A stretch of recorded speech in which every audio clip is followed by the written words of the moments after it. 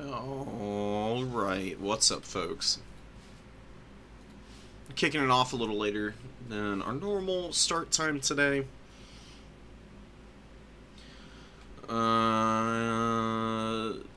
Should be able to get plenty of games in, though, so don't even worry about it. Just had a really busy day yesterday, so I'm just trying to get everything set up at the last minute here.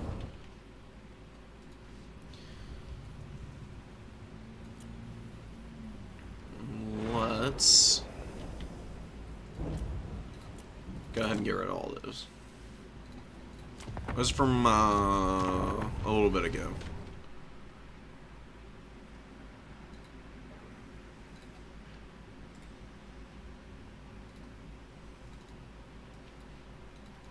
We do already have a few people who have dropped games in that we're going to jump right into.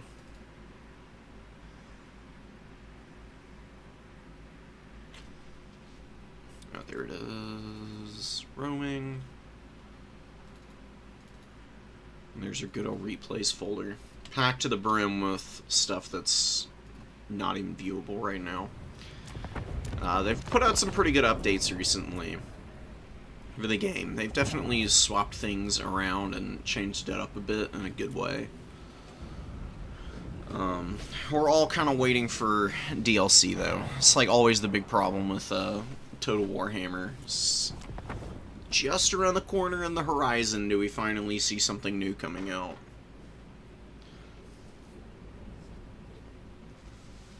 So, we've got Sven, we've got Eddie here. Eddie I haven't seen play before. Sven, a really solid player, bringing a really fun, build. This is a really strong build into Khorne. The Kadai Destroyer with Zaytan combo is actually really hard to stop, oftentimes, because the Sadistic Snare lasts for ages. Is absolutely disgusting little ability. 33-second snare. Really short range. But when you're on the Lamasu itself, you can actually get into a position where you can feasibly use this on the proper targets that you're looking to net. And a Demon Smith Sorcerer up in the sky, running Reforge and Flames of Asgore, Flaming Breath as well, on the Bale Taurus too, so it's going to be a really scary little goon squad that the Chaos Dowie are throwing out here. Hobgoblin Wolf Raider bows, getting chunked a little bit by the throwing axes, but the throwing axes are vastly outnumbered here with all these Wolf Raiders around. They're not really going to be able to stay in this fight. And Valkia does not want to engage against all of these monsters. For one, Valkia is, you know, a good duelist. But she's a little limited on HP. I mean, only 5,600. She can get bullied around a little bit if you're not really sharp with your Demon Shield. And against double characters, there's really not a whole lot that Valkia is going to do against these guys. They've got fire resistance, so they already are ignoring 25 to 35% of the damage that she could normally do because of her fire attribute on her melee attacks. Lamasu's also remove magic damage. Not that it matters much for the purposes of this fight, but if there were some Kadai hanging around, there would be an extra 10% Fizz Res on them that they would be benefiting from, since Valkia wouldn't be able to swing past that. And, yeah, you get netted, and this could just be a GG. I mean, Sven has brought a really strong single-entity build. The Kadai Destroyer's taken up a lot of space. The Horsemen have been shot to bits by the Wolf Raider bows. And as you can see, Valkia all by herself gets bullied really badly by the Bale Taurus and the Lamasu character. Which is not entirely unexpected. I've played against the Chaos Dowie many, many times. To be honest, Khorne is just really bad against Chaos Dwarves. It's an incredibly difficult matchup. Your best bets in terms of characters is Arbol. Arbol and Scylla tend to be pretty good into the Chaos Dwarves. If you cannot keep those characters upright, you oftentimes just lose this matchup because your infantry, while good and normally dominant, and can feasibly survive circumstances like this where you've somehow lost your lord early on, Chaos Dai have so many sources of terror and Iron Demons and just like waves after waves as Sneaky gets in Infernal Guard Fire Glaives and stuff that you just cannot stop them from just rampaging all over your formation at this point. Another thing that you really need, got some Fleshhounds and Furies coming in. Fleshhounds and Furies are really good in this matchup, actually. What you really need, though, is Minotaurs. Minotaurs are incredible against Chaos Dwarves. You do have to play a little cautiously with them so that they don't get nuked by spells. If Minotaurs bunch up around something like a Kadai Destroyer or an Iron Demon and get hit by Flames of Asgore, the Minotaurs get absolutely melted by it. It's one of the strongest spells in the entire game. You can see how much damage it just did here. I don't even know if that was an overcast one either. It's just genuinely that strong. Regardless, the Minotaurs are like one of the few things that can adequately tangle with a Kadai Destroyer or with Fireborn. They keep Hobgoblin Wolf Raiders from being able to run all your guys down via terror routes onto them, and then following up and just breaking their leadership, as you can see here. This is going to be a very short game. I think we can pretty adequately call it here. Fast forward through this. It's going to be pretty. It's going to be a pretty short-lived game. Exalted Bloodletters are on the way in. Unfortunately, another unit that suffers because they do magic damage and. Or sorry, not magic damage, fire damage. And there's just too much fire resistance on this roster for them to really be any good. I mean, could I Fireborn just like get in on the Bloodletters and just completely destroy them? The best infantry you have against Chaos Dowie is Corngores and super basic Bloodletters. Like, just 2 basic Bloodletters and a couple Corngores is honestly all the infantry you really need, outside of maybe, like, a Chaos Warrior with the sword and board. Because you want to go pretty heavy into mobile control. You need throwing axes, even though the throwing axes also do flaming attacks. The thing about the throwing axes is they just actually do so much damage that the fire resistance doesn't really help the Chowie so much in this matchup. Because they're a skirmish unit, you can kind of keep the Marauder Horsemen out of combat, get all the throwing axes out, get about their value back, and then use them in the mobile game to like run down Wolf Raiders and then build up Minotaurs behind them, and just kind of take over the game that way. If you're trying to utilize a lot of the typically good units on the Khorne roster into the Chowie, you're going to struggle harder than ever. It makes things 10 times more difficult to bring any kind of melee fire damage. It's not worth it. There's so many more options on the Khorne roster that can function really well if you take the time to learn the ins and outs of the units and kind of play off of them in a little bit more of a I'm trying to think of the right word. Just a little bit more of an unorthodox manner. Like, I can show off one of the builds that's worked really well for me against the Chowie. You bring Eye of Khorne on Arbol, and Fury of the Blood God is actually a nice little AoE. He can do a lot of damage with this.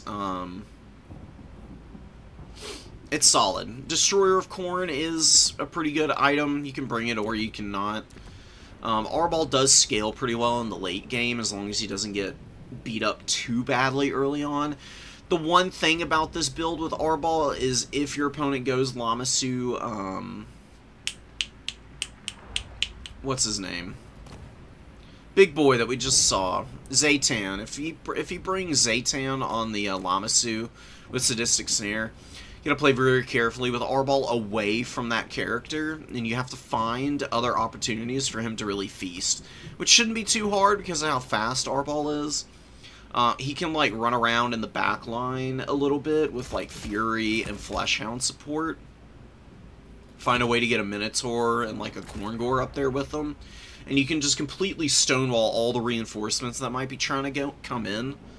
onto the field, because those big single entities for the Chaos Dowie,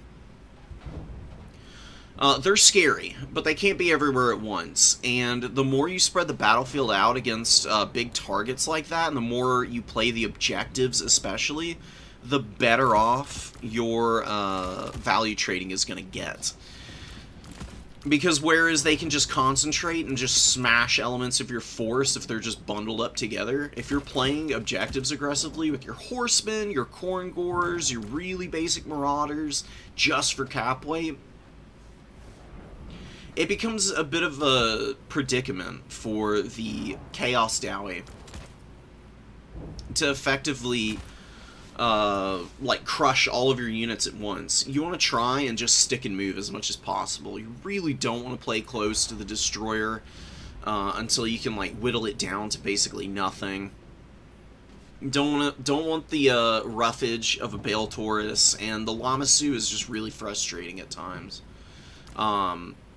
Arbol of all the Khorne characters is a little bit easier to use against it, because Lamassus don't fight very well against heavily armored stuff, and Arbol has enough weapon strength without losing any damage from having fire attacks that he can actually beat a Lamassu down pretty fast. That all changes if there's another single entity around, but that's why you bring somebody like Scylla. Just naked old Scylla with his Unbreakable is a really good option here, because Monkey pretty fast at 65 speed, can keep up with trains and beat up on them, catch characters as they land and kind of get into some trouble with them. You can bring Kill for Khorne if you want to. It's pretty good. I recommend it if you're expecting your opponent to bring big stuff. But if you run him just as is, it's really not that bad at all. The one thing you need to be careful of is him getting surrounded by Hobgoblin Wolf Raiders, because they actually do a lot of damage through his really light armor. But that's why you bring lots of Furies, and then maybe like a couple Fleshhounds. Fleshhounds, I think, are going to come back around in terms of efficiency. They're a stupidly good unit. They just are a little bit weak to armored cavalry, which, after a few patches ago, when armored cavalry got huge buffs with their like turn speeds and whatnot, and their maneuverability, Fleshhounds kind of fell off pretty hard. And the Fleshhounds do not respond as well as the cavalry either, so there's like definitely some things that CA could look into to even out some of the more mobile elements of Khorne's roster. It's kind of tricky to balance Khorne, though, because if you make them too good, then they just completely unga-bunga everybody, and it's like a miserable experience. But right now, Khorne is like right there in the middle, so I think a couple of minor buffs to stuff like Fleshhounds just to increase the viability of the mobile game for Khorne would be pretty huge, not game-breaking at all. It's like neither here nor there. This is a pretty optimal build for the matchup, by the way. Throwing axes, like maxed out on those. Furies, Fleshhounds, lot of Minos, Scylla, double Bloodletter, Arbol. And then you just go crazy. And then you got Khorne Gores to cap points early. And you just try and deny big engagements to the single entities as much as possible. And bushwhack any reinforcements the best you can. That's kind of the winning edge.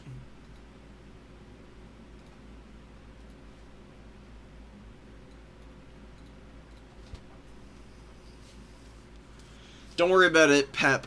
Brother, it happens. I've gotten Valkia sniped in many, many similar circumstances. Khorne is kind of a difficult one to start with, because you don't have magic, and magic is just so strong in this game.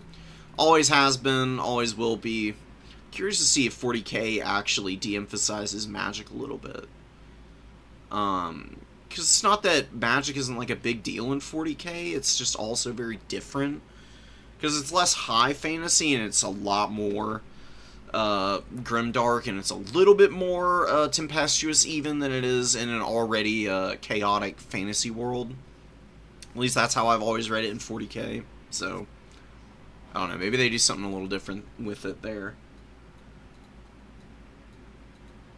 Yeah, that's the thing. Okay, so Pep, just heads up, you're gonna lose a lot when you're starting out. That's just the way of this game. Game knowledge is like 80% of the battle, man, and it takes a long time to like really learn ins and outs of matchups and factions. Once you start to learn those things, though, improvements are gonna be so rapid. Trust me, it's worth it.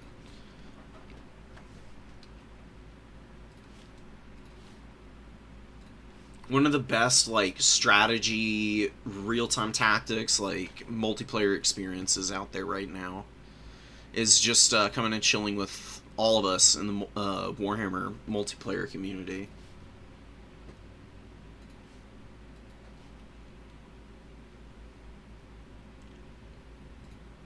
Got a couple more replays I'm dropping in.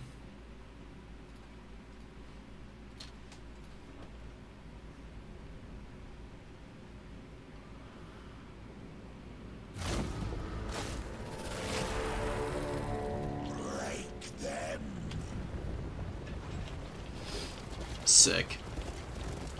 Arkin and a Necrotech. Necrotech with the Van Braces, obviously. You basically have to game plan around the Necrotech now. The Van Braces Chariot is just so stupidly strong. I mean, crazy item here. Blinded effect, it's always active too. I mean, this just passively spreads its little illness to everything it touches. Which makes for a pretty hellish experience trying to fight against the Tomb Kings in melee contact. Anywhere the Necrotech goes, the Tomb Kings are going to start winning just because of this blinded effect. It also does pretty good damage. It's got a huge charge bonus, and the weapon strength ain't bad either. I mean, it doesn't have great AP values, but a huge bonus versus infantry is pretty special and helpful because it actually contributes just enough extra splash damage oftentimes to kill models even more efficiently, and that's the name of the game for chariots. Is just raw shock damage and model kills. Knights of the Blazing Sun do catch the Skeleton Horse Archers. Really aggressive dive from Boris back here. And the Knights are going to actually remove both of these units, I think. Now, there are some Sepulchral Stalkers coming in. They need to just shoot the Knights of the Blazing Sun, actually. Boris, I wouldn't even worry about Boris for the time being. Killing the Knights, way better.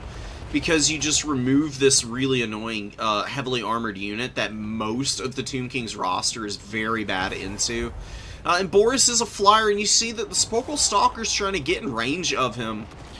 A little too slow, and he just gets up in the air and he just runs away. And now you missed out on damage on 2 units. It's not that you just missed out on Boris. The Knights of the Blazing Sun just get away scot-free when they were super free and open before Boris was even a thought for the Sepulchral Stalkers. These guys have very short range. Sneaky Snakes have to be well positioned if you're going to get them on the field. Because they are a very forbidding unit in terms of positioning. Well, they're going to get lined up here. They're going to get a really nice volley off on the Knights here. Good damage, take down a few models. Looking to get in a better little spot to try and take these guys on. And there is a Hammer of the Witches, of course.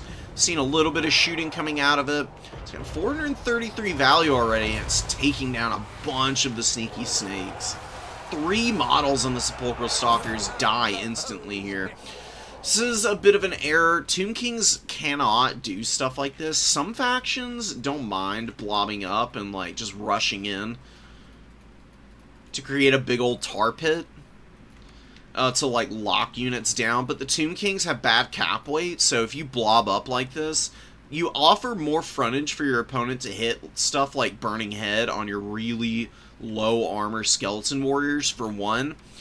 2, you are offering very poor defenses on your objectives because your opponent, they can run 2 swordsmen on this point onto the number 2 objective here. It takes 5 skeleton warriors to equal 2 of the enemy swordsmen in terms of cap weight. And then you need a 6 if you want to start flipping that point so glacially slow it doesn't actually flip over to you for the next, like, 2 centuries. Another thing about frontage for the Tomb Kings is the more spread out your skellies are, the easier it is to like find a way to get your Ushabti or your Sepulchral Stalkers on top of one of those skeleton warriors or skeleton spears. Because that's where they really shine. Like, Sepulchral Stalkers in a 1v1 are actually pretty atrocious. Melee Shopti, really not all that great either in a pure 1v1, but the second you stick them on top of these, like, near 10,000 HP Skeleton Warriors, and these things are taking a majority of the beating from your opponent, those big constructs grind so much more effectively. They stop down trading, and then they really start to shine through. And then the resiliency of the Tomb Kings can come to the forefront. Because undead are just incredibly difficult, I don't know what to call them, like faction archetype to deal with. Like, vampire counts or the best undead faction, period. And then I would say probably Coast, because Coast is just really good against the current meta right now, I would say. Or at the very least, they have a lot of really strong tactics against the current meta. Tomb Kings are a little trickier. Tomb Kings are definitely the hardest of the undead factions, but if you just follow some of the basic standards and principles that I'm describing to you here, which is stacking constructs on top of skeletons, keeping a wide frontage so that your opponent can't like flank into your backline, or hit big magic casts on top of all your stuff, that's where you can really thrive. Right now, man, these burning heads have been just absolutely vicious. Almost 800 value. I mean, even get a nice little clip here at the end on this skeleton spearman. Kind of skirts around the Empire State Troopers. 866 value here for the Bright Wizard with just 2 casts, and mind you, he's hitting a bunch of garbage. Look how many models have been killed here. I mean, there's God knows how many skeletons in this pit of death. And it wasn't anything to do with swordsmen. I mean, the swordsmen here got 112 kills, but a majority of that heavy lifting, in terms of their kill count, is actually damage being done by the Bright Wizard. I mean, the damage dealt on this guy is wild. And then the number of kills isn't quite commensurate with the amount that he's been throwing down there. Knights of the Blazing Sun getting out onto the field. One knight is on the run. Another is just trying to start taking over the number one objective here. Just pull these guys back and get the grenade launchers here to get a few volleys off.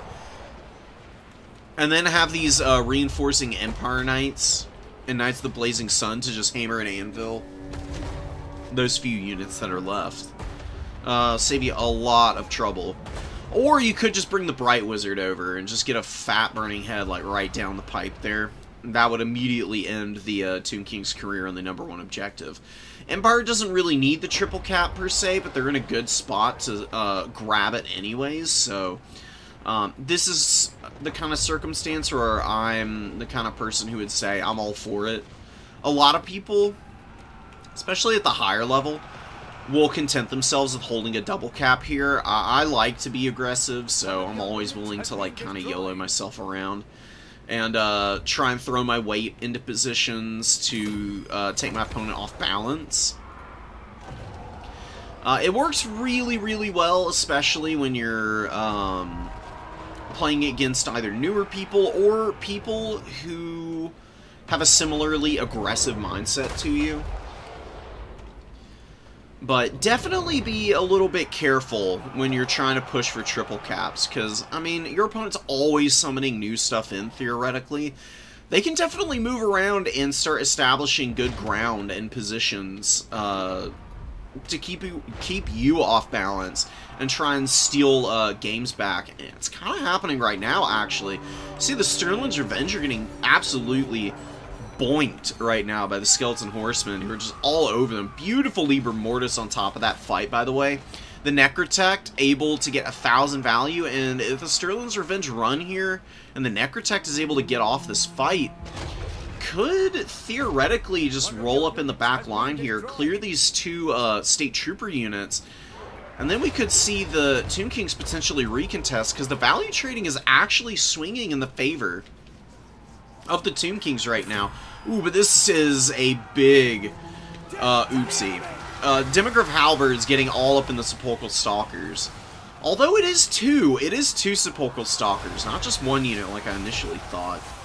This might end up being a little bit better for the Tomb Kings than I might otherwise think. Wow, these Demigryph Halberds doing alright at first, but now starting to get run over a bit. And look at the Skeleton Horsemen collapsing into this fight. And that's going to make this even more painful for the Empire. Demigryph Halberds can handle one Sepulchral Stalker pretty easily, just in a 1v1. But with all of these units stacked together, this is the kind of positioning that the Tomb Kings were looking with their infantry. They've missed out on that opportunity, but now they're getting that done with their mobile game. That can be just as good as doing it with your I don't even know what to call these skeletons. Just the most garbage units in the entire game. They really don't offer a whole lot. Like, Skeleton Spearmen can value trade a little bit. Skeleton Warriors literally just exist to get the absolute snot kicked out of them, though. Look at this. Boris, really low on HP. He's gotten bullied pretty badly this game. He's been getting hit by Spirit Leech, I know. Arkin has just been throwing that down all freaking game. You see he's got 1900 value. And I think the Sepulchral Stalkers also hit him a couple times, because they both have pretty decent value. And one Sepulchral Stalker is going to take down Boris here, and that is going to be a disaster for the Empire. Now, they do have a triple cap. That is awesome. They've got some Empire Knights on the way in, and one Knight of the Blazing Sun. But look at their infantry coverage now. They don't have any State Troopers on the field, hardly. They got one Spearman over here that's semi-healthy. And it's mostly just down to their Knight play. Now, the Knights can do a lot of aggressive heavy lifting here to try and keep units back, but it's going to be pretty tough. Empire is able to take down the Sepulchral Stalkers, Sterling's Revenge, and the Free Company Militia. Able to help the Demigryphs finish that fight off, and that is a massive W. If the Empire had lost that fight and the Demigryphs had been routing, and the Sepulchral Stalkers had gotten back online, they'd probably just finish up all these beat-up units out here. And start threatening the Knights as they were coming in. We got Necropolis Knight Halberds on the field. Let's see what these bad boys can do. Moving in and getting a little bit poorly microed there with the Horsemen and the Necropolis Knights. They're just wandering into this unit of Swordsmen.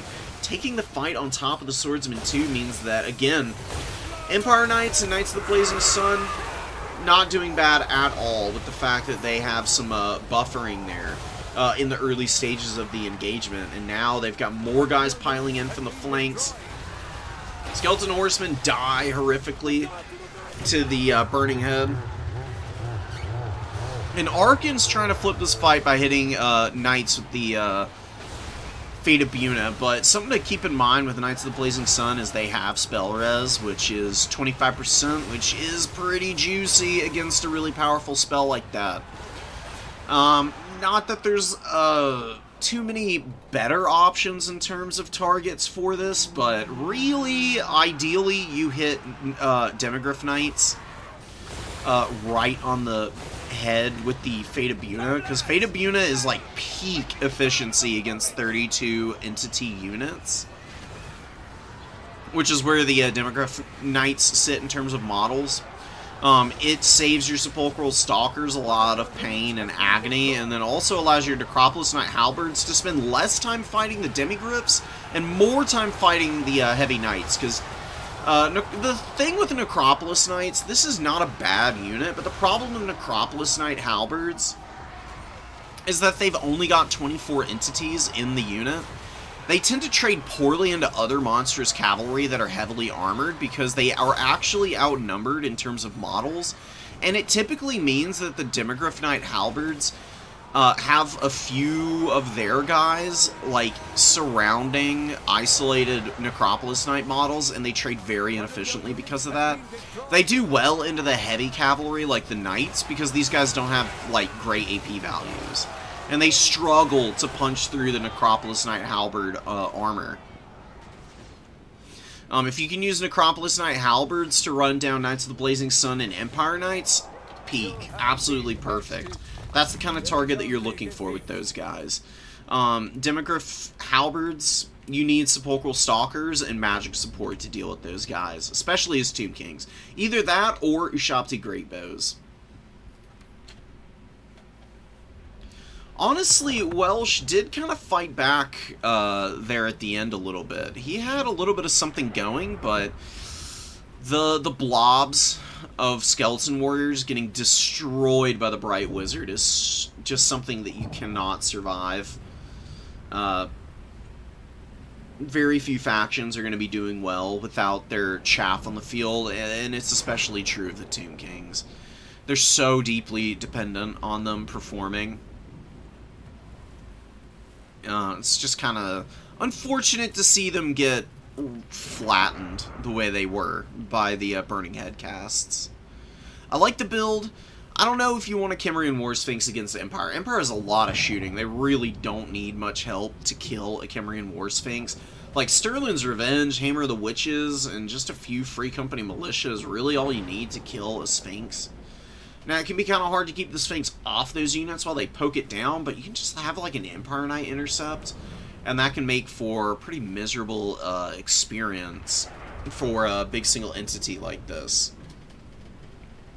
You're running the 2 Sepulchral Stalkers and a Screaming Skull Catapult and Necropolis Knight Halberds as well already. You could cut the War Sphinx and maybe bring a couple Tombguard Halberds. I mean, they're vulnerable. Tombguard Halberds are vulnerable to Burning Head. They have a little bit more armor, and you can bring them in the late game as Tomb Kings very easily here and have a good time because they're 850 gold. Yeah, they're kind of slow, but they have full cap weight. One of the few units on the Tomb Kings roster with the full infantry cap weight. They got a ton of melee defense, and they have a huge bonus versus large. These guys are so rock solid against the Empire. You just keep them away from grenade launchers and Burning Head, and you'll see them thrive oftentimes. And very, very safely hold on to points. And they also have a Silver Shield, which is pretty important to take into consideration because Free Company Militia can be really annoying, peppering units. And Nekhakara Warriors, who you normally are bringing as full cap weight for the Tomb Kings, are a little unnecessary against the Empire, because State Troopers just aren't that big of an issue, honestly. You can do like a Tombguard Halberd and then an Ushabti. Like a melee Shopti against the Empire is not bad, because these guys are fairly resilient with the 90 armor, and they can get into fights against Empire Knights and do decent damage. Despite their low melee attack, just having the good AP values can make all the difference there. It's not like Empire Knights even have amazing stats in their own right. Empire Knights only have 30 melee defense, and they don't get any passive buffs to that through like martial prowess or anything. There's a few things that you can run other than the War Sphinx. It might actually be a Tomb Scorpion matchup. Now that I think about it, the poison is really strong. The attack patterns are very, very chaotic, so Tomb Scorpions are actually really tough to shoot. And the terror causing is huge against State Troopers, because State Troopers have pretty mediocre leadership. They rout pretty easily. And Tomb Kings with the Screaming Skull Catapult, this thing has the take cover effect and the passive artillery leadership modifier, which lowers it by -10 and then -8, so -18 leadership. Starts to make State Trooper leadership look real flimsy, because I mean it's taking them down from 60 to 42 just by virtue of getting hit by stuff. You get a Tomb Scorpion to charge down the State Troopers at that point. You can terror out them pretty quickly. And can just completely throw portions of their line into disarray.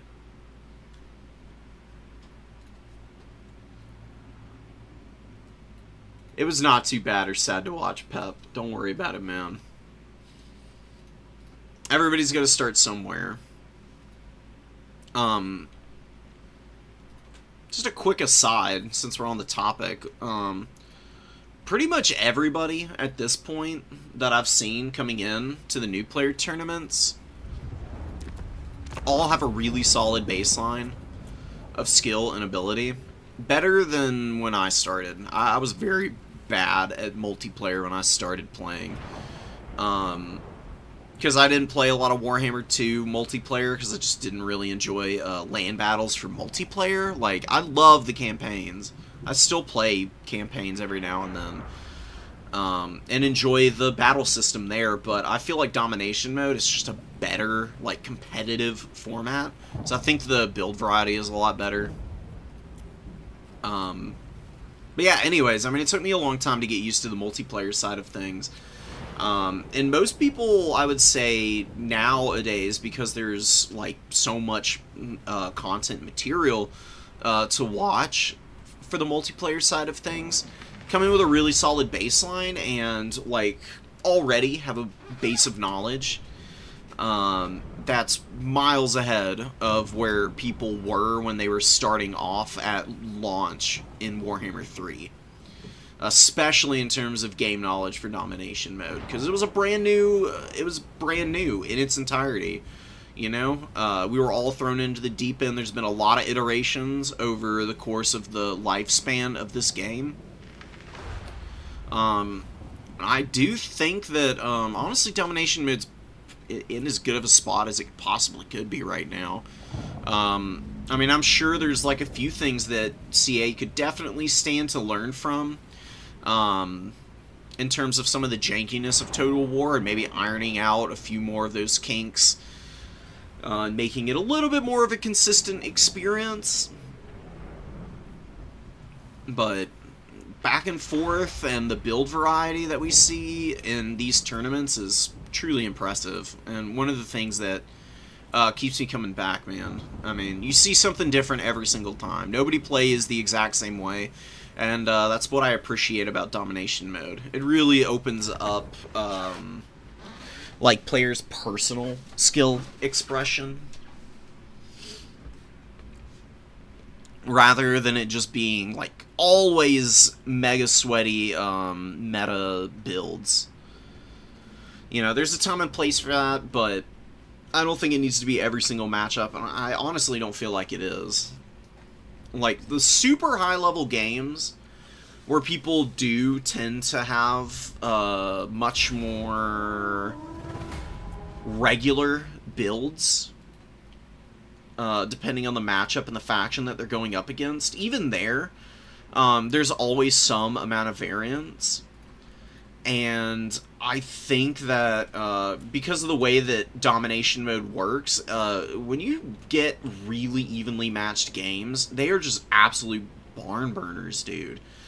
I mean, I can't tell you how many times I've seen games go down to literally just the difference of 5 or 6 tickets for either side to determine who walks away with a tournament win or not. And that, like, level of hype and the closeness of so many matches kind of stands in stark contrast to a lot of RTS games right now. Like Company of Heroes 3, I do really love Company of Heroes 3.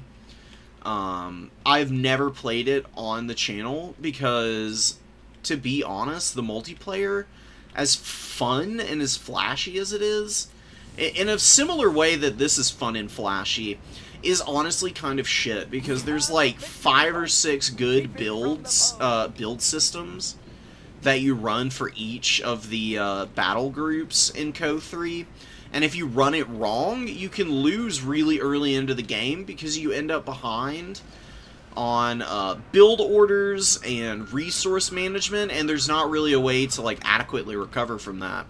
Because of the way the system works in Total Warhammer 3, all you're focused on is your units, and you're not worried about teching into stuff, you're not worried about some macro management stuff.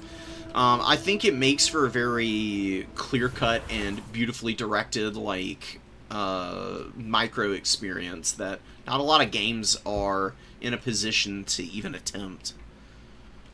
That's a really long tangent, but I hope I made my point somewhat clear. Right now, we've got a Bray Shaman getting absolutely deleted by the Swift Shiver shards. Deepwood Scouts, great unit, and they get a disgusting Pravenoth Rama off on the Beastcaster.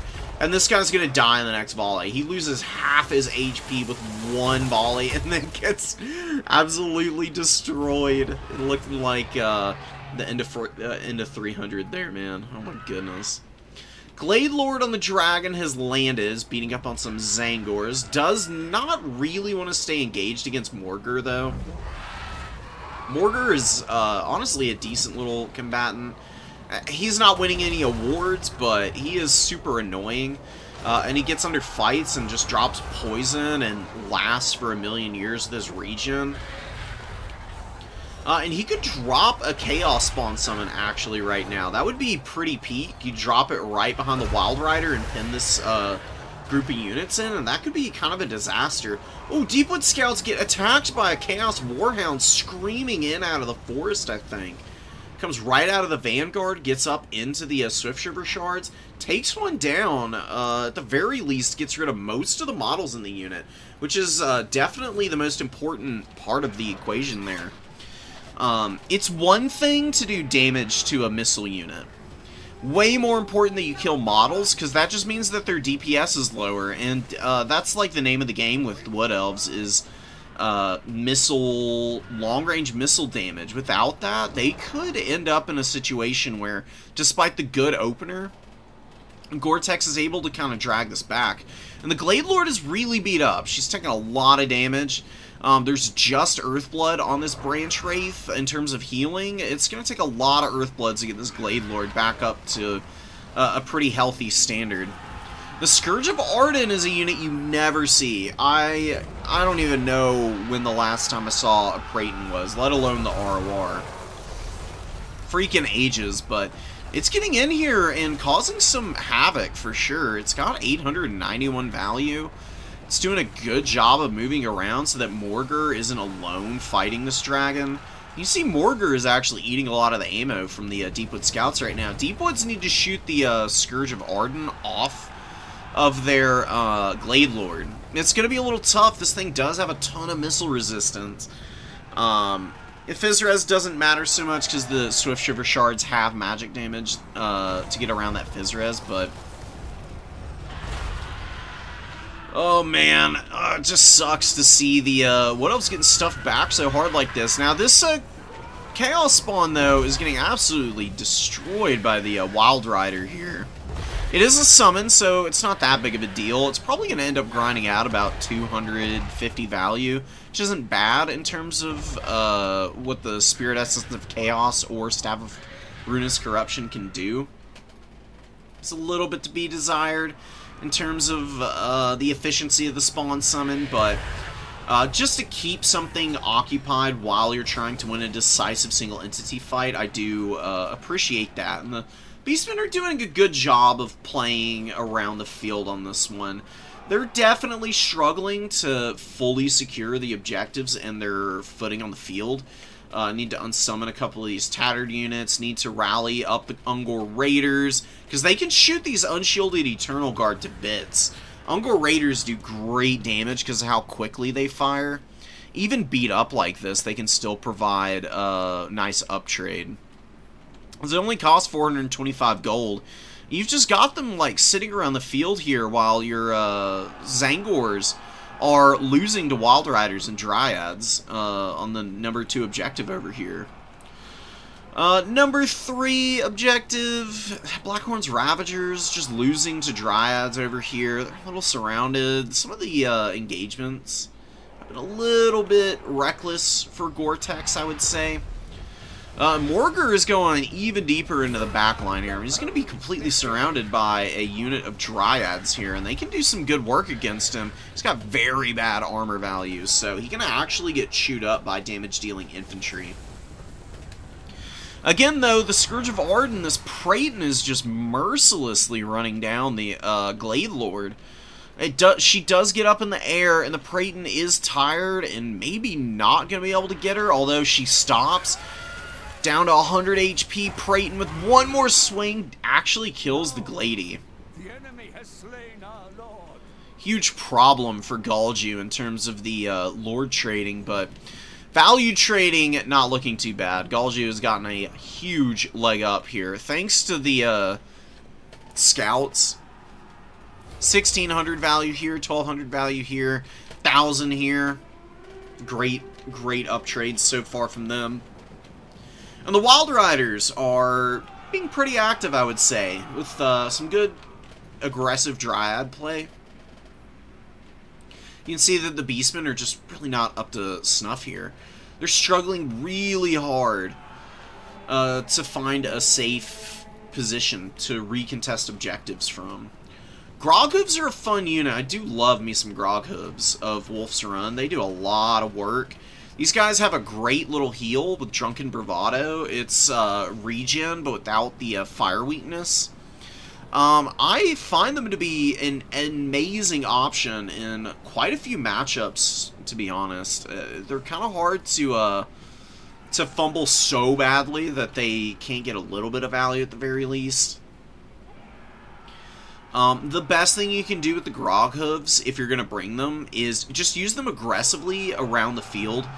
Like, always have these guys be the flankers to rear charge enemy units, because they can take a little bit of damage in those fights, they can pull back, regen, and then get right back into it with their perfect vigor, and then they can run over and just start poisoning and shooting to death any large targets your opponent might have. They're a very safe and reliable unit for later stages of the game because they just never really run out of steam. I mean, they're always at peak efficiency. They've got pretty good melee attack and melee defense. And the normally much lower 5,800 HP of the non-melee Synagors doesn't hurt as bad because of their healing. So there's a lot of little things that really add up to make them a fun ROR. They are quite expensive, though, so that's like the one drawback to the Groghooves. They're 1,125 gold, which, especially for a Horde faction like the Beastmen, does get to be into the price range by which you're kind of counting your coins and maybe coming up a bit short in terms of whether you can fit them in or not. Anytime you have enough money, though, I recommend trying them out at the very least and just seeing what you think. Because I've had some games that they've gotten like 2,000 plus value really easily, and a lot of that in melee.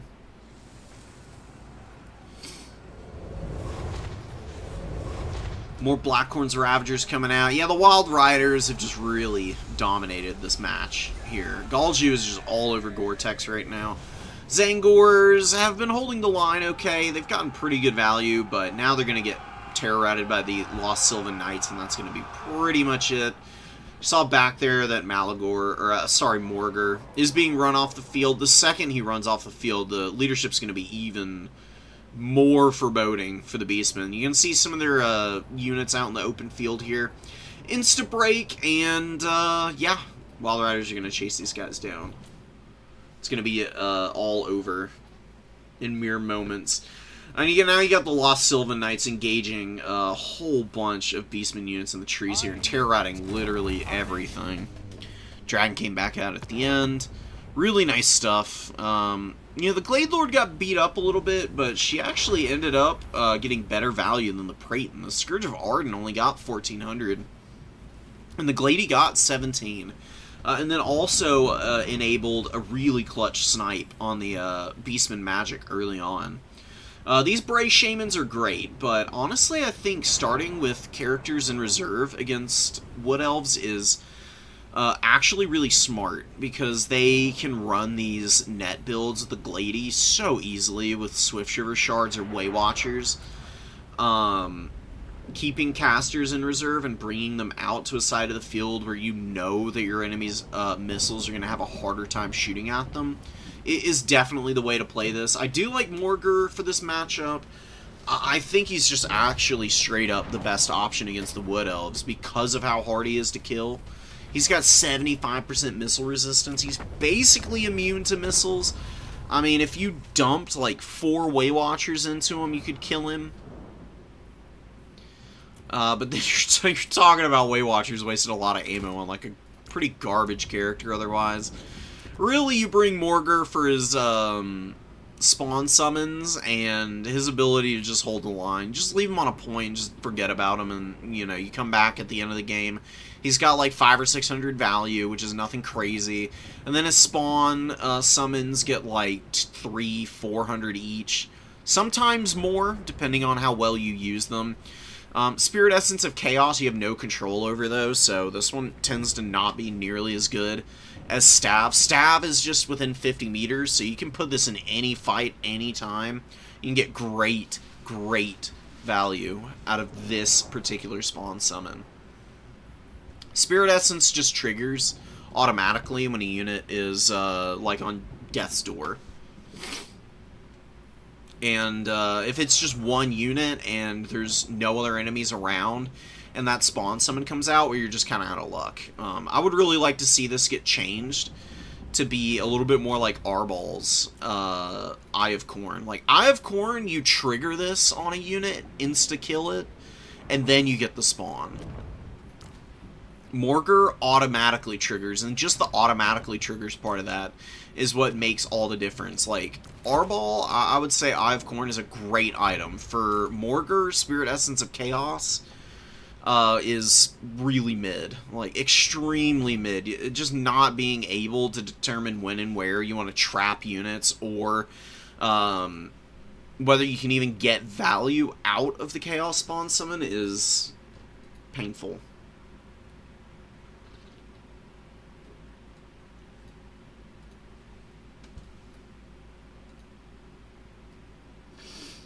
What's up, Yiffer? Yeah, Beastmen against Wood Elves. Let's build a Wood Elf, anti-Wood Elf build. I'll show you kind of what I have oftentimes done. I do love Zangors. Zangors are so good against Wood Elves, because Dryads are kind of a nightmare for a lot of other chaff-heavy factions, like Greenskins and Bretonia. Even High Elves. High Elves also struggle against Dryads. You know, there's a lot of factions that just don't like fighting Dryads. Lizardmen are another, Skaven are another. Beastmen don't really care so much because they have a magic damage infantry unit that's the exact same price, right? Like, compare these guys to Wood Elves. Or, sorry, they're a little bit more expensive, but Dryads, you know, they're on the weaker end of melee defense. Zangors says they have 22 melee attack at base. Really? It's 31 with Primal Fury active. They chop through the Dryads pretty effectively because they get around the Fizz res on these Dryads without too many problems. I mean, they can definitely be overwhelmed by, like, Wild Riders just, like, steamrolling into them, but a nice core of, like, 3 Zangors tends to be very, very effective against the Wood Elves. I do really think that Ungor Spearherd are a good call. Going, like, 4 of these guys is really not a bad option. Ungor Raiders are great here. You want to spread out a decent amount. What you want to do is have Zangors a little bit farther out on flanks, actually. I think the Zangors kind of spread to the edges of your formation and then fill the middle in with Ungor Spearherd. And if your opponent, like, sends their Dryads into the middle areas of the field to try and get after your Ungors with Dryads, then you just swap the units around. This formation tends to be pretty flexible in terms of what you can pull in and out of formation and get it somewhere where the Wood Elves are going to struggle to kind of lock it down and find a way to destroy those elements. The more maneuvering you do versus the Wood Elves, the better for you, because Wood Elves can't defend every angle, because they're a very expensive faction. This is one of the few matchups where I really love Poison Warhounds, because Warhounds, one little Warhound getting onto something like a Way Watcher or a Swift Shiver Shard is devastating. They'd rip apart Way Watchers and Swift Shiver Shards. We saw it last game. We saw one Hound get in on those guys and just tear them to bits. Always bring melee Centaurs. They have a shield, so at the very least they can survive some missile fire before they engage. And they can definitely put some pressure down. Honestly, just raw spawn summons aren't even that bad of an option against Wood Elves. They can definitely get filled full of arrows. They're not very good into Glade Guard lines. They do offer something a little bit different from what your opponent might normally be able to throw out there. So if you run Morgar, Bray Shaman, I don't know what you really want to run. I mean, Beast Magic is amazing, but you have to get close in for Flock of Doom. And Wood Elves can really demolish you if you try and run stuff like that. Melkoth's is similar, but at least it has an upgraded casting form that gives you a ton of extra range to throw out. It's single target as well, with a really short cooldown of 29 seconds. Like, Flock of Doom went on to a 45-second cooldown just to get around the fact that it hits, like, everything in a radius. Obviously, it's not capped how many units it can hit. Like, Flock of Doom is really good for punishing, like, bad positioning from Wood Elf players, while Melkoth is the most consistent way of punishing their cavalry. Honestly, this isn't even a... If you want to, this isn't even a bad matchup to just run double Melkoths, Bray Shamans, just on foot, running around, mucking up the works and being annoying. It is surprisingly effective. Like, you can do a lot of stuff just tormenting your opponent with double Melkoths casting. And if your opponent wants to net 600 gold characters, okay, fine. Like, you can waste Pravenoth Rama on them. You just summon them back out if you lose both. Like, just summon them out one at a time again, because 600 gold is nothing. It's less than a Gore Herd, so you can always just run these guys back out onto the field. Takes a little time to reposition them if they die, because these guys don't have Vanguard deployment on foot. But they do still have 42 foot speed, so they cover some ground. They can beat feet pretty quick. You know, funnily enough, I don't even think Centaurs of Tzeentch are like a bad unit in this matchup. They're just too expensive.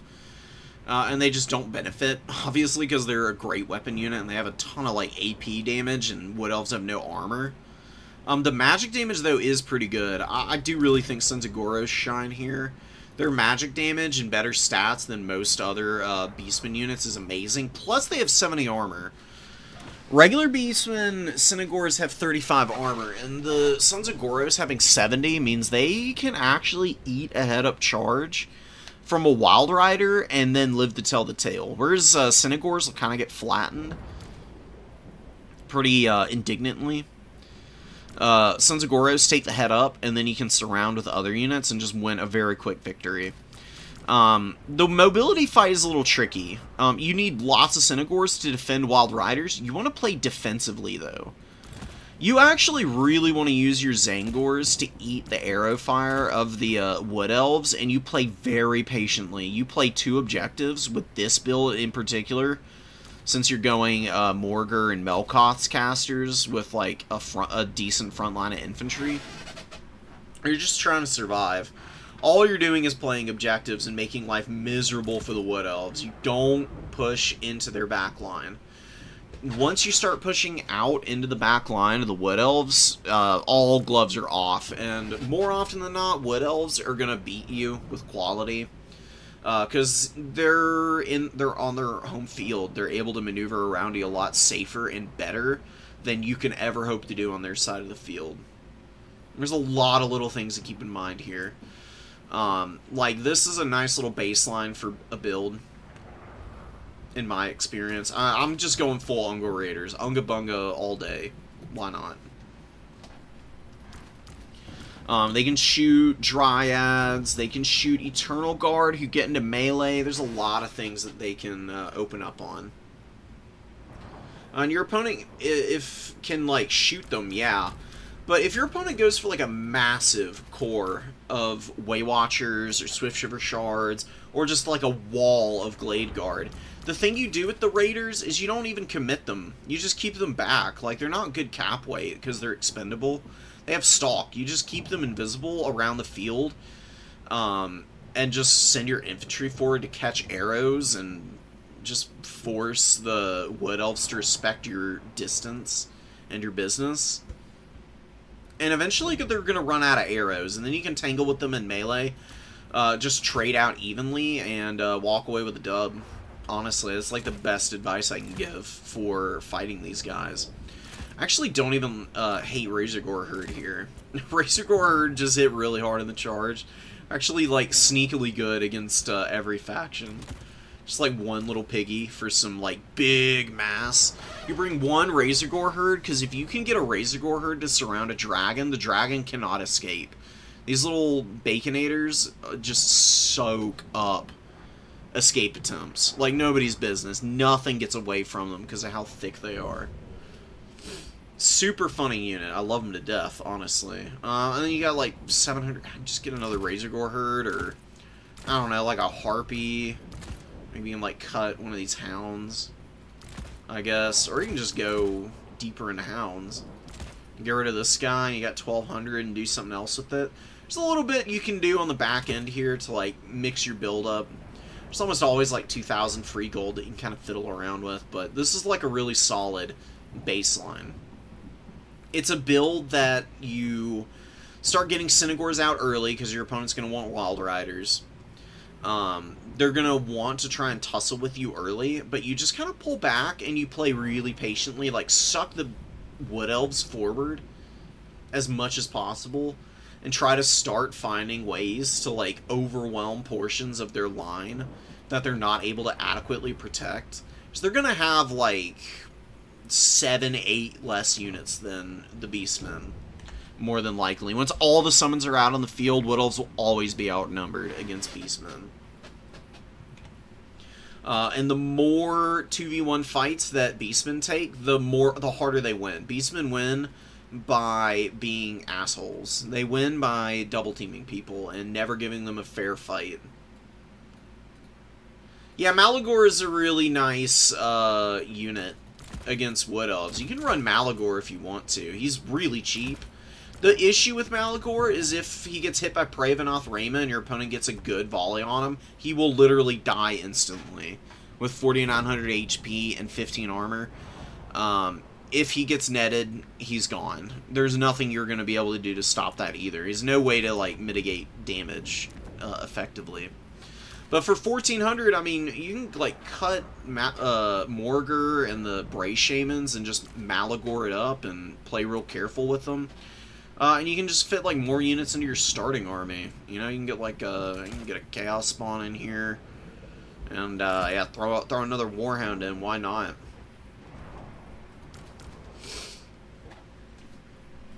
Stuff like that. Get crazy and get wild, man. Or you can do, Malagor and double, Wargore, actually.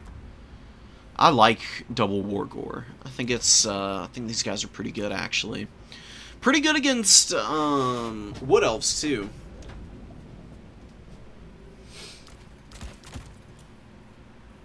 And they offer some really nice, like, shielded single entity coverage. You can put them on a chariot if you really want to. Although I find chariots to be a little less than good against Wood Elves for some reason. I don't know what it is. Can't run down Wood Elves in quite the same way as they can other stuff. Ooh, or you could fit in Butchers of Kalkengard into this army now that I'm looking at it.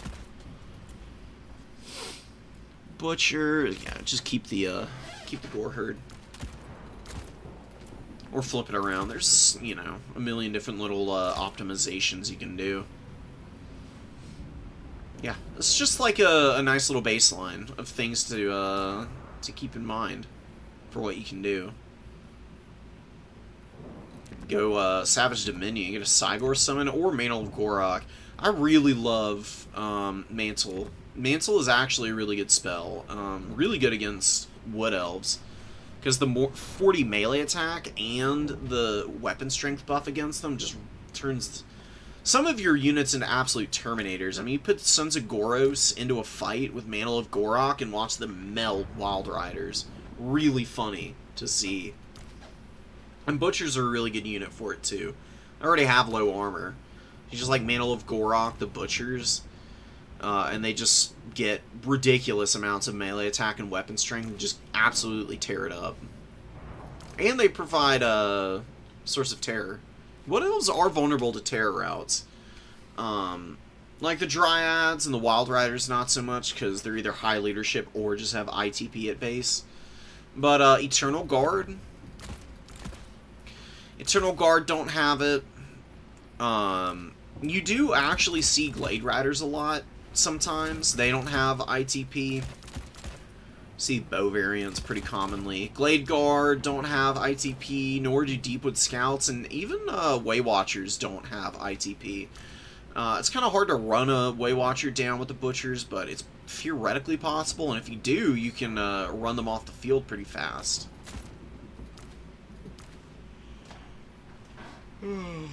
Big things to watch out for are just nets, and then just like huge lines of bowmen. Those can always be a bit of a nightmare for the Beastie Boys.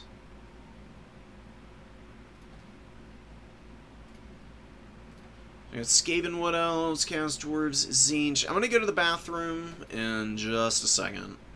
I'm going to download all these before I lose track of them.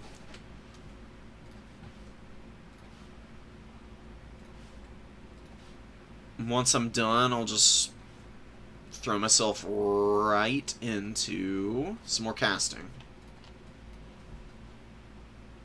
Dude, skip these files.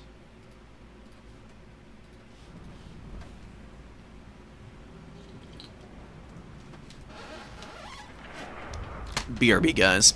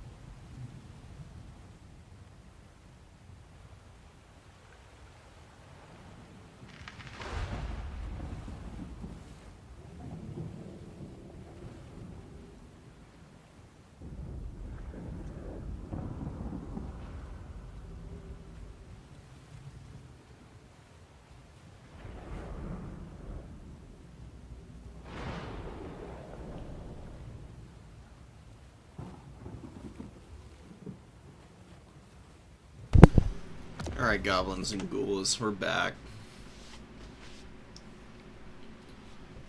Thank y'all for hanging around. I'm gonna get rid of that message. Oh man. What do we have going on? Didn't...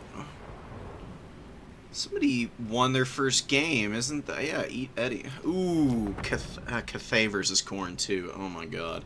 Oh my god, and this is a crazy Cathay build too. Holy crap.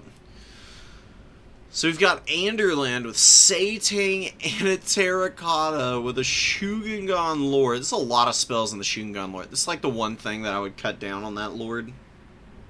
Everything else, though, I actually kind of like it. Khorne struggles into single entities. They don't have very good options against some of these things. Bloodthirsters have been broken for ages now. I swear Bloodthirsters used to not even be bad at, like, launch, but I don't know. I think something with the flying combat has gotten more and more broken over time. That is my anecdotal opinion and experience. But yeah, anyways, Bloodthirsters for Khorne are really bad, so, like, they don't have great anti-single entity options. So going heavy into stuff like this can work pretty well sometimes. The one thing I will say is that these more melee-centric monsters can be a little bit vulnerable to the throwing axes that Khorne has, but at the very least, Grand Cathay has really nice mobile options of their own. Jade Lancers and Onyx Crowmen can definitely make the Khorne throwing axes have to bulk a little bit. But we shall see how they are helmed. Peasant Archers following right up behind some Jade Warriors here. More Jade Warriors moving out with the Terracotta Sentinel to the number 1. What's up, David? And what's up? Oh, Mikado. Let's go. What's going on, guys? I hope y'all are doing good. Valkia. Valkia the Bloody is just doing a little bit of twirling. Let's go, girl. We'll see what the girl boss of all girl bosses is able to get done this time around.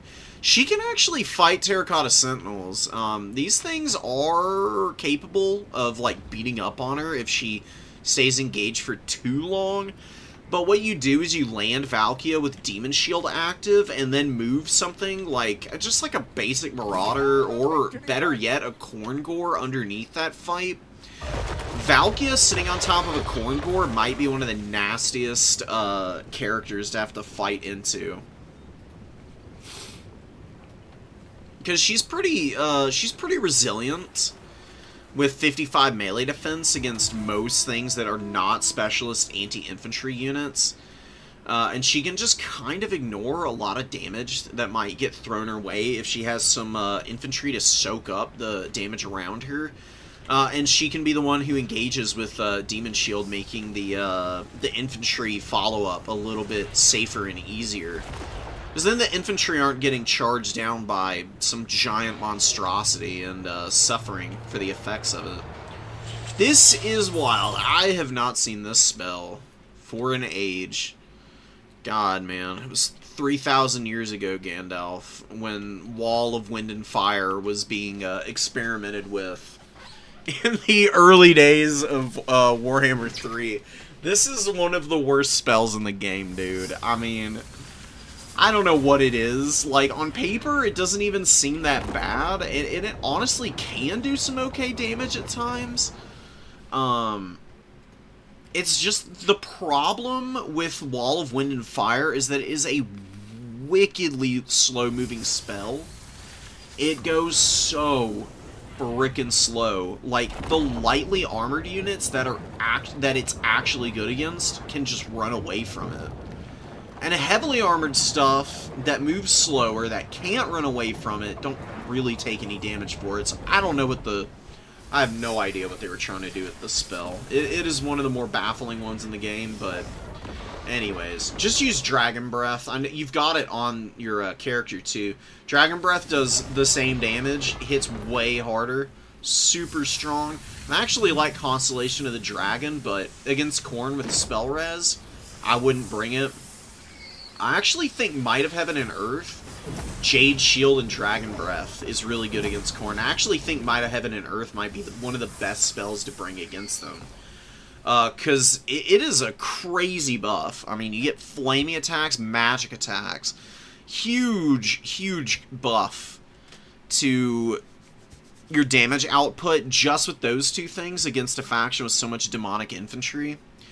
And then you can throw on top some melee attack and extra weapon strength. You're talking about something that very few Khorne units are going to be able to like adequately survive a 1v1 against units they might otherwise thrive against all of a sudden. You see the Chaos Warriors got hit. The entire corner got hit and lost 200 HP. But it's just really sad. I mean, there's nothing you can do about that. It's just a poorly designed spell. And then you've got stuff like Burning Head that can get you like 1,000 value in one cast. It's just kind of like, what the hell is going on here? Anyways, Khorne is doing a really good job here. Eddie is doing a very, very, very, very, very, very good job of isolating the Terracotta Sentinel, shooting it to death with throwing axes, and using Valkia to distract characters. I mean, Satang just spent a good 30-40 seconds just completely tied up in melee combat with her. And she gets up with about half her HP, and she still got a beautiful Sleipnir off, did some good damage to both the characters. Nothing crazy, it's a little spread out, but every little bit's going to help. And she can just stay in the air until it's time for her to go back in with Demon Shield and start really taking down some of these big monsters. Gotta summon stuff in a little sooner. I mean, banking like 2,000 supplies is one thing, Eddie.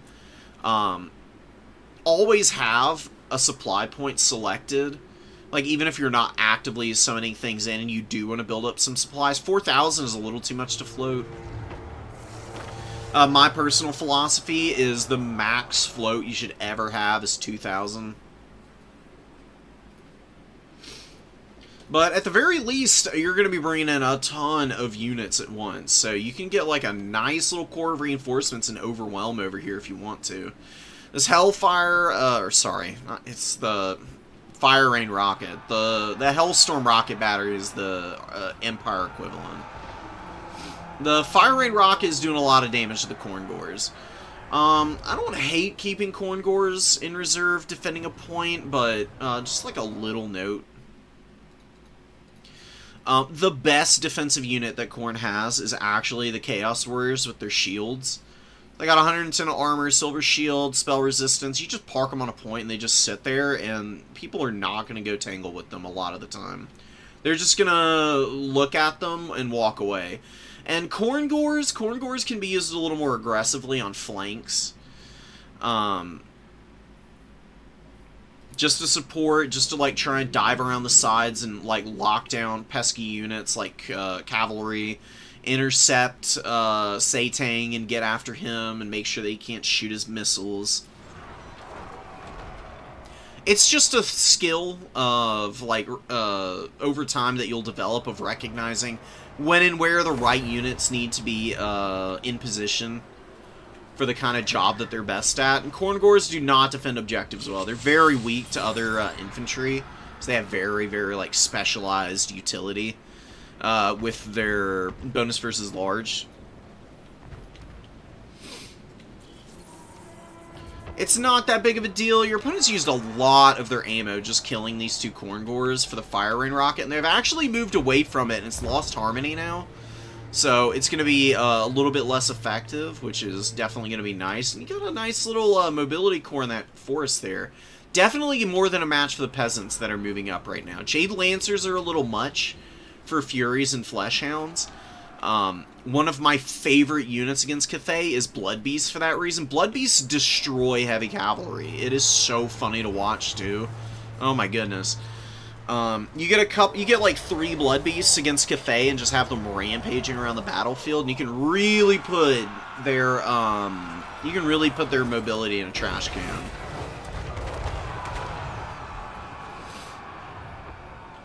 Throwing axes with a ton of value. Oh baby, 1,100 on one, 800 on another. Lovely Bloodletter summon. Look at these Bloodletters. This Bloodletter summon getting 700 value almost is crazy. Excellently placed, man. See, you look at this cultist and you're like, he got 200 value? That's nothing. And then you gotta remember, though, the summon. The summon, man. He's paid for himself with just the summon and the value he's got here.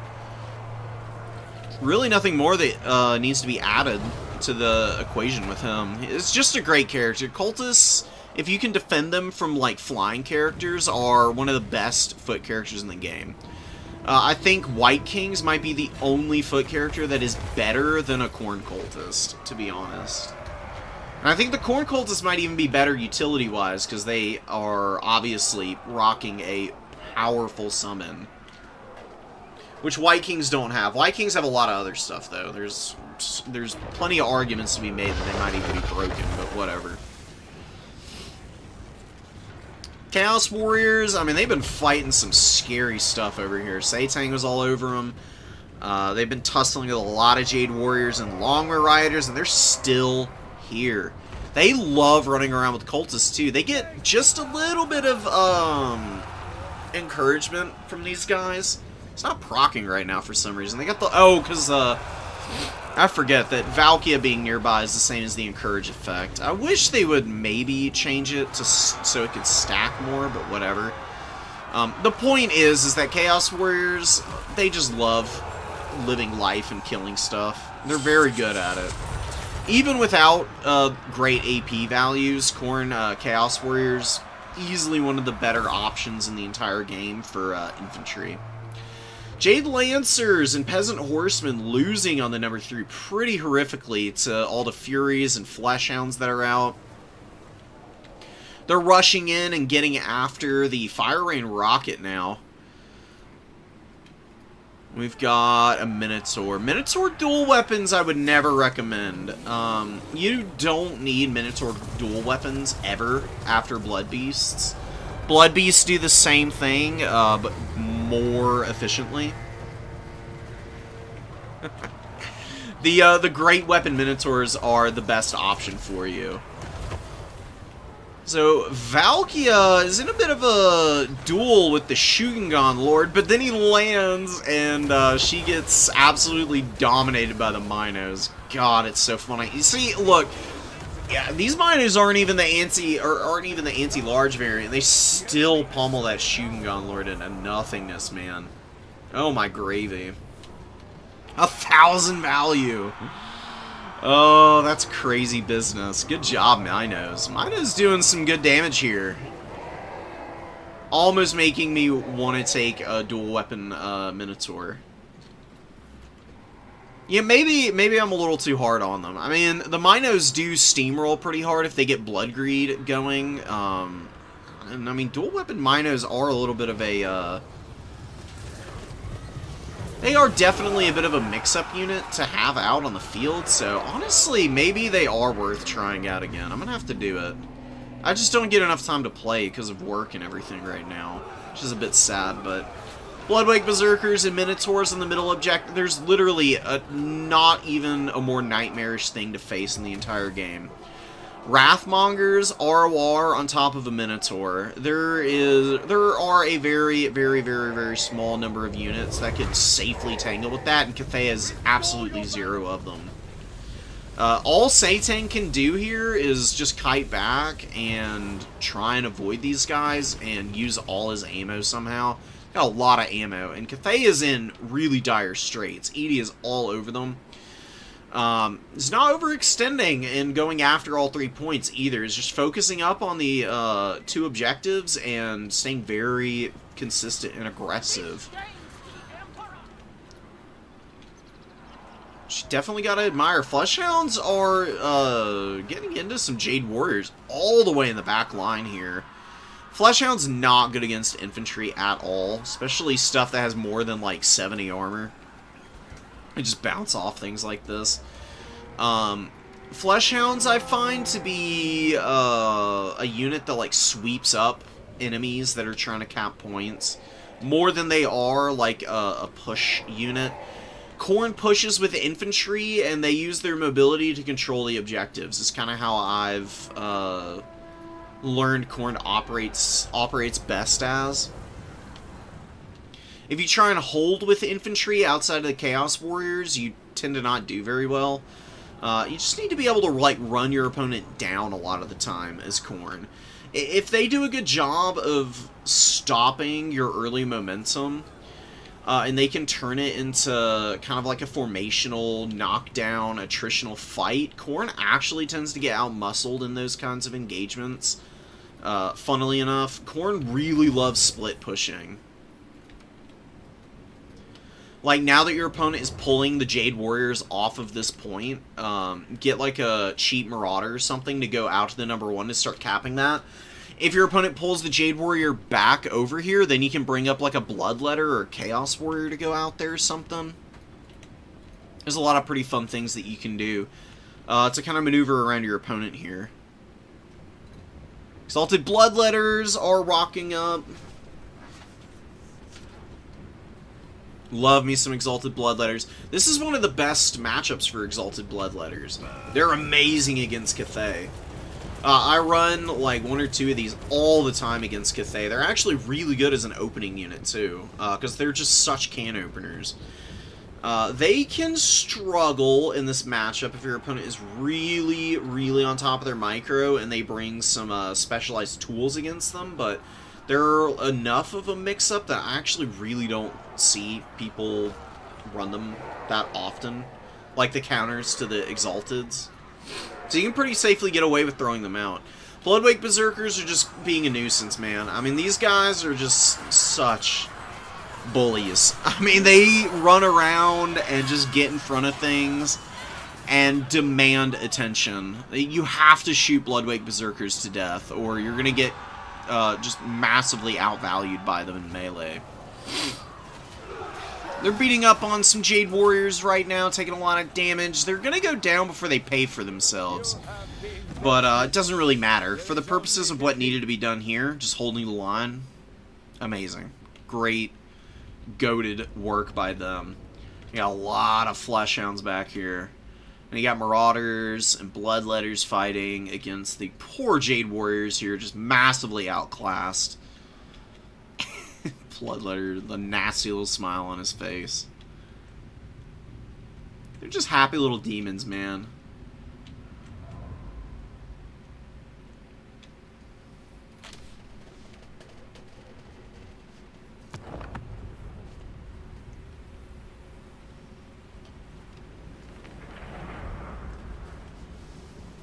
Good stuff with the throwing axes early, Eddie.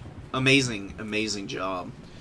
And I do think that's about what you want for throwing axes against Cathay, because these guys, they can get outshot pretty heavily by Cathay units. Jade Warrior crossbows will just delete them. Fire and rockets and cannons can kind of shut them down easily, no problems at all. You just bring them in the start or in reserve and just throw them up if your opponent has like big single entities. If they have Zhao Ming, Mao Ying, Seitang, Terracotta Sentinels, Celestial Lions, stuff like that, the throwing axes are just devastating to those big guys. So, love to see it. A lot of Marauders. I don't really like dual weapon Marauders against Cathay. Cathay is running Jade Warriors probably. If they're running Peasant Spearmen, I still don't even think the Marauders of Khorne are all that good with the dual weapons. Your basic Marauders fight just fine. The dual weapon Marauders are good in like a couple matchups. Usually against chaffier factions. I know Cathay can throw, like Jade Warriors are not like a hardcore top tier unit, but they're a little bit more mid-range than they are low tier in terms of quality. Honestly, cut the Marauder dual weapons and maybe start with a Blood Beast here, and then on the back end, you've already got plenty of infantry for reserves. Get rid of this one Chaos Warrior, make it a Bloodletter, probably, be my only note. I don't know if you need, like, an extra shielded infantry against Cathay. As much as you need, like, some more DPS infantry, like the Exalteds. And then you can swap this Mino to a Great Weapon Minotaur, and live your best life. Because the one thing that you weren't really well prepared for, that your opponent could have punished you for, Anderlin just didn't really take advantage of the opportunities. You don't really have a lot to stop Jade Lancers from just cycle charging you to death. Like, okay, you've got some Flesh Hounds, but Flesh Hounds are not that good into heavy cavalry. Flesh Hounds are good for, like, poking into backlines and, like, diving crossbows and distracting them while your front line grinds through the Jade Warrior front. And they're good for surrounding Jade Lancers, but they cannot face tank them. And 1 Minotaur is not going to cut it. So, like, one more Blood Beast in here, and then a Grey Weapon Mina. It's like the only changes I would make. But everything worked pretty well, so don't sweat it too much. It was a very good rally from a rough game 1.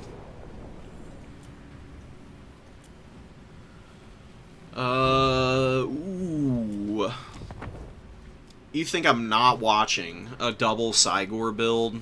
You couldn't be more wrong. Meat is rocking up the really, really strong build. I do love me some Wanbo. This guy's a just beast mode character.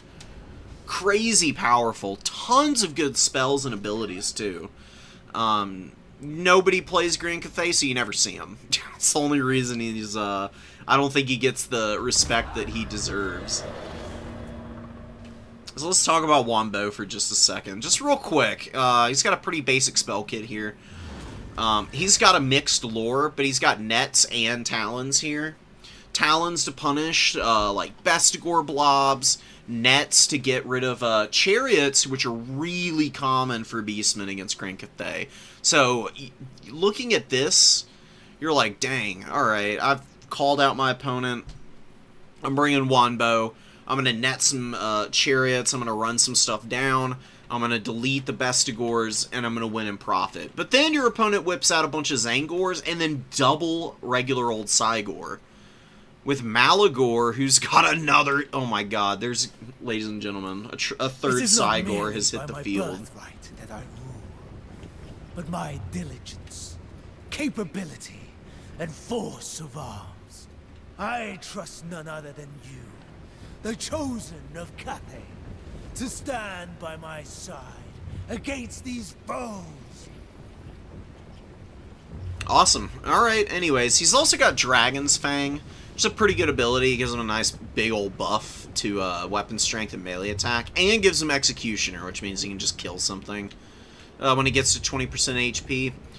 Not gonna have an easy time getting Malagor, though. Big spell kit for Malagor. Look, man, Malagor is at his best when he's cheap.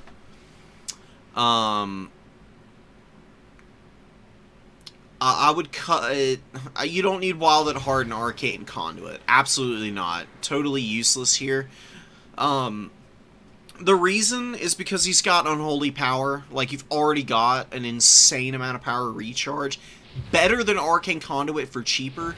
Cut Wild Heart and Arcane Conduit. That's 250 gold right there.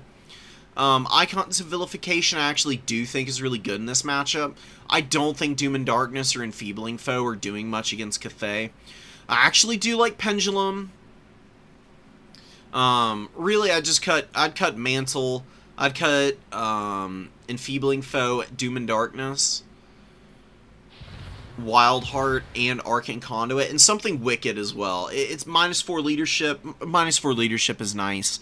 It's not game-breaking against Cathay. Cathay has a ton of effects that raise their leadership, either via Harmony for the melee units, or just by having War Drums. Like, Zhangu War Drum gives a nice buff to leadership with Icon of the Great Cities.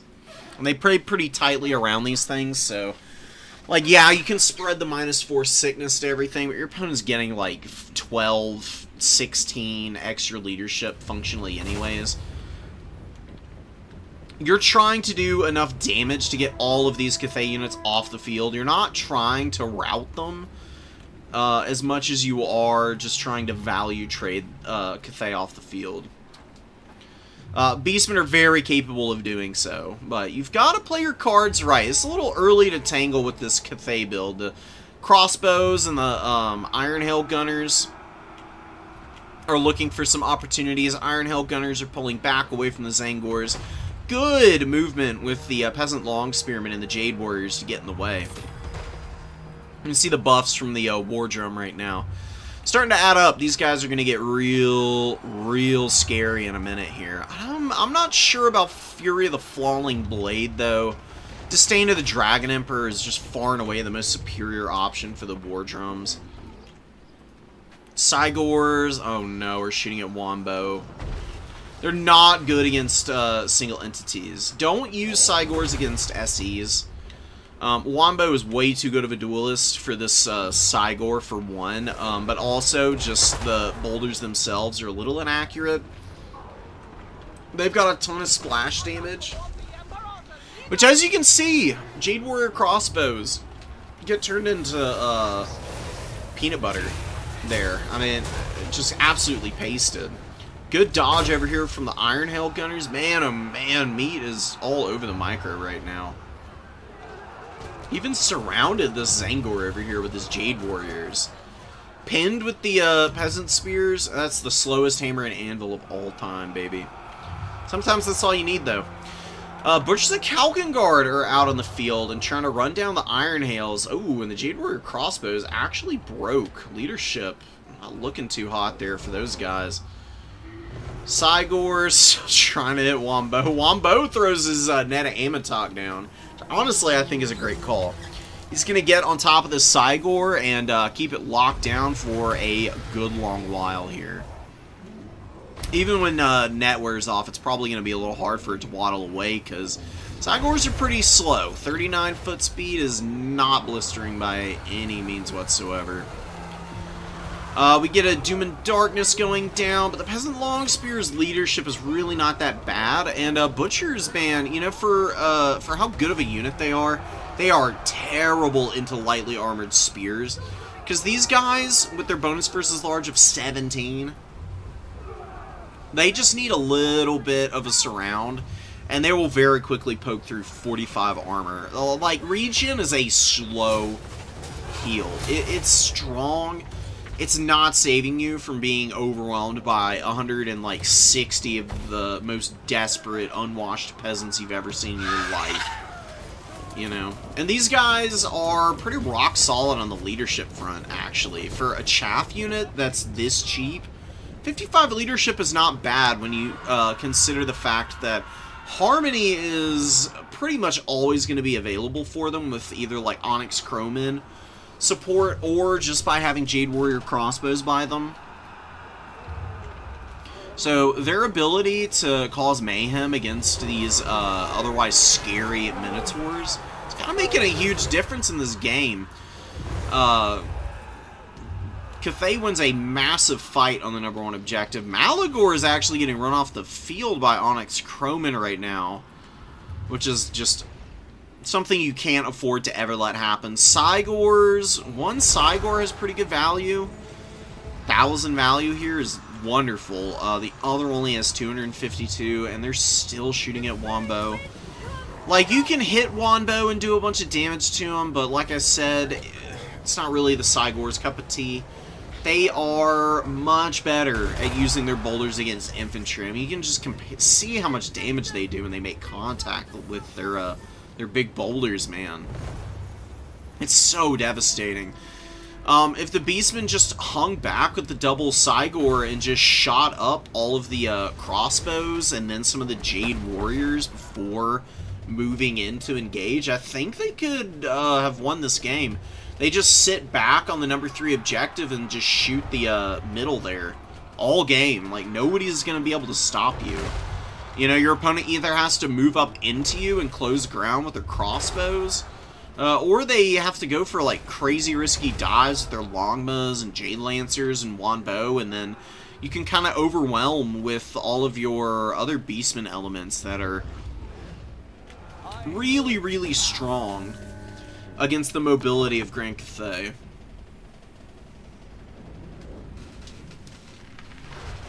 Crossbow with 1,400 value, Wombo with 1,000 here. A lot of value on the Peasant Spears. Like, 2 of them didn't do much. Other 2, 500, 600 value. Warriors, similarly, not doing much. Iron Hail's just about paid for themselves. Celestial Lion was a great call. Really good unit. And removes ITP with its Roar ability. Which means Beastmen lose a lot there. Beastmen are very reliant on Primal Fury's ITP to stay in tricky fights. Having a unit that removes that is smart. Really, really smart. Yeah, you had all these Razorgore herds in the back pocket. Double Gorble, too. I think maybe a little too heavy into the single entities. Like, you got the Butchers of Kalkengard already. The Butchers of Kalkengard should just be the bodyguards for the Cygors. And you can just fly Malagor back to the Cygors and the Butchers if you really need to protect them. Like, Double Gorble, it's just not enough of the typically strong, like, Beastman mobility that they're more readily attuned to utilizing to full advantage. I think you cut these two guys and just get a bunch of Goreherd and just call it a day, honestly. Goreherd are pretty good even into Jade Warriors. They just have really good stats, so they actually grind through them okay. It's not amazing, but it's the best you're going to get unless you throw in some Bestigors, which, I don't know. You can get like 2 Bestigors for the Gorbles, or you can get like 4 Goreherd for the cost of these Gorbles.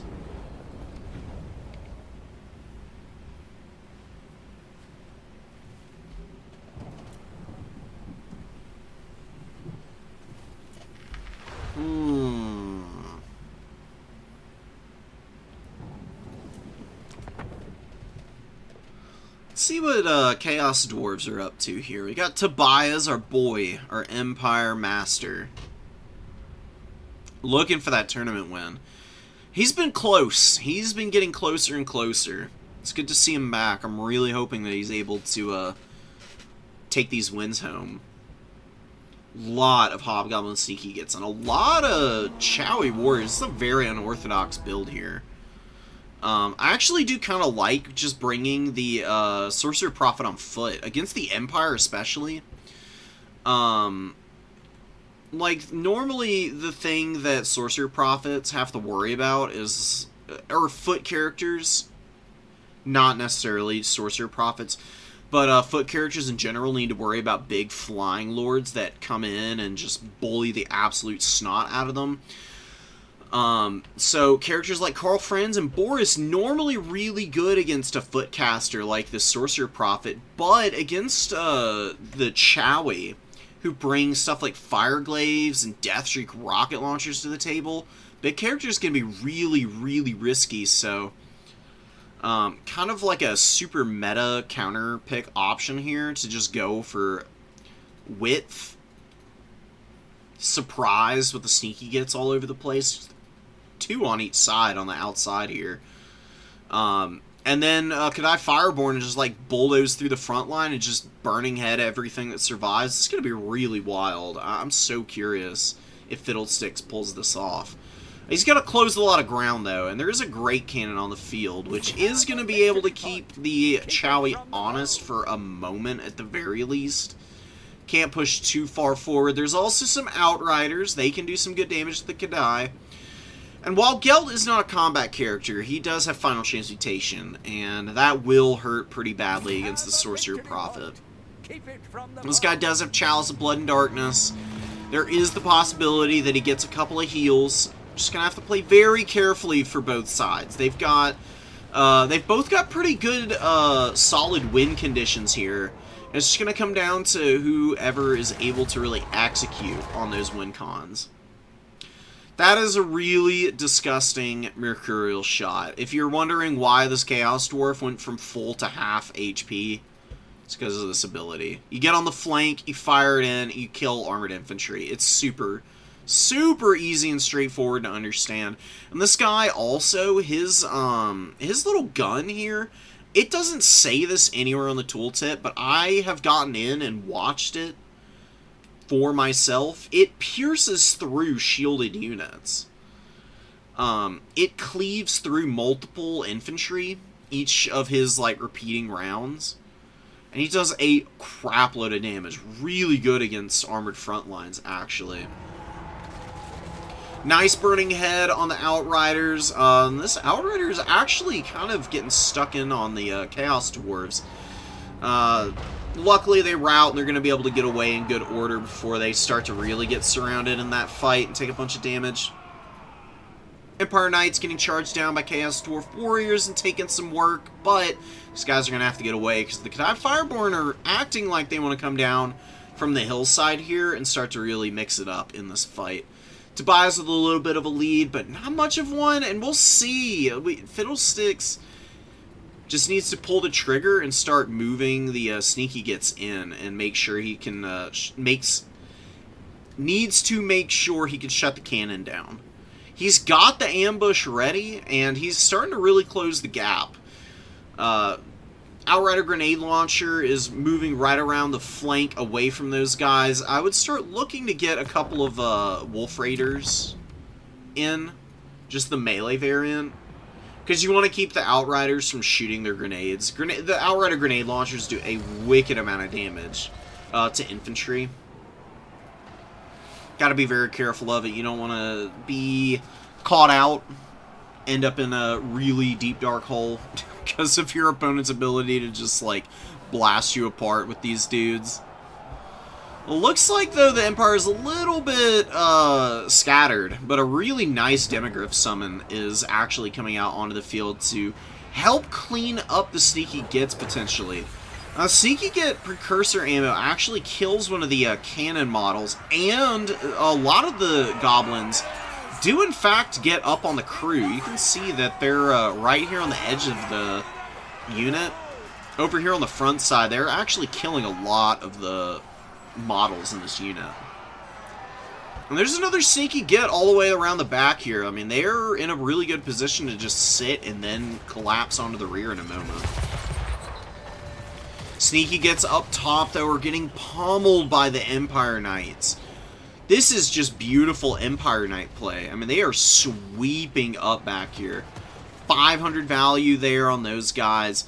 Spearmen do buckle against the Chowie Warriors, which is not unexpected. Chowie Warriors are really good against State Troopers.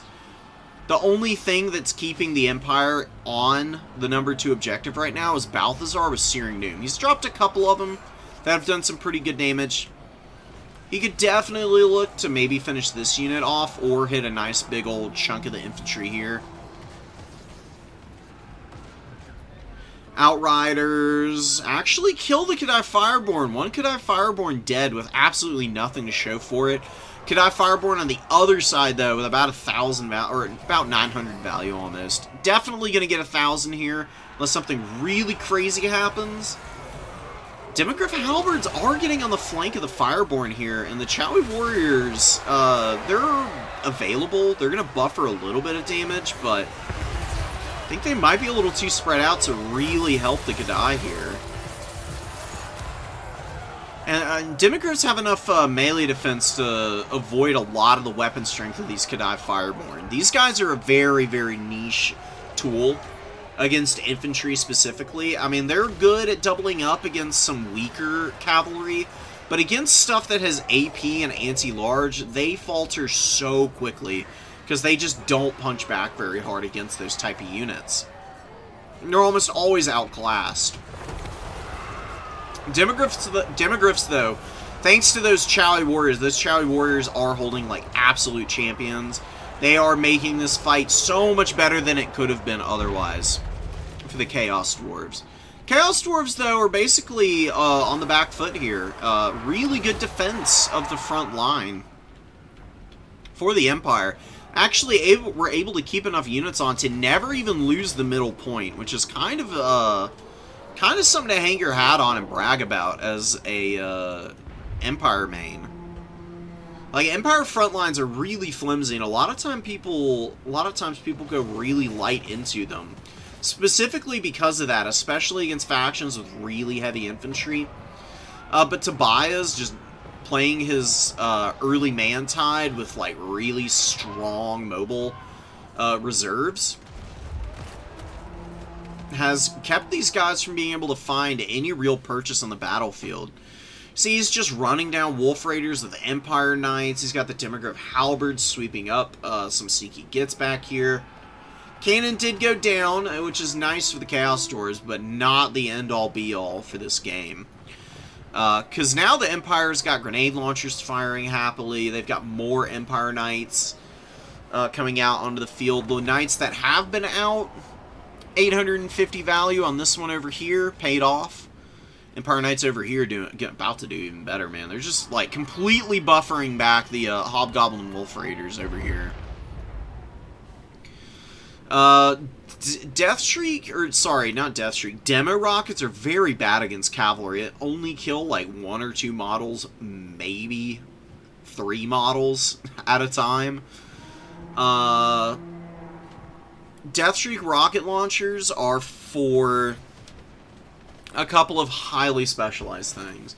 You're either using them to just blast single entities that can't dodge the demo rocket, like stuff that's on foot, like, you know, specifically horseback, or really big flyers get absolutely owned by the demo rocket. Deathstreak rocket is really good damage, but a little easier to dodge because it doesn't track the same way as the single entity version. Honestly, if you want to hedge your bets against all things in this matchup against the Empire, the artillery piece you want to bring against them would be a Hell Cannon. Because Hell Cannons do a ton of damage to everything. They may not be, like, peak efficiency against everything, but they do a lot of damage to infantry. They can shoot single entities and do some good work. And they kill cavalry very effectively. Hell Cannons actually kill 3 or 4 models on Empire Knights reliably. And if the Knights are bunched up enough, one Hell Cannon shot can conceivably kill up to 10 of these guys. I think if you're going to bring a demo rocket, you should bring it against a different faction. Like, I think High Elves would be a faction where you kind of want the demo rocket. Because you're running into more likely single entities against the High Elves than you are the Empire. Like, Empire can run Griffins and some stuff like that, but High Elves really thrive with characters like Eltharion on the field. Alariel. Other examples are... what are they called? The Archmages and the Eagles. Those guys are pretty common sighting. Deathstreak rockets are really good at locking those down. And the airburst projectile against elf formations are brutally effective. I mean, all you need is one Deathstreak rocket to land on the head of, like, a Phoenix Guard or a Swordmaster of Hoeth, or even on a Lothern Sea Guard. Just one clean hit and you'll easily take out half those units, because they're so tightly bunched up. Against the Empire, though, where they have, like, cheaper, crappier infantry that you really just want to, like, do some good cleaving damage to, and then have little less micro to focus on with swapping the ammos constantly, the Hell Cannon will do everything and more for you. Good game, Tobias. Really well done, dude. I mean, Balthazar didn't even put in all that much work, honestly. The Engineer, with 3,200 value, man. I mean, this guy, nightmarish. He's been blasting the Sorcerer Prophet here at the end of the game, I think. Like, a lot of the reason that the Kadai Fireborn struggled so hard is because he was picking off models on them the whole time. He used Mercurial Shot to maximum effect. He hit multiple Chaos Dowie in the flanks with that ability. And, I mean, just look at this. Is just ridiculous, man. I mean, Engineers get away with being broken because people just don't bring them all that much on the Empire for some reason. If you know, you know. Like, these guys are vile. They are so gross. He's used all his ammo up, too. Jeez Louise. It was a cool build from Fiddlesticks. I think it just gave up too much momentum to the Empire. They couldn't shut down the cannon early, and they spent a lot of time fiddling around with that cannon in the back line. Siki gets... The flank just didn't work. Tobias was really quick with responding to the problem points in his back line. And he just swept it all up with his Demogryphs and his Empire Knights. And there's really no notes needed at that point for the Empire. That's just what you do. And if you can execute it cleanly, as we saw in this game, they look like one of the best factions, period. The way you beat the Empire is by winning an attrition-based game. You deny value to their like engineers and their shooting. You drag down their knights and monstrous cavalry with your own. Or you hit and run. Just a bunch of hit and run against the Empire, and you bring like terror-causing units to like scare state troopers off of points, and then you swoop in, steal them with your mobility, run away, and just constantly stretch out the Empire formation until it's time for like an overwhelming wave of infantry. And mobile options, just dive bombing everything of value that the Empire has. The way you win against Empires, kill all their shooting and force them into a melee fight with their state troopers. State troopers will never win a game for the Empire other than by standing on an objective. If state troopers are being asked to value trade, I mean, do you see a single state trooper here that value traded well? They literally all underperformed. And it was all the other elements that really carried this one, especially its freaking engineer, man. I mean, come on. That is beautiful. This by the way, Tobias, this is the all-time high I've seen on an engineer. 3,500 is just peak value, dude. Well done.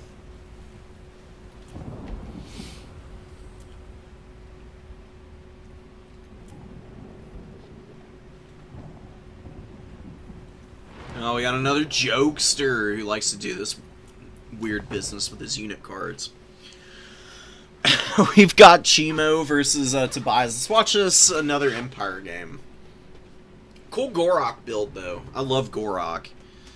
Unironically a good character. People underestimate the hell out of him. Because here's the thing about Lizardmen. Lizardmen can go really cheap with good magic just by going Skink Priests, who are crazy inexpensive. They cost like 500 gold with a couple of really good spell options. And then you can bring Gorok, and he can just foot slog his way around the map with 100 armor, good leadership, and crazy defensive stats, and just be impossible to kill. And you just overwhelm with all the other good Lizardmen elements. I don't think it's like optimal by any means, but it's definitely something that can catch people off guard because it's so unexpected. People are usually looking out for a Slann or Krokgar. It's probably the most common of all the melee lords, maybe Nakai. Nobody expects Secret Agent Gorok. And then you got all these Saurus Spears. I mean, a million Saurus Spears, which I honestly don't even hate against Empire, because one thing Empire is not good against is mid-tier, mid-tier infantry that either do a bunch of damage or are very tanky. And honestly, Saurus fit both of those niches at once. A little bit uneven in terms of those niches. They're not like truly the most tanky middle tier infantry, nor are they the highest damage output. So while they have good weapon strength, they've got pretty low stats. But they do both roles decently enough. Something like a state trooper is just literal fish food. I mean, it's like throwing crickets into a tank with, a fat, angry bullfrog. Like, all you're gonna see is just absolute debauchery. And the Saurus frontline should be able to just completely steamroll the spearmen. It'll be no contest.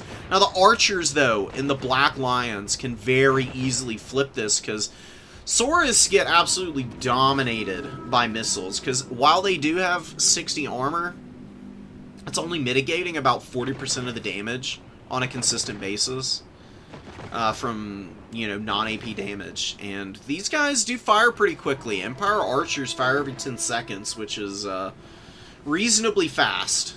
It'll add up pretty quickly, too, as well. So we got a good Mercurial shot already. I think it's hit these Saurus when they were back here. Ton of model kills, ton of damage. This guy's already up to almost 400 value. The game just freaking started. See, the archers are lighting it up. Get a beautiful Searing Doom here. Now, the Saurus do kind of avoid it for the most part. Emperor Knights charging through the front line. Actually, loop them around. Me rear charging here. And then if Feral Cold Ones or Spear Riders come in, you just peel around the corner back into your own back line. Good aggression here from Chimo. He's pushing around the flank of some of the spearmen here, and getting his Sword Spears in a position to run down the archers. One Sword Spear is on top of the archers right now. And Colossadon Hunters are threatening to get after the Black Lions, who are very inactive right now. Tobias needs these guys to shoot the Colossadon Hunters quickly and take them out before they're able to collide in, because if the Colossadon Hunters get on the Black Lions, it's going to be a very, very quick fight. Toad Rage gets popped. Really great dive here. Yeah, you can see the Black Lions getting absolutely chunked for their HP pool right now.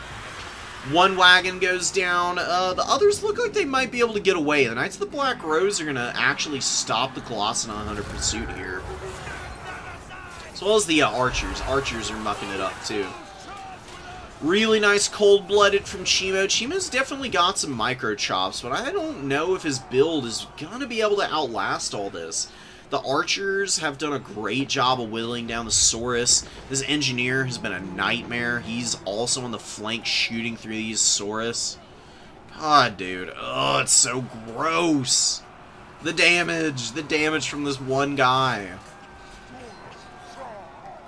Golden Spear Riders are looking to get after the Black Lions now, getting a great dive in here.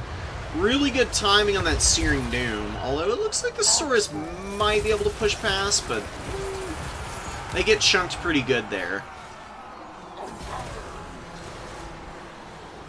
Cold One Riders are so far into the back line, but they're finally routing some of the archers. Royal Altar Griffites, though, are coming in at the perfect opportunity. As the Cold One Riders are getting really spread out and attacking multiple different targets, the Royal Altar Griffites are just following up behind them and just chunking them down. Huge damage coming in, and the Royal Altar Griffites are a tier-causing unit, and there's a lot of beat-up Lizardmen over here, too. You can see the Skink Priest route, even. Skink Priest only brought Wind Blast, and Wind Blast is like a decent spell. I actually think you want Uranins, or, honestly, Harmonic Convergence against the Empire, I could see being especially good. You drop Harmonic Convergence on your Spears and your Cold One Riders and just constantly buff them up with melee attack and melee defense. Overwhelm the Empire with your weapon strength at that point. Yeah, that's not a bad call.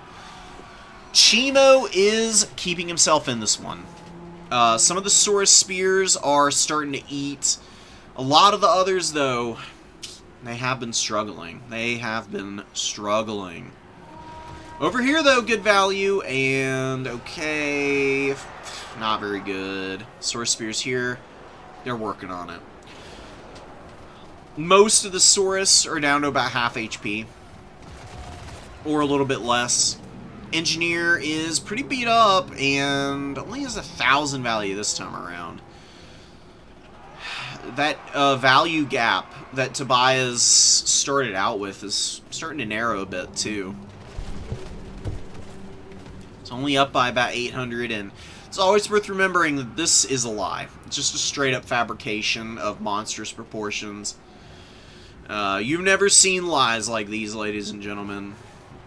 We're gonna lie, and we're gonna lie better than everybody else, is what CA said when they were creating this god forbidden thing. I do think, though, just reading the battlefield, that the Lizards are in an okay position. They've got enough Saurus Spears that they can, like, build up some mobile options behind this. Probably be able to just hold out for a 2-cap win. If they steal the number 2 objective, it's going to get really scary really fast for Tobias. So I don't know if he's going to be able to come back from that. I mean, he's already down on tickets, and he's having a bit of a hard time re-securing the back line here. He's finally pushing back the Feral Cold Ones. Saurus Spears here are causing a few problems. This Saurus Spear is about to break. Got some okay value. Beautiful Searing Doom on the Chameleon Skinks and breaking them. Terror Routes going down from the Royal Altar of Griffites, who are going to help cap the number 3. Oh, that's huge. Right as the Empire loses the number 2, they're going to quickly recap the number 3 here, thanks to the Royal Altar of Griffites, I believe. Come on, guys. Oh, and they tear out the Feral Cold Ones, too. Ooh, and the Black Lions. I didn't see them sneak out onto the high ground here. They're alive and well, and they got 999 value. Engineer has one more Mercurial shot. This is where he uses, right here. Hit one of these Saurus in the side, man. You'll kill like 30 models, probably get like up to 1400 HP, or 1400 value.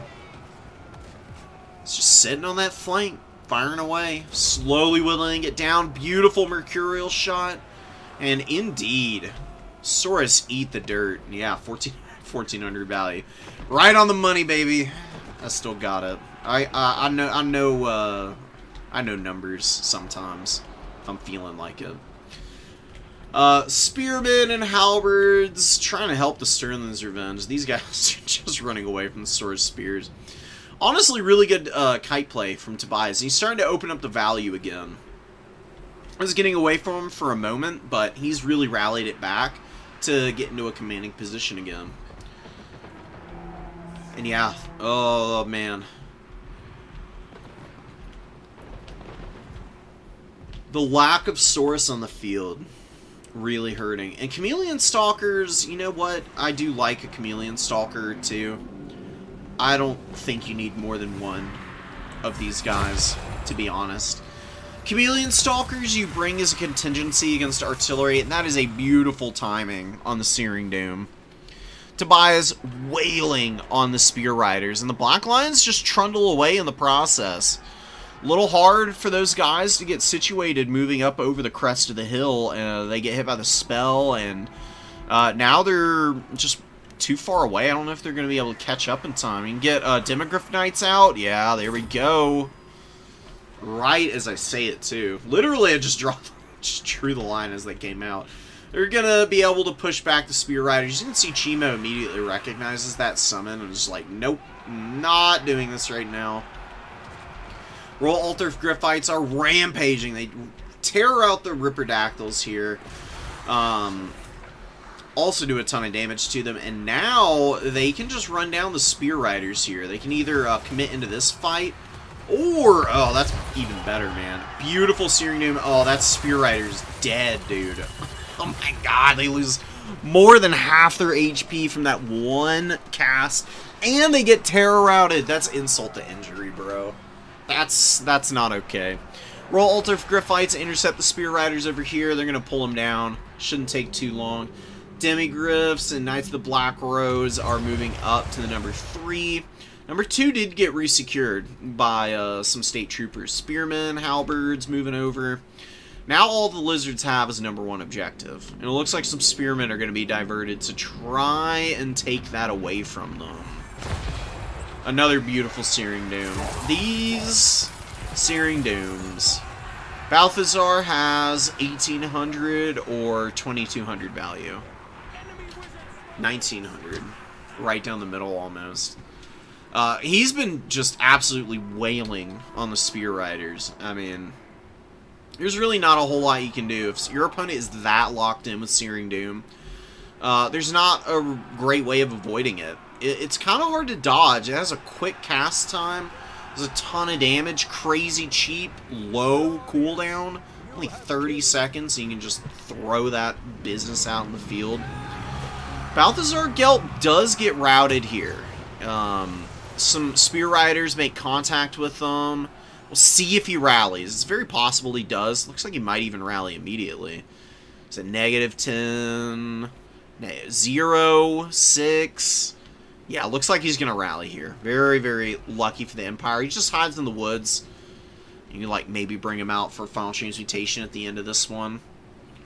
Or to hit a big Searing Doom again. I mean, I'm sure he's got enough magic for at least one more. Chameleon Stalkers and Feral Cold Ones fighting against Halberdiers here. Howard's just some okay value. More importantly, they're just nice and cheap, and they're actually positioned up on the points. So Lizards losing out in the cap race. And the Spearmen are moving over to the #1 completely unmolested. Absolutely nothing has gone over to try and interfere with them. I have not seen any skink cohorts. Skink cohorts with javelins, skink cohorts with the cudgels. They're honestly great units because they offer really cheap cap weight, and they can equal Empire State Troopers pretty easily. Especially the Javelin cohort. Javelin cohort is really nasty against the Empire. Because they actually do good damage to, not just stuff like, they can do good damage to Demigryph Knights, actually. The Javelin cohorts have enough AP to do good damage to these guys. They wreck War Wagons. War Wagons get destroyed by Chameleon Stalkers and Javelin cohorts. You don't even need Chameleon Skinks. All you need is the little Javelin Skink unit. And you can mix in some Sword Spears behind that. I actually think Infantry Swarm for the Lizardmen is the way to beat the Empire. Because your infantry are actually quick enough and annoying enough to get into some really nasty positions. And they're fast, too. Instead of bringing all these Chameleon Stalkers, cut the 2 Chameleon Stalkers here, and probably this Ripperdactyl. Cut this Ripperdactyl, cut the 2 Chameleon Skinks, get 3 Skink Cohort Javelins. If you have any money left over, see if you can fit one more Spear Rider into this build. I mean, this is enough cavalry for the most part. I do like Colossedon Hunters here. They provide a lot of utility for diving, War Wagons, Karl Franz, you know, engineers and stuff like that. Really good tool to have. I don't even think Gorok is something you need to get rid of, per se. I think the magic was a bit more of a problem. Windblast is not good against the Empire. You don't need to kill State Troopers with Windblast. It is a waste of time. Unless you're hitting Windblast to, like, stop all the cavalry charges, which is really micro-intensive. Just bring Uranus Thunderbolt, or Comet, or, like I said, Harmonic Convergence, which I think Harmonic Convergence is probably the way to go. If you're going to run Heaven's Magic against the Empire, you just go Uranus. Or Uranus and Chain Lightning. I keep forgetting about this freaking spell, dude. Chain Lightning does a ton of damage. Oh my goodness. This just ruins blobbed up positions, and even cavalry. And Uranus can kind of do the same thing. It's got a long wind-up time. It's kind of easy to dodge at points. It's got a pretty small strike area that can be hard to see, though. I've had a lot of success with it against cavalry-centric factions. But look, I mean, you can deck these guys out with a really flexible spell kit for just 783 gold. Bring Roiling Skies, because Empire does bring flying characters, and it's really good passive to proc against them.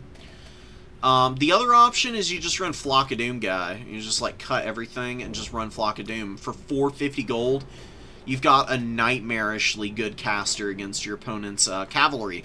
And you can bring a Transformation of Kadan if you want to.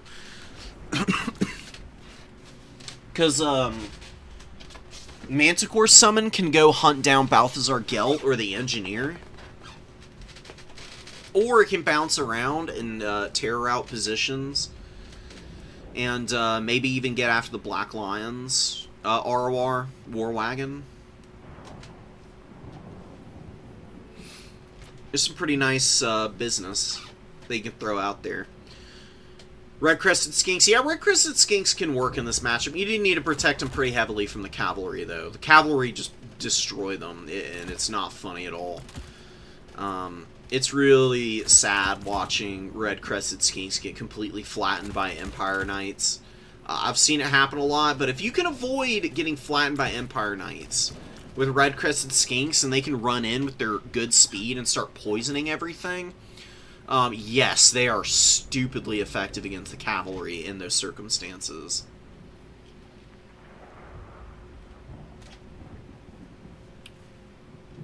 Trying to think of some other good units against the Empire. Solar Engine's always good against Empire because they counter War Wagons so hard. Actually, I love the Solar Engines.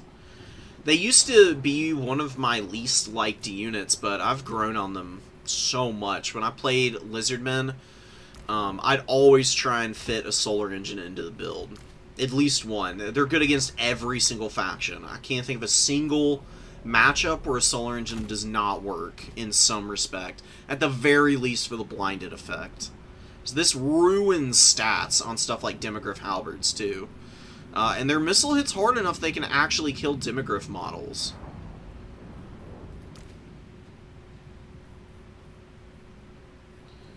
So you can run them. Let's fit Gorok back in here. Gorok and just like cut everything. I would bring Mace of Ulamok and Rock of Itza, and that's it. He didn't really need anything else. 1200 gold Lord with good combat stats, and can just sit on a point and tank everything. And if your opponent makes the mistake of engaging him, you pop Mace of Ulamok, and he just absolutely clowns on whoever is attacking him, because he lowers melee defense and speed with this, and has a ton of weapon strength at base. Getting 50% more takes him up to, what, 600? A little over 600, actually. And Rock of Itza is Fizzres, so very resilient. And lowers Vigor, too. So he gets nice and freshened. Fit another spear in there. Dude, seriously, I love just maxing out on skink cohorts in this matchup. It's so good. There you go, you got 1,075 gold left. Honestly, Amexon Barbs. These dudes rip, because they have a poison AP shooting, and they're fast. 70 speed is really quick. Not as long range as Salamander hunting packs, but all the Amexon Barbs need is one volley to get their value back. I have seen them one-shot like half-health single entities before. They're really accurate as an ROR, and they've got poison too, so they slow stuff, and then enemies have a hard time pulling away from them. They can just continue a rampage at that point.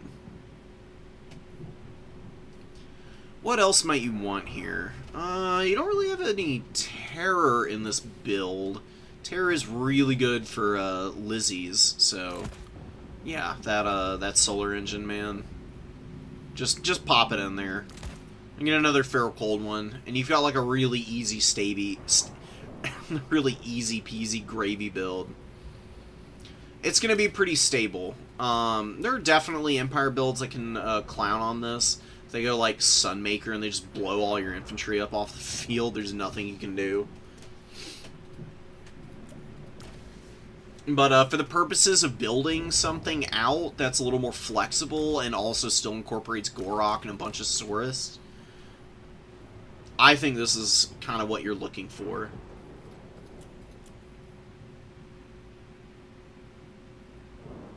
Chameleon Skinks. Yeah, Chameleon Skinks are pretty good. Chameleon Skinks can shoot a lot of Empire stuff pretty effectively, but they are very vulnerable to heavy knights. Like, if a Chameleon Skink gets caught outright against an Empire Knight, they will die in about 20 seconds. And they do cost 650 gold, which is a pretty penny. You just need to be on top of your micro using those guys. If you're not going to go for a kite build, then what I threw out there, it's probably a little bit easier to execute. Because it's a little bit more of a straight brawl with a couple of mobile shooting elements that you can pretty easily move around the field, keep from getting hard countered.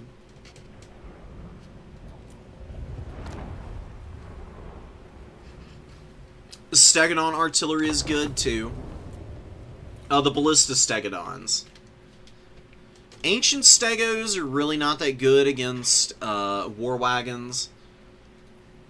They're okay, because they can, like, shoot them as they're chasing them down, but the Bastillodons with the ballistas can fire from, what, 360 meters away? Like, they can shoot the Black Lions before the Black Lions even get in range. That's what I'm saying about the Lizards there, man. They're such a versatile faction. They've got units for pretty much every single matchup. It's just a matter of learning them. The Lizards are just hard to learn. They're easy to... They're like low... What's the phrase?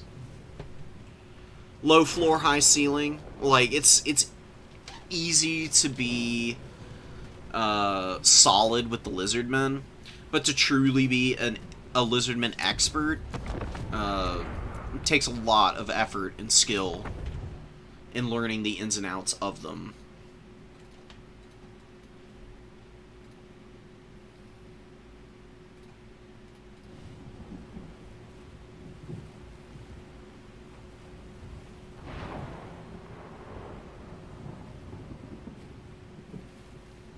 Oh, Sisters Tech and a Grand Cathay. Oh, Sisters of Twilight. Dude, Sisters of Twilight on the Dragon into Cathay, yeah. If they don't bring a big lord and you can't shoot them to death, the Sisters, you can just use their anti-infantry bow and just blast all their Jade Warriors to pieces. Or their Crane Gunners or whatever shooting they bring. Because they can do good damage to those also. God, that unit is so stupid. Sisters of Twilight are super fun.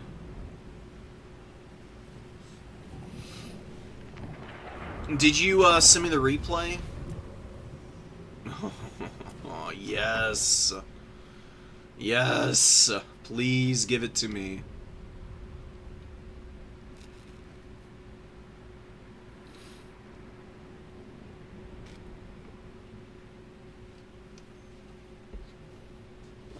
And then 1,000,000 archers. Starfire shaft, all Starfire shafts. Which I think is probably the right call. You could do Hagbane tips, but I think the extra AP is important here. So I do really like the heavier AP shooters.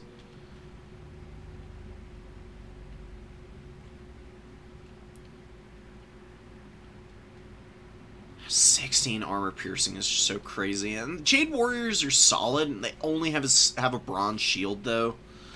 Bronze shields are nice. I mean, it's better than no shield, but the extra 20% that a silver shield offers is always the premium that you're hoping for, man. The 35% block chance just is not going to save you from a fat line of Glade Guard. Those guys are just an absolutely disgusting unit. They do so much damage to you. And you just make your entire strategy feel absolutely hopeless. So you have to close the gap against all of these archers, man. I mean, all you do is just fill the entire battlefield out with an endless amount of bow fire when you're going for these Glade Guard builds, and there's not much some factions can do against this. Unless you're narrow. Yeah, unless you're narrows is a pretty tough map for Cathay. But yeah, look at the Shooting Gun Lord getting bullied by the Sisters already. I mean, they're taking damage from Satang, which definitely is a little rough, but they do have Conjoined Destiny. It's a pretty solid heal. It can definitely just proc at the right time and get them not back up to full, obviously, but a 25% heal is pretty substantial for the HP pull on these dragons. That's what? 1700 HP? A little bit less. Maybe a little bit more. Yeah, thereabouts. Like 1800 HP, thereabouts. Elspeth, yeah, Elspeth Dragon too, man.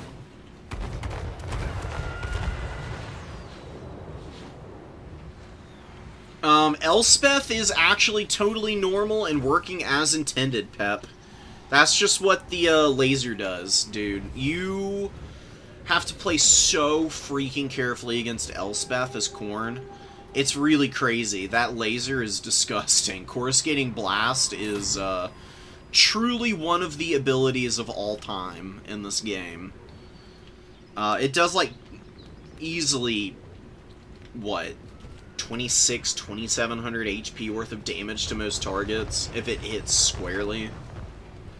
Really like the Fire Rain Rocket summon on. Beautiful decision by Meat.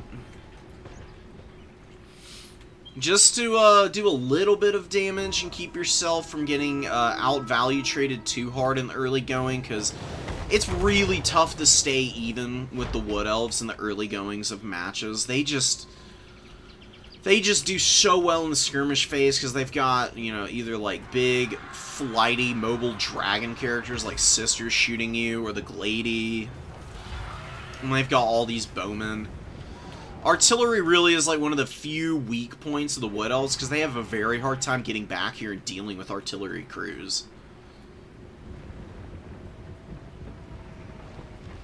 Couldn't play with... Yeah, if you... We'll get to that game, Pep. I'll give you some strategies on how to deal with it. There's actually a standalone replay from very recently where I played against Empire and had Arbol get nuked by Elspeth, and I just hit him the entire game and just won with all my other units.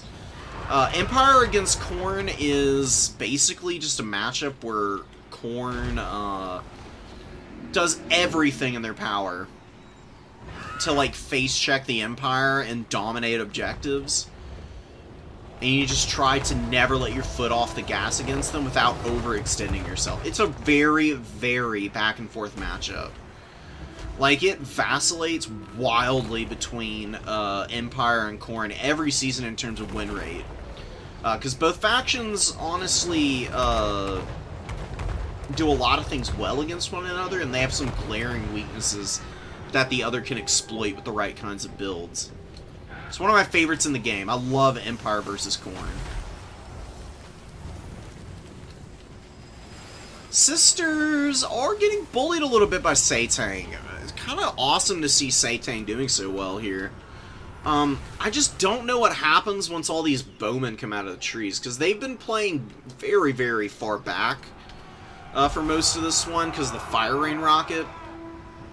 Fire Rain Rocket is not really in a great position right now to punish those guys, though. A lot of Jade Lancers coming out. Oh, Jade Lancers getting a lot of the Starfire shafts. Eternal Guard getting on the flank of this Jade Lancer, though. Jade Lancer's here, pulling back. Glade Guard coming out of the trees. Excuse me. Yeah, Glade Guard coming out of the trees. Got Starfire shafts opening up on the Jade Warrior crossbows. Great Stag Knights are eating a lot of aggression up here. They're fighting against a lot of Peasant Long Spearmen and Jade Warriors as well as the Shields. And still doing pretty well. They're actually pulling away pretty cleanly here. Sisters of Twilight are very close to getting their Conjoined Destiny off. I think if they take 300 more damage, it'll proc. I can't remember exactly what the breakpoint of it is. It's actually a little lower than 1500. Oh, because it's 20%, not 25% of their HP. They heal 25%. They need to be below 20%. So yeah, there we go. They drop below. It's gonna proc pretty soon. The thing about Conjoined Destiny is it takes 30 seconds for it to actually pop. So what needs to happen for Sisters right now is they just fly back and avoid any damage, because they can route while it's healing them. I see it happen all the time. It is a nightmare and really annoying to have to deal with. It's actually one of the reasons why a lot of people don't even bring Conjoined Destiny, because of the 30-second delay on the heal.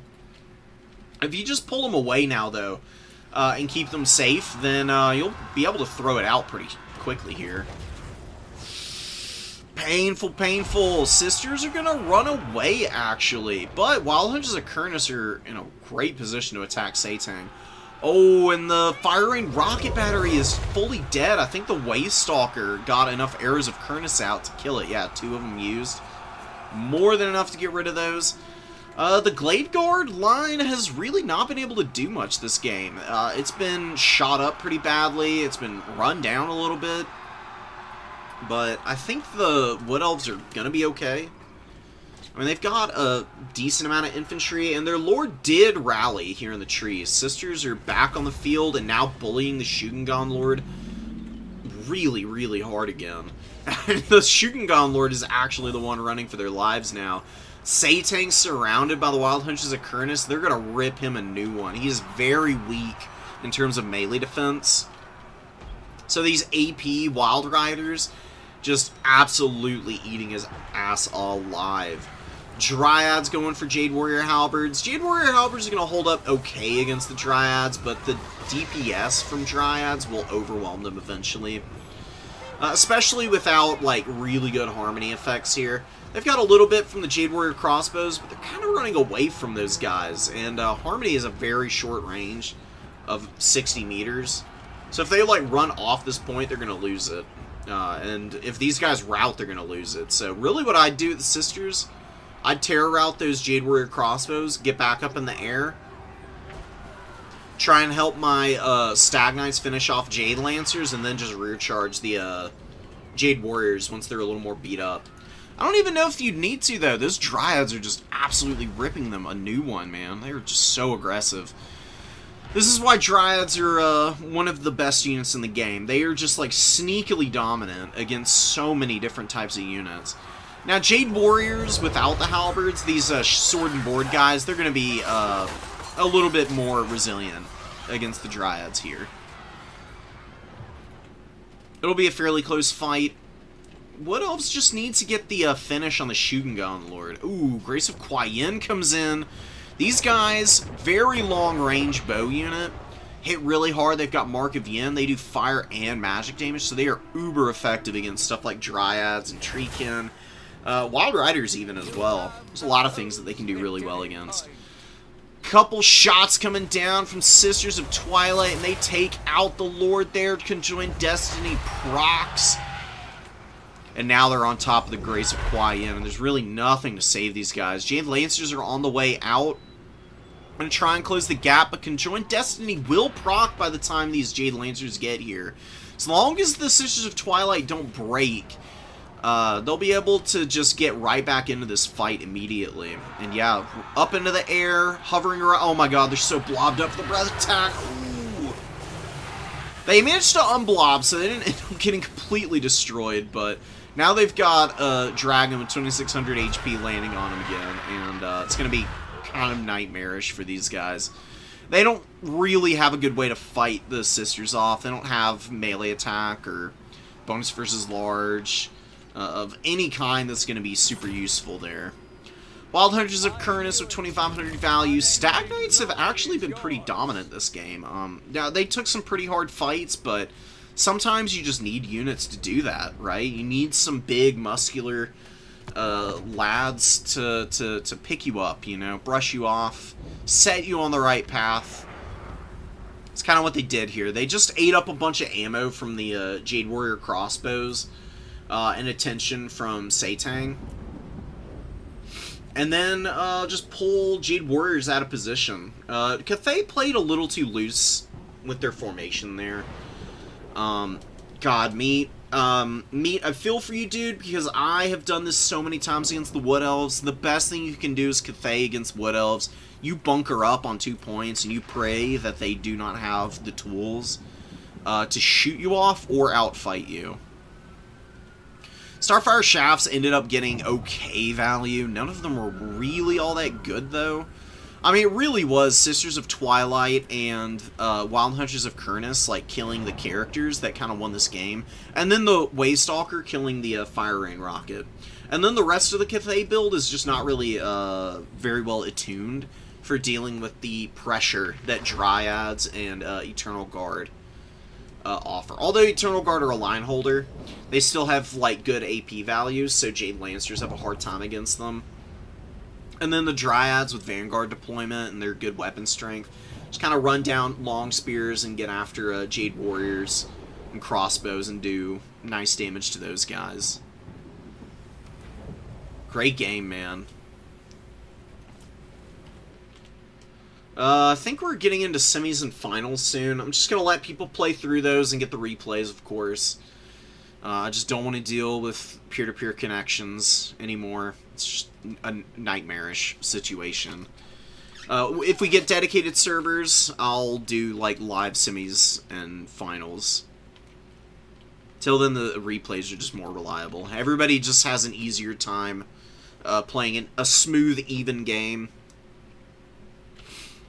without having to deal with a whole bunch of random lag for no reason.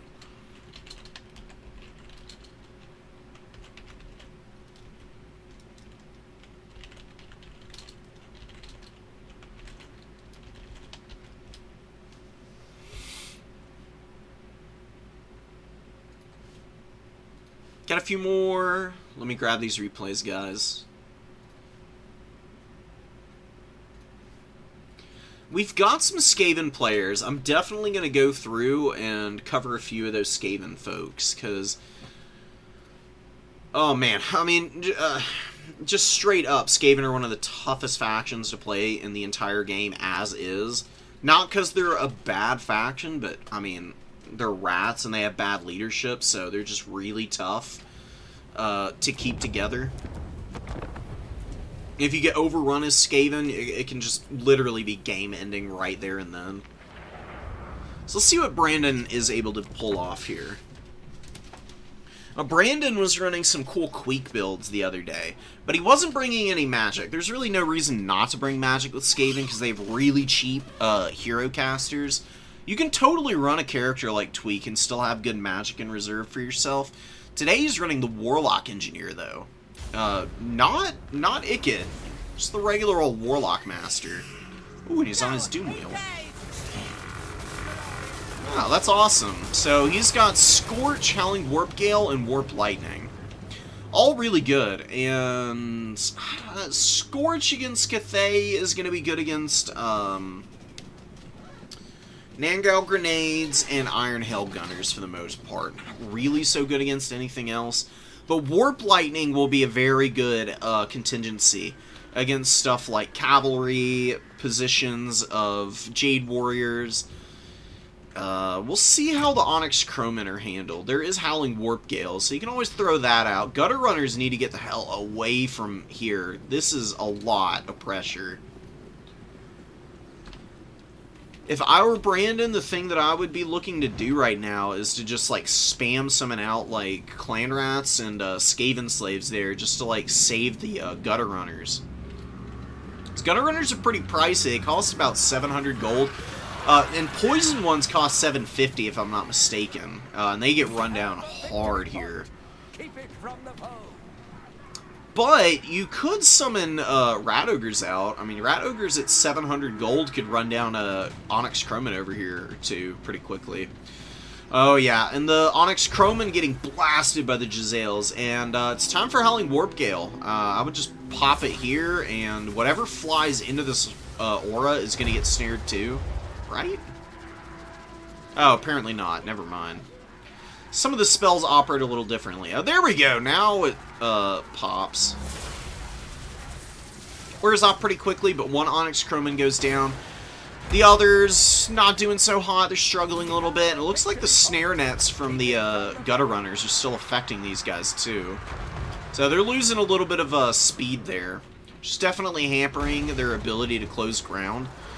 One Onyx Crowman does land on top of the Warplock Giselle teams. This is where the Rat Ogres need to get in and bail these guys out. Because weapon teams are pretty flimsy. They don't survive against aggressive flyers like Onyx Cromanwell at all. Another beautiful Howling Warp Gale. Not overcasted, though. I would really love to see an overcasted one, because it's double the duration. For not double the cost. It's not like the craziest discount for an overcasted spell, but anything to keep those Onyx Croman and Longbow Riders in the air a little longer while you clean up whatever remains on the ground is indispensable, in my opinion. So Anderland ostensibly has a value lead, but his Onyx Croman are crumbling so badly right now. That is not reflected in value at all. And, like, okay, you got Wanbo here, terror routing, Skaven Slaves and some Clan Rats, while the Fire Rain Rocket is just mostly shooting garbage, too. I mean, it's something. You gotta get rid of the Clan Rats and Skaven Slaves eventually. But this early in a game, when you've got this many aggressive dives coming in, and those dives are not paying off super hot, definitely something to be a little worried about for Cathay. There's not a lot of infantry on the field for them. They've got Nangal Grenades and some Jade Warriors over here. They're going to have to build something up to start taking points, though. And the Skaven are reinforcing on the backside of the map here. Actually bring in a Zap Zap Cannon. Oh, it gets Zap Zap Cannon against Cathay is actually kind of genius. Let me pause this here for a sec so we can talk about it. I have similarly had a flying character get absolutely annihilated by this thing. It increases cooldowns with every hit, not just from, like, all the artillery pieces. Each individual artillery piece imbues a 10-second cooldown onto the units that's being hit by this thing. Wanbo cannot use magic when he gets hit and has Zap on him. He also can't go human form and get small, so he's just like stuck in flying form every time he gets hit by that thing. There are a bunch of Onyx Croman diving again. We got the Poison Wind Mortars trying to get out. Doomflayer's on the way in to answer the Onyx Croman is a great summon in response. Need to get your mortars and your Zap Zap Cannon away from that fight, though, right now. Another good Howling Warp Gale, but not a lot of follow-up. The Jezzails underneath these guys are maybe going to get one volley off before all is said and done. I mean, it's really not going to be all that impactful, though. Still waiting to see what happens. We got the Fire Rain Rocket with 278 kills and more counting. Probably another, like, 20 or 30 Skaven Slaves going down there. Doomflayers are slowly killing the Onyx Croman. The Onyx Croman are desperately trying to kill the Zap Zap Cannon.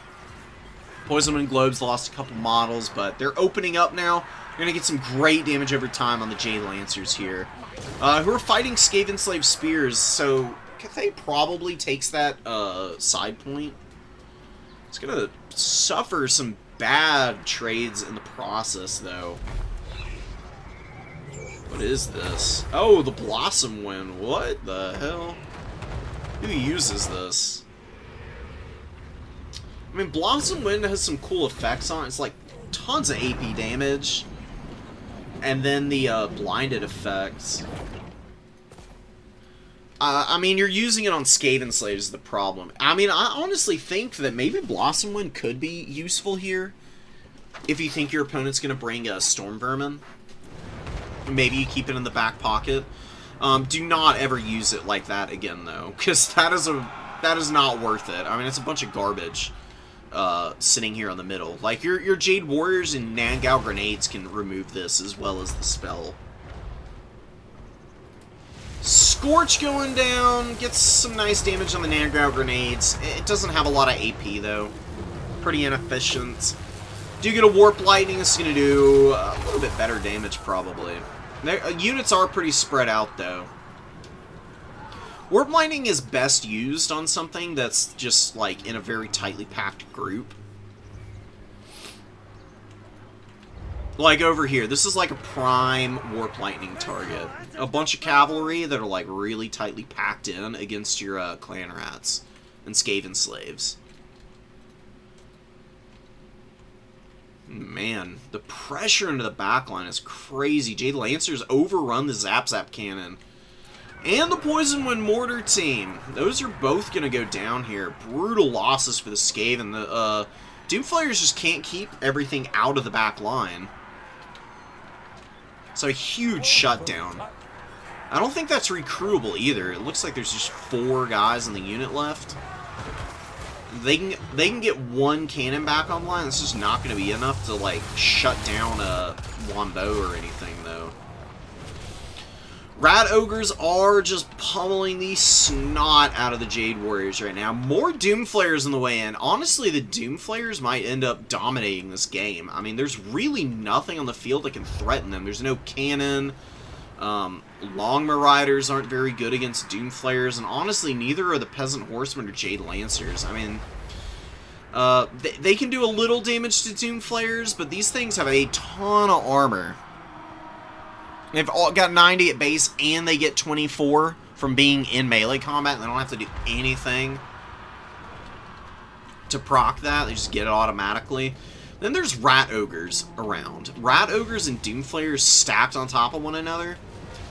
The Doomflayers soak up a little bit of damage, and the Rat Ogres can just dish it out with their good AP values. These guys are kind of tired, so they're not at, like, peak efficiency, but they've already gotten 1,000 value. And the Warlock Master is looking healthy, too. As long as Wombo doesn't just get a freebie by beating up on the Warlock Master here,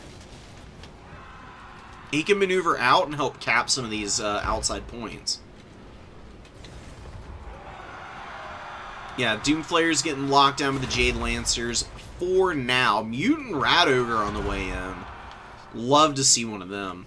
And yeah, the Skaven are pushing out from their spawns again. But man, losing those weapon teams is so rough. You've got to position your Skaven troops very carefully around your weapon teams. Weapon teams never stand and fight. The second something lands on a weapon team, you run them through your nearest clan rat or Skaven slave or rat ogre and just get the hell out of there. If you stay and try and fight with them, it's an exercise in futility and a complete waste of time and probably value because they're going to die real fast. They have awful, awful HP pools and melee attack and melee defense. Gutter Runners are really the only good cap weight over here. They get up on the point. They're going to start locking this down. Looks like they're walking. Something worth keeping in mind. If you select a bunch of units and put them in a locked group and then move them forward, guys just kind of like wander in. And they try to match each other's speed when they're getting into formation. And it can be a little bit frustrating and I have to deal with that. Jade Lancers are actually beating the snot out of the Doomflayers because there hasn't been anything to peel for these guys. They just continue to stay locked in combat because there's no Rat Ogres or anything coming out. Anderland has a huge amount of supplies too.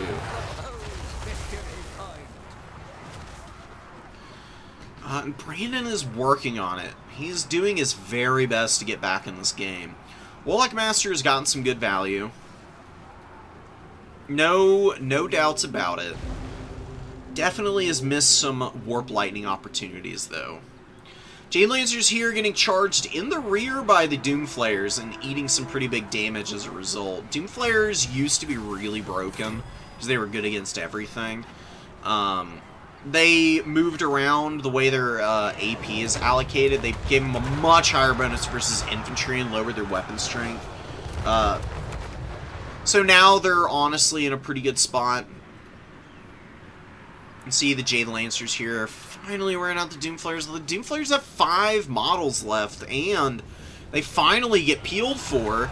Mutant Rat Ogre with them. Honestly, they should just bum rush the archers here. They could probably tear out these guys off the field in a short amount of time.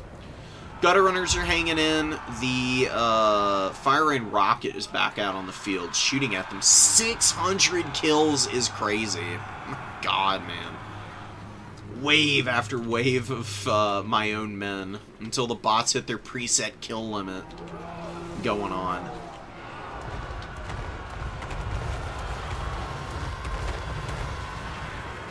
More clan rats getting turned into goo.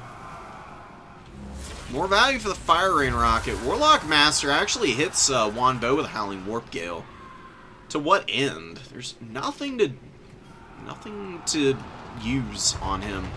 Maybe just doing it so he can't go and peel for the peasant archers back here. He does need Harmony on the field. Didn't really have many sources of Yin Harmony out. He's got the artillery and the one peasant archer, and that's it. That's the only thing that can get these Jade Lancers and peasant horsemen the extra leadership, melee attack, and melee defense they really need. Time for Warp Lightning. Like right here, just to hit the other side away from the Morskatar's Hellion. Morskatar's Hellion is another unit that's kind of cool to see. It's got this really cool warp discharge effect. Actually does a lot of damage with this little radius whenever it procs. It's on a really short cooldown too. But it also has zap.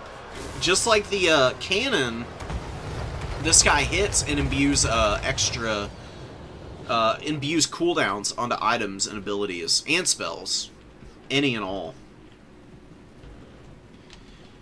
1800 supplies for Anders here. Onyx Chrometer on the field, but, you know, again, I mean, the value training has not been bad for Ander at all. But he's got nothing to, like, push the points, right? I mean, he pushed them well, and he had a triple cap for a little bit, but Skaven swing right back out onto the field, and they're within the margin of error to win on 2. Pretty sure if they just lock down these 2 points for the rest of the game, they just win, and Skaven have cheap cap weight. Just like the Empire with their, oh my god, look at the damage from that frickin' Fire Rain Rocket. Wow. It's kind of 1,000 kills, dude.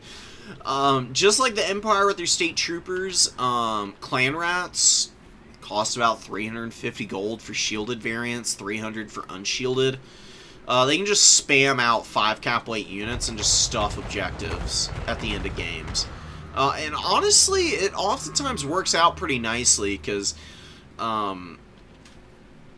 you can force diversions from people onto other objectives that they maybe aren't really interested in having to be forced into a position to defend. It's kind of like what's happening now. Like, a Longbow Rider has to come all the way over to this outside point for 1 Clan Rat and 1 Skaven Slave. It's going to be a downtrade for the Skaven, but it's going to give them so much more time to reinforce their other objectives, which might be in trouble. Lot of stuff, and a lot of Skaven Slaves running. Gutter Runner's not doing too hot either. And 2 Nangao Grenades coming out over there. Hellion and some Rat Ogres beating up on Peasant Long Spears. Terror Route incoming. They do indeed very quickly Terror Route. Fire Rain Rocket with 965 kills. You're making really good contact with the Warp Block Jezzails here. 2,600 on that thing. Jezzails are just shooting whatever comes into range, doing their best to try and help the Skaven win this match. Skaven are going to lose that number 3 objective, and that's going to be a disaster for them. They are not summoning in enough to defend that now. It's mostly Skaven Slaves, some Rat Ogres. Rat Ogres can definitely thrive here a little bit. As long as the Peasant Spears stay out of the fight, they should be able to get some good value. Nangao Grenades are not a very good unit in terms of damage. They do have this Heaven's Flash ability that's pretty decent. Lowers stats pretty heavily for an extended period. What? Yeah, 31 seconds is a long time.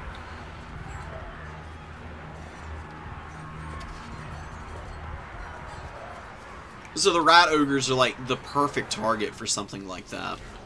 Number 2 is the Lockdown, Morskatar's Hellion, and the Rat Ogres with the Warlock Engineer, the Warlock Master.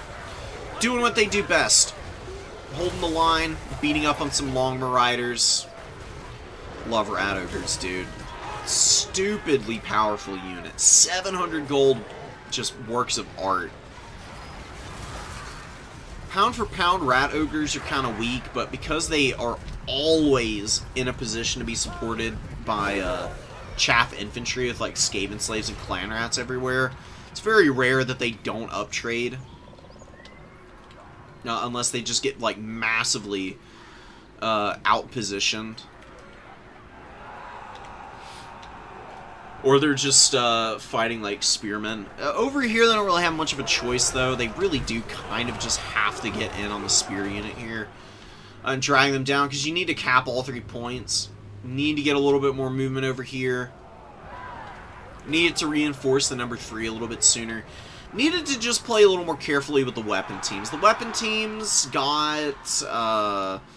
they got stretched out into areas that they really shouldn't have been. There was one engagement very early on where Onyx Crowmen your opponent landed 1 Onyx Crowman and locked down both your Jezzails for an extended period, and even killed the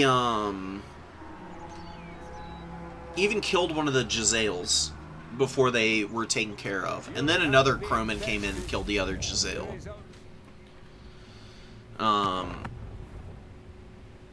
The Gutter Runners weren't bad. They just kind of got swarmed early. There's just a lot of things that kind of happened out of whack with the Skaven. That's the problem with the Skaven, man. For newer players, you misplay them early, and you have a really hard time pushing in the late game. It's also not enough cap weight. You do not need multiple poison and mortars. You can cut one of these guys and get 3 clan rats in here. Just clan rats with spears. That's all you need. Or shielded sword and board clan rats. You just have to have some cap weight. This is not enough. There's not enough here.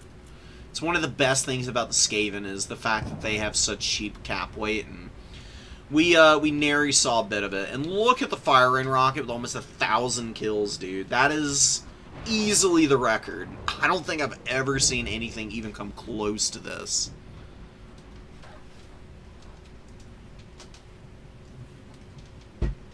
Freaking gross, dude. I actually do like spamming out the peasants here. The peasant spears are an excellent unit against Skaven because they hold up decently against Doomflayers, and they ruin Rat Ogres. Rat Ogres get deleted by peasant long spearmen. You can tell because these guys actually got good value. 739, 835. Grenades didn't do much, but Longbow Riders and the Crowmen were respectable enough. Wanbo was not really the kind of lord that you want for Skaven. I think if you're going to bring one of the dragon characters, Zhao Ming is who you want, because he can just Dragon Breath Skaven down. He has his Vambraces, which give him a nice chunky heal when he gets beat up. And in the late game, he can just Terror Rat everything. Kind of like what Wanbo wants to do, except on a budget. Wanbo just tends to be a little too expensive. Like, we can kind of show it off here. Both these guys can be Grand Cathay. Like, Wanbo is already...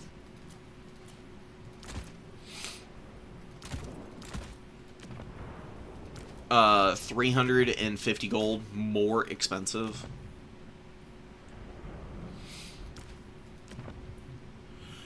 He's got fairly similar stats to Zhao Ming. The nice thing about Wanbo is that he has AP on foot, unlike Zhao and Miao, who don't have weapon AP weapon strength on foot. And you can see that Wanbo has a nice little spell kit. He's got some cool stuff in here, like Shems and Net are both really good spells. Should definitely try using this a little bit more if you're going to use Wanbo regularly.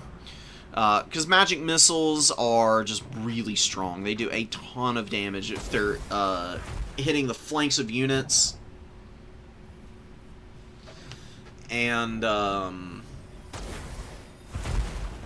overcasting it gives it a nice boost to the point that it can kill artillery models very effectively.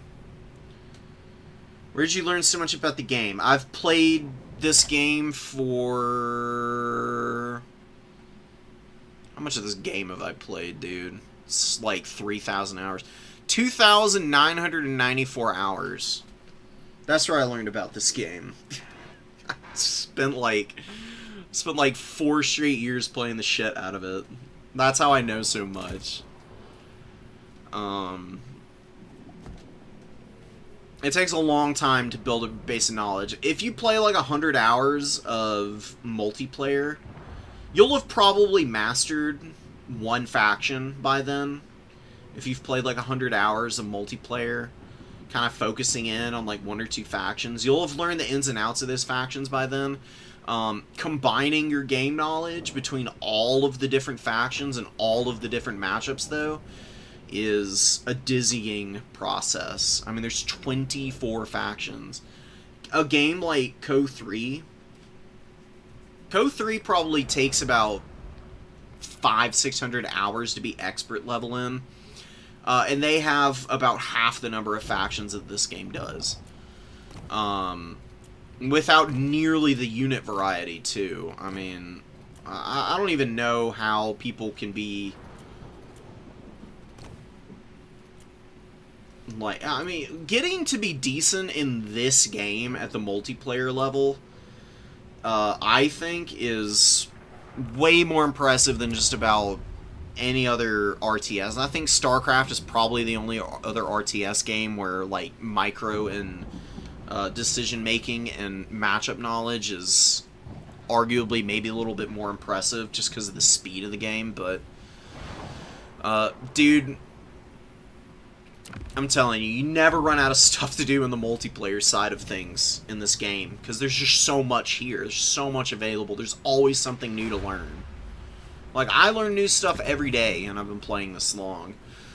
I mean, it's the benefit of a game having support for, what, almost 10 years now, because the first game came out in 2017. End of 2016, maybe. And the number of hours I have on this, 2,900 for Warhammer 3, doesn't include 1 and 2. Because in those, I've got 686 in Warhammer 2 and 190 in the first one. I didn't play nearly as much then. Most of the time I spent playing has been multiplayer for this. I'm really rusty right now, because I just don't have time to play currently with work. But that base of knowledge never leaves you. It's just building that up over time. That's the hard part. It's hard to be patient with losing early on, because you don't always understand how you lost a game, and that can be really frustrating. Just why just watching guys like Turin, Anticity, Renataki has a bunch of really good matches. Has been really active lately. Renataki is probably the person to go to right now if you want more material from just a pure multiplayer perspective, because he's putting out videos like every day. He's the guy to watch some of the higher level stuff right now. Turin's always good to go to because he's just really cool, and whenever he is streaming Warhammer, he's always putting on a good show. We're going to watch some Tzeentch versus Lizards, Chimo versus Dalton, and then we'll get into the semis and the finals.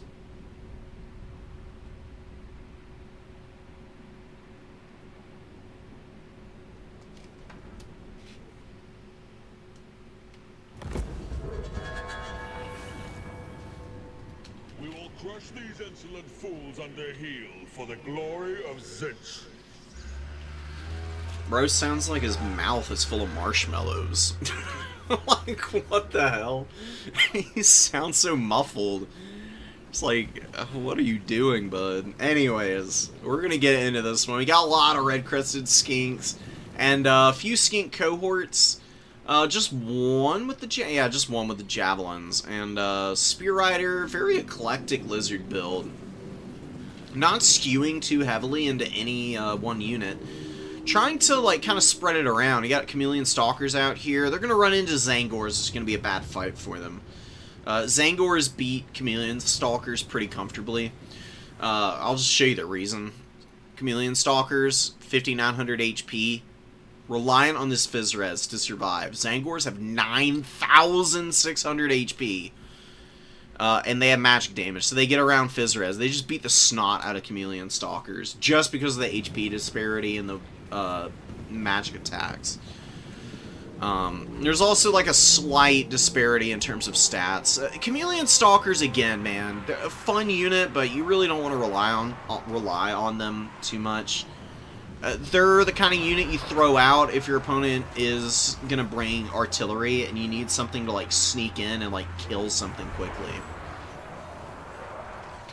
For the purposes of fighting and like frontline engagements, they're quite bad. Brutal! Oh, that's such a beautiful chain lightning. Blue horrors get absolutely deleted here. Marauders take some decent damage too.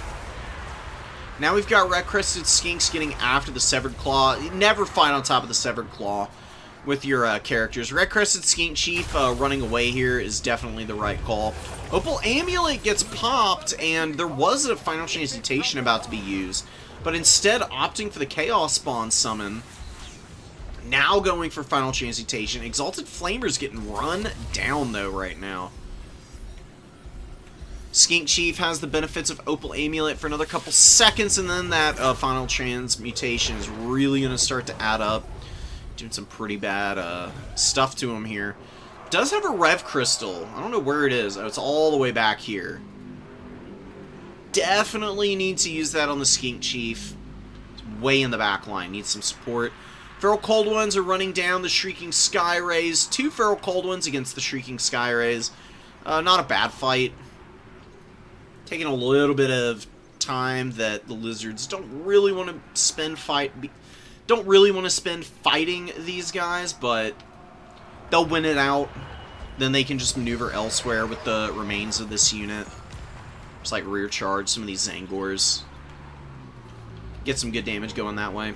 Skink cohorts use all their ammunition, and they already have pretty much gotten their value back, and now they can just sit here and occupy the attention of the Zangors for God knows how long. Zangors are a good unit, but they don't have like great DPS. Fairly slow to kill oftentimes. Another good Chain Lightning. Decent chunk of damage on the pink horrors here. And rotating down into the Marauders. Could have hit a little square. That one definitely is leaving a little bit to be desired. Brutal Searing Doom here. Oh my goodness. The Chaos Sorcerer Lord of the beautiful cast there to just ruin those Spear Riders, taking half their HP almost. Spear Riders over here are being run off the point by Zangors, but they do pull them away into the trees. Just run away now with the Spear Riders. Like back and then loop them into the middle. Zangors might get forgotten about, or they go and slowly cap that point up. Nobody has taken the number 3. I mean, it has been uncapped this entire time.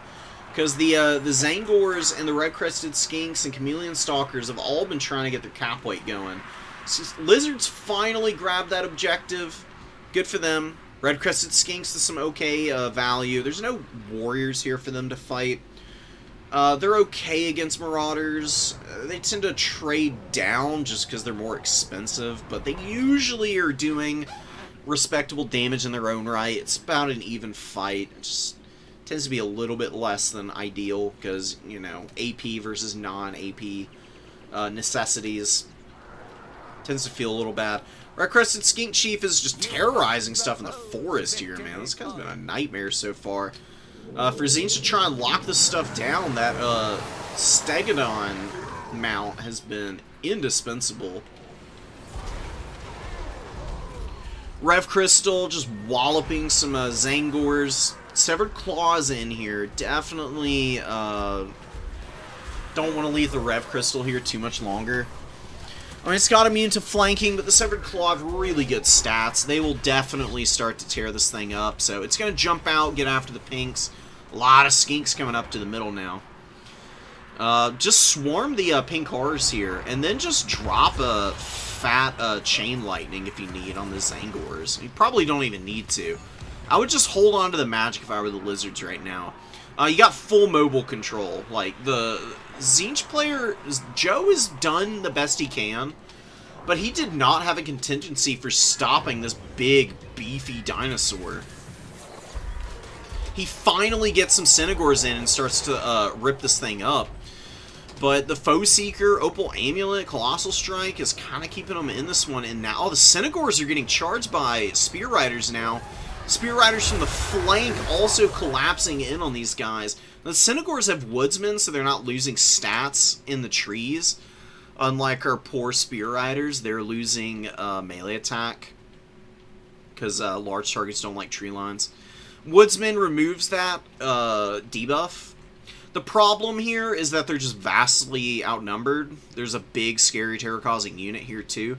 And the charge bonus on the Spear Riders is enough to just, like, not worry too much about the loss of 6 melee attack. They get in on the flank, and they're going to very quickly rip through the Cynagor unit. And then, Red Crested Skink Chief, are we going to see some freaking heals for him? Come on, Rev Crystal, I know you can do it. Hadn't used any of the Rev Crystal heals. Don't be stingy with these. Rev Crystal heals are stupidly strong. It's a 10% heal. Every single time, you got 7 uses. You can use this on one unit if you want to. You will max out their cap pretty quickly, though. I think the heal caps are like 40% of the total of the HP pool. Since healing is always percentage-based in Warhammer 3, 4 or 5 uses on a Rev Crystal will heal the one target that you might dedicate it to. Just use some of the others on different targets. It's super efficient healing because it resurrects dead combatants. There's never any wasted heals at this thing. Using it on a Red Crested Skink is not bad. Like, a lot of the time, you want to maximize your healing by focusing in on the high-value stuff, but Rev Crystals, just because of the way they work, I think they're worth using on anything and everything. You do want to make sure that your big stuff gets the majority of the healing, but Lizards are a very resilient faction leadership-wise, so you can get away with your Red Crested Skink Chief getting pretty low on HP, as you can see. Gets a nice heal, gets about gets about 900 HP, rather. It's got 9,800 HP on this thing. It's 980 HP. He's going to be able to run back and terror out some of the Zangors and Marauders that might still be around the field. Blue Horrors over here are helping Zangors who are fighting the Saurus Spears. Saurus Spears are not really going to be hitting the Zangors. Zangors have a lot of melee defense for their price point. And Saurus only have 23 melee attack. At least the shielded Saurus Spears do. While they have good weapon strength, it's very infrequently making it through the melee defense of these Zangors. And being tired hurts melee attack way more than melee defense. It's only when you get exhausted do you lose, I think it's 10% of your melee defense values. These guys will lose 4 melee defense when they hit exhaustion. Similarly, though, the Saurus are going to hit that point, and they'll also lose some of their melee defense, and that's way more critical for them to hold on to. Blue Horrors get summoned, or actually get committed into combat here against the other Saurus Spear, which is attacking. Joe is just slowly going to lose over here. He's not, like, doing badly, but it's just kind of inevitable because his units are going to get cycle charged by the Feral Cold Ones, and then you've also got to contend with the fact that these Saurus are just so beefy, even though they're not really cleaving through the Zangors quickly. Nevertheless, they're persevering through the amount of damage that they are taking, and they will still be present when all is said and done. While Joe's units are just slowly going to get worn out. Like, they're just not going to be able to hang in nearly as long. Another really good Rev Crystal heal on the Red Crested Skink Chief. Running back and away from the Screamers. Screamers are trying to get the kill on him. There's some Spear Riders here, though, and this guy does pop all of his abilities. Warrior Crest and Colossal Strike and Opal Amulet. Look at the stats on this freaking dude. Red Crested Skink Chief is, like, sneakily one of the best lords for the Lizardmen, by the way. Just because of his buffs. They're on short cooldowns, too. 60 seconds for Ward Save, 90 seconds for Colossal Strike and Warrior Crest, both of which give huge bonuses to this dude. Gives him bonus versus large on an anti-infantry monster. This is a dual-purpose machine. And the Screamers are getting worn out just so quickly. Spear Riders, Skink Cohorts, little old Skink Priest, and the Rev Crystal all here. Yeah, nice Lamprey's Bite, but not going to be doing enough. Sorcerer Lord with good value. He's just not as impactful in the late game as the Skink Chief is. You know, these big characters on expensive mounts, they can be a bit of a liability in the early game when it's a more skirmish-focused phase, which is where Tzeentch shines. If these guys last into the late game against skirmish factions that don't really have the same heavy-hitting, like, combat-focused characters, the disparity in trades gets kind of outlandish. Like, this Stegodon, pretty beat up. It's still got heal support. It can just run around and tear out stuff ad nauseum for an indefinite period at this point. There's not enough out for Tzeentch to be able to handle it. You have to be able to kill these kinds of characters if you're going to be running a Tzeentch build. And Final Transmutation is a mighty fine spell for doing stuff like that. It is crazy expensive, and you cannot rely on it solely by itself. It's kind of hard to bring Changebringers in this matchup, though, because Lizards do have some pretty good tools for killing that Colossadon Hunters. They can throw out Chameleon Skinks as well, who are really good against the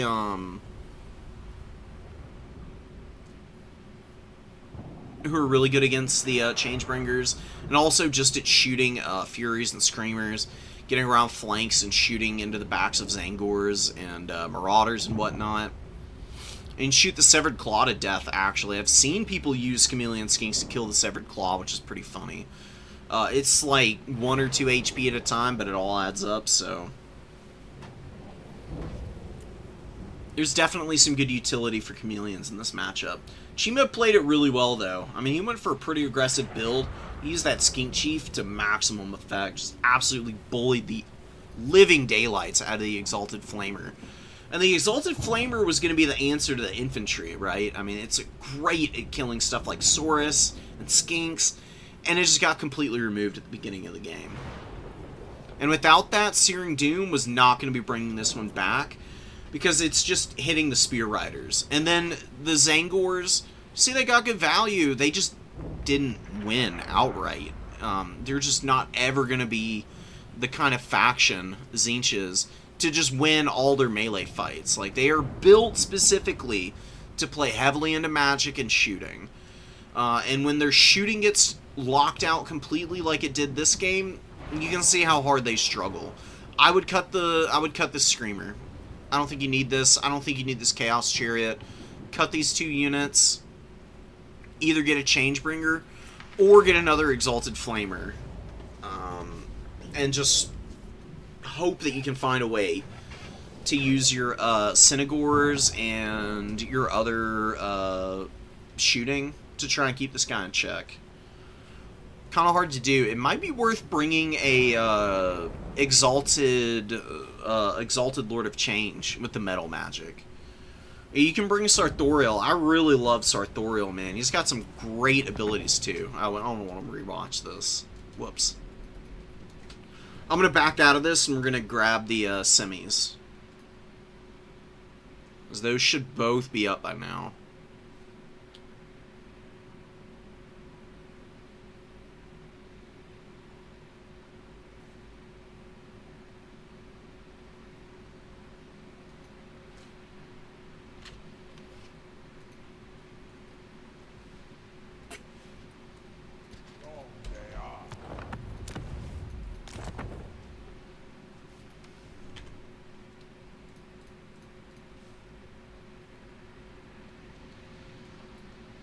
Yerp.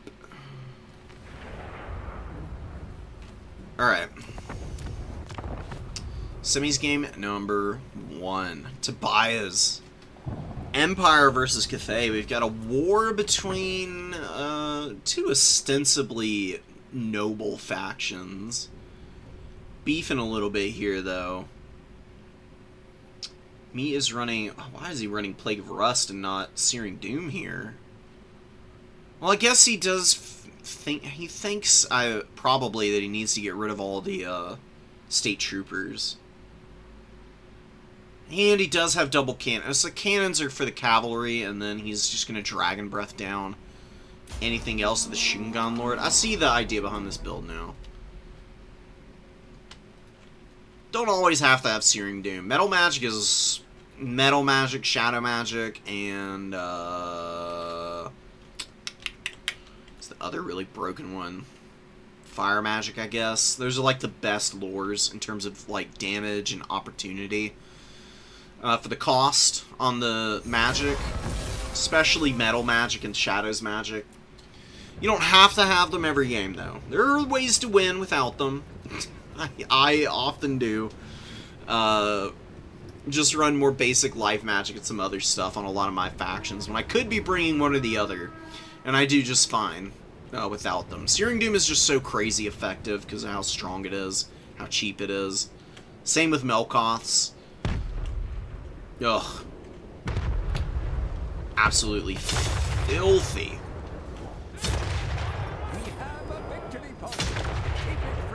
The absolute best sound effect in this entire game is Cathay Grand Cannons, dude.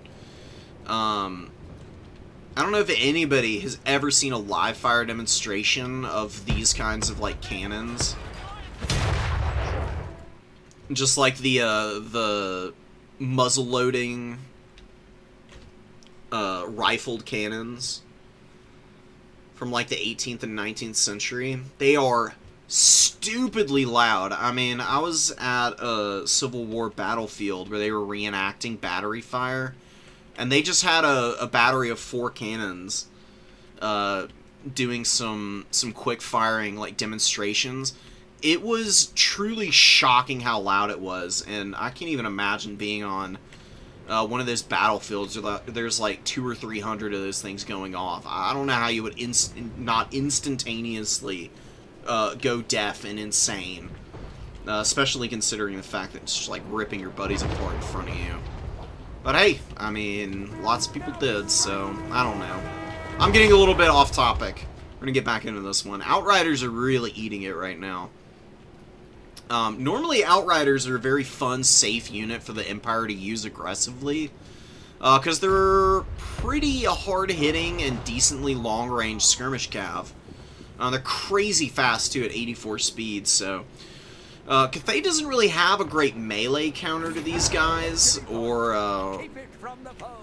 honestly, a great range counter, because, like, yeah, crossbows, they can crowd out some decent space, but on a big open map like this, it's a lot harder. They should be able to poke the flanks, but because of just really good cannon positioning, completely shutting that down here. Empire Captain is going to tangle with the Shungan Lord. Honestly, what Meat should do is just land this character into the Peasant Long Spearman. It looks like he's going to go for it. Empire Captain follows to the ground. Spears should just surround the Empire Captain and just poke him to death. They'd be more than a match for it, too. Ooh, handgunners in range of the Shungan Lord. They could get some good damage off here if they open up and actually make contact with the character. Couple shots coming in. Shungan Lord is just staying in against the Empire Captain. Not something that I would recommend. Beautiful Dragon Breath. Searing Doom coming down for the Peasant Long Spears. Not the best choice of target.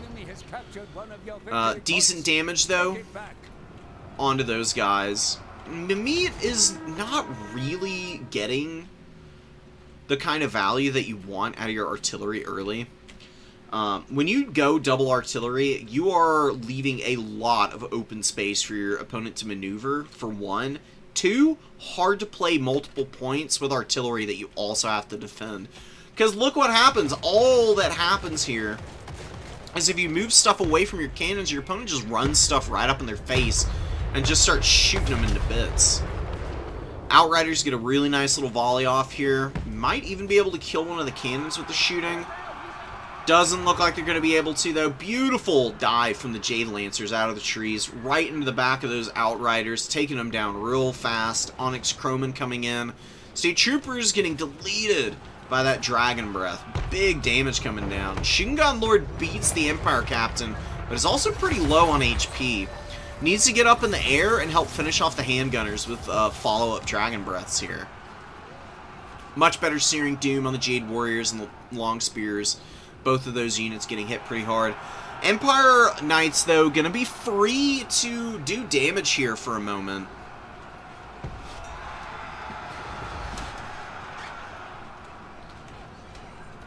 We get some follow-ups from Jade Lancers trying to save their Jade Warrior crossbow counterparts. Should be a pretty favored fight for Cathay. Empire Knights are a pretty solid unit overall. In a 1v1 against Jade Lancers, they trade out about even, especially if there's no Harmony for the Jade Lancers. Once Harmony comes into effect, though, it's almost always going to go in the favor of the Cathay Cavalry. No Demogryphs or anything like that on the field right now, as far as I can tell. Just more Empire Knights screaming around the flanks. Ooh, one cannon gets shut down. Great charge from this Empire Knight off the edge. Shatters the unit, too. Ooh, and Crane Gunners in the wrong neighborhood at the wrong time. Meat gets out some Onyx Croman. Best he can do right now. Not enough to completely stop this unit from making contact. Just hoping that he can get them up and maybe find a way to save the Crane Gunners. I don't think he's going to be able to. This Empire Knight is going to feast here, man. Not only are they going to kill this Crane Gunner, they might even be able to run down a decent number of the Onyx Croman if they can just turn around and hit them. Friendly fire, too. Cannon point-blank shooting its own stuff. Killing a lot of the Empire Knights at the very least. Might even help save this position here for Grand Cathay. Looking rough. Oh, Crane Gunner shatters. That's really unfortunate. Cathay is holding this middle point, though. Oh, but a beautiful overcasted Final Transmutation. Or actually not overcast, just regular cast. Hits the Alchemists and the Jade Lancers, though. Takes a lot of HP off those guys. Would have been really nice to see it get thrown onto the Shingon Lord, but Shingon Lord actually looks like he got shot up maybe by handgunners and is running off the field. 1400 value. Yeah, the handgunner is looking pretty healthy over here, all things considered. And with some pretty decent value. Shooting up some routing Jade Warriors right now. I'll just swap them over to kill this Peasant Long Spear or shoot at the Jade Warrior crossbows. You're in a really weird spot. There's actually an Empire State Trooper on their back. Just fully facing away from the spawn points of Grand Cathay. Knockdown drag-out fight here, man. Ooh, Empire is winning on the number one. They break the Peasant Long Spears over here. Wow, and with just a bunch of tattered garbage, they're able to grab the number one. Onyx Croman could mop up all these units, or they could just get run off into the trees by the Outriders here. Looks like they're going to make contact with the Outriders and kill them. Even if they break all these Empire units, you still got to find something to recap that. And the Long Spears there will take maybe even like 2 minutes to cap with how beat up they are. They really don't have that many guys. And they're expendable cap weight too, so they only have 1.2 cap weight. Beautiful Knight of the Blazing Sun charge. Jade Warriors unbraced just a little too long, and they just eat it right there. Big damage. Jade Lancer, or sorry, the Knights of the Blazing Sun going to try and pull out. A couple cannonballs coming in, killing a few guys, but nothing too terrible. Cathay is in full retreat now from the middle. They have been completely broken here. The Empire Captain and Balthazar Gelt looking to kill the Alchemist. Just have Balthazar run her down. The Empire Captain's on foot, and yeah, he's going to go back to the middle. Great call. Fresh Outrider on the field, looking to shoot the halberds. They're like, I don't know what it is about Outriders. For whatever reason, Outriders shooting at some units just fire wildly over their head. It's kind of wild how ineffective they can be at times. It's best to give Outriders like a chevron or two, because that seems to markedly improve their accuracy for some reason. Way beyond just what the chevrons say they do. In fact. Crane gunners are trying to get in position to get set up and open fire, but the Outriders could just run them down here, actually. I don't know if there's enough to save them, especially considering the Empire Knights have just shut down the other Grand Cannon, finally. 1,200 value on that Grand Cannon. The other one over here probably had close to 1,000. Outriders do get attacked by the Crowman. Crowman going to get a lot of value here. Crowman running down handgunners here. Handgunners at 1,300. And 800 here. How much do these guys have? 465. Pretty good performance from the handgunners in total. Cathay seems difficult. Yeah, Cathay is really difficult because of Harmony. Harmony is the X factor that wins them more fights than they lose. Otherwise, their units are kind of bad in one-on-one situations. They really have to have Harmony active for a majority of the game if they're going to win matchups. If they get spread out and they start losing stuff like Crane Gunners to freebie dives, it's pretty much all over for them. They play very, very well out of formations. Or they play very, very well in formation. They play very poorly out of formation. The second Cathay starts to spread out, and the second they start losing Harmony on units is when they start getting in trouble. This is a huge map, too. Edge of the Darkwood is literally probably top 3 largest maps in the entire game. There is no way you're going to have enough frontage to cover every possible angle on this map. You have to have some stuff to defend your forest here, especially if you're going to set up artillery on the edge of it. You have to cover your home objective, and you have to find a way to cover the middle. You cannot do all of that and have units to stop your opponent from just flanking around through the open field here. I think, honestly, for this map, this is a single entity Cathay build. Like, perfect time to go double Moonbird with just a ton of Jade Lancers, Peasant Horsemen, and Onyx Crowmen. With, like, some Peasant Long Spears and Crane Gunners to get some Harmony coverage. I do think some Jade Warrior Crossbows can work here, too. Maybe you get a couple of them in the start. Let's see what we can do in terms of a build for Cathay there.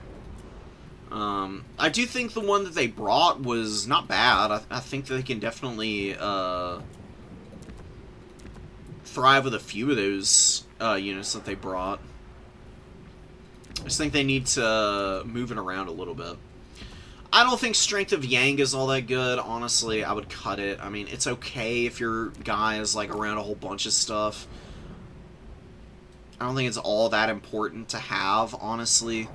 Although I guess, actually, I changed my mind. Since we're going for a single entity build, you do want it. You're going double Moonbird. The reason you're going double Moonbird is for Moonflare. Because this snares units in its radius can't move when you get hit by Moonflare. It does a ton of damage. You compare Moonflare to one of the other powerful single entities in the game, Emberstorm. It's the exact same thing. It just also stops units from moving. You get 3 uses of it. Moonbirds have a lot of HP. Little weak on the armor, but they have fire resistance and missile resistance, which can help them out in some niche fights. AP is a little low, but they do have good melee defense stats. Very hard to fully kill these birds in good timing. And they've got good leadership and a ton of speed, so they're quite disruptive. And a terror-causing unit, of course. State Trooper's very vulnerable to terror routes. So you have 4,000 gold. You get a couple Jade Lancers, a couple of Peasant Horsemen, and, I don't know, I mean, a couple Jade Warriors, and 1 crossbow, I guess. Or you can do... Nah, I think you want the cap weight of the Warriors. Yeah, do double Warrior. Cut this guy and get the crossbow. Have them move up to the middle by themselves and just play flanks with the Lancers and the Moonbirds and Shugengon Lord. with Dragon Breath, should be able to hit handgunners in the back line, just to weaken them out, and you can use the Moonbird flares to, like, hammer them pretty hard. But you kind of want to build up a little bit with this one. You want to just get more horsemen on the field, like maxed out Peasant Horsemen and Lancers. You can get a Crane Gunner in reserve. Get a couple Peasant Long Spears here. Another Crane Gunner.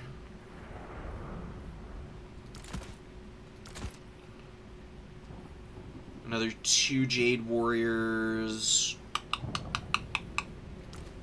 I don't know, a Peasant Archer or something, I guess. This would be a really tough build to scrap with for the Empire. Empire has a hard time against flyers at times. Hard time against flyers at times. Very great sounds, good job.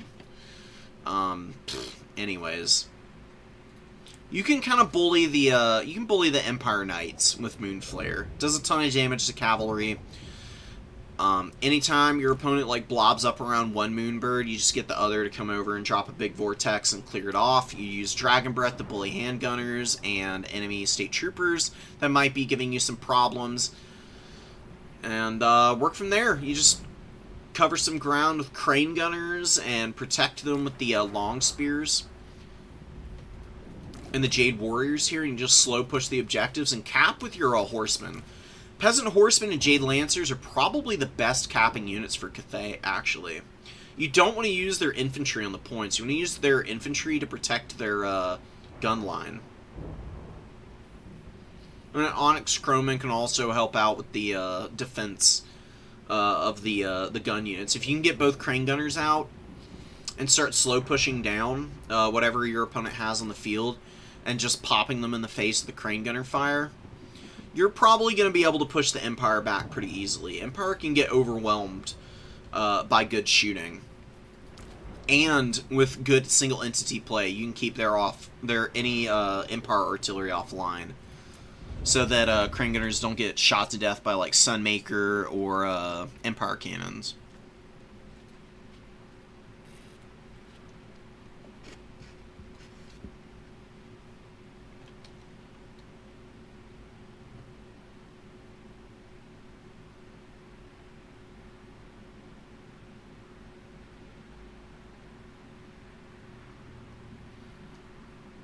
Alright, RIP. We didn't get a second semis game, so we're just jumping straight into the finals. Somebody just conceded a game. So it's one semi and finals match now. It's Wood Elves versus Empire, which is gonna be a... Ooh, it's gonna be tough, man. Empire is okay against Wood Elves, but they can definitely get folded up pretty bad. If their mobile play is not super on point. And then we've got a Spellweaver with Melkoths, and yeah, we've got double Waystalkers. Those Arrows of Kurnus are going to ruin the Hawk and Long Rifles. Yeah, I don't know if Tobias is ready for that. I think his build doesn't look bad, though. Maybe he's going to be okay. Just gotta see. I'm a little worried about it. I'm so scared for the damage that Arrow of Kurnus is going to do to the Hawklands. Because it cleaves through units like this pretty badly. You can see it takes out 4 models here. Another Arrow of Kurnus incoming. Takes, oh my god, another 8 down. Yeah, Herga Jaeger Corps immediately goes to half HP, which is kind of a disaster. Huge value lead for Galju immediately. Ooh, and Loec's Blessing gets used. Running forward to try and hit a Melkoths here. Just drop it on this Hawkland. Beautiful. Melkoths is very effective against Hawklands. You can see, man, look at the HP melting off these guys. They're going to lose almost 1,000 HP here. Ooh, 1,100 HP. Gone immediately. And here's the thing, follow-up. I mean, all you need is 2 more Melkoths and you've killed this Hawkland, so... These guys are going to be asked to do a lot in a very short amount of time, and I don't know if they're going to be up to that task. Waystalker is getting shot up a little bit. Those guys are going to have to retreat, and it looks like they're going to be able to do so without too much damage coming down on them. Need to use the other 2 arrows of Kurnus to finish off the Hawklands that are chilling back here. Shouldn't be too hard. It's a heat-seeking 600-meter frickin' ability. Nothing dumb about that at all, trust me, guys. Spellweaver hits another Melkoth, this time on archers. Definitely doesn't want to be flying over the formation like this, though. Oh, man. Really deep in. And a big Hawkland long rifle volley. Takes the Spellweaver down to 3,400 HP. I mean, 1,500 off your caster character in a heartbeat is pretty rough. Galju is banking up a bunch of supplies. I would, honestly, considering how expensive the cavalry can be, a really good idea to bank early. Get a Wild Rider coming in. Empire Knights are out, though. Empire Knights are pretty good into Wild Riders because of all the armor on them. Yeah, double arrow coming down. Big damage on the Hergig Jaeger Corps. They're looking real flimsy, and we get another Melkoths from downtown from the Spellweaver. Hitting this other Hawkland, they're getting down to 1,300, 1,290 HP on 28 models. They get hit by any bow fire, they'll go down pretty hard. I mean, you can see there's a big Glade Guard line. The Empire's having a hard time pushing through to lock down any of those Glade Guard.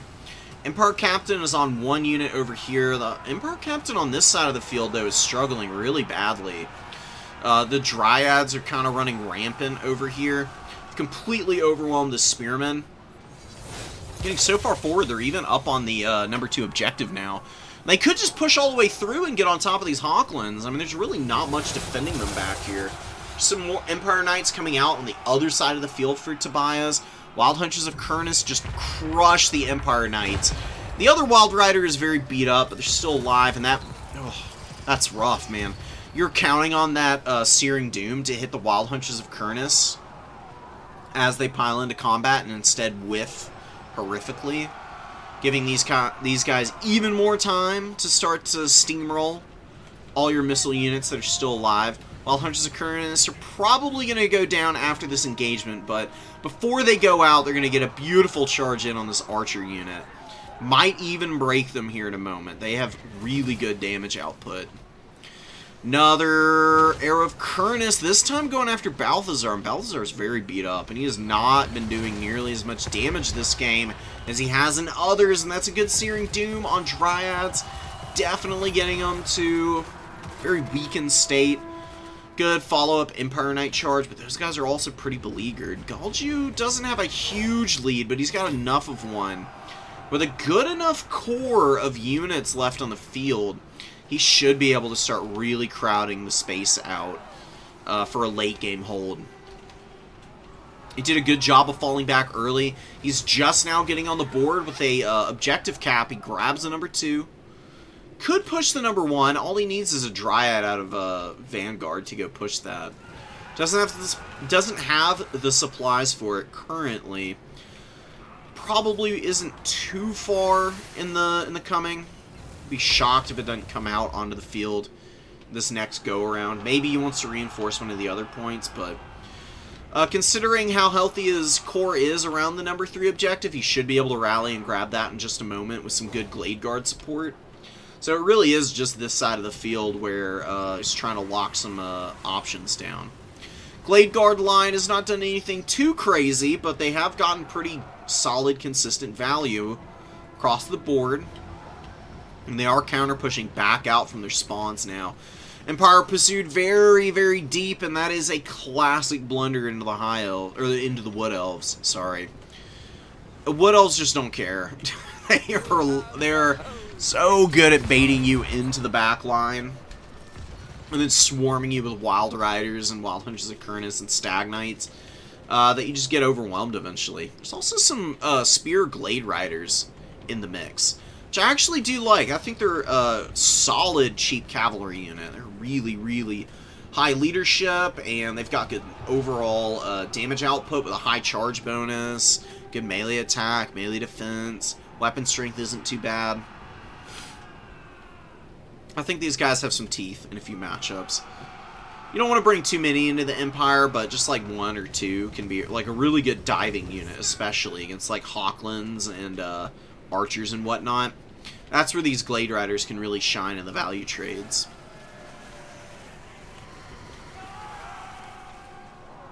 Wood Elves are just filling out their front line. Still no push onto the number 1. The Spearmen for the Empire move off this point over there. Empire Knights are looking for some engagements. Balthazar Gelt is on like 600 HP, yeah. 663.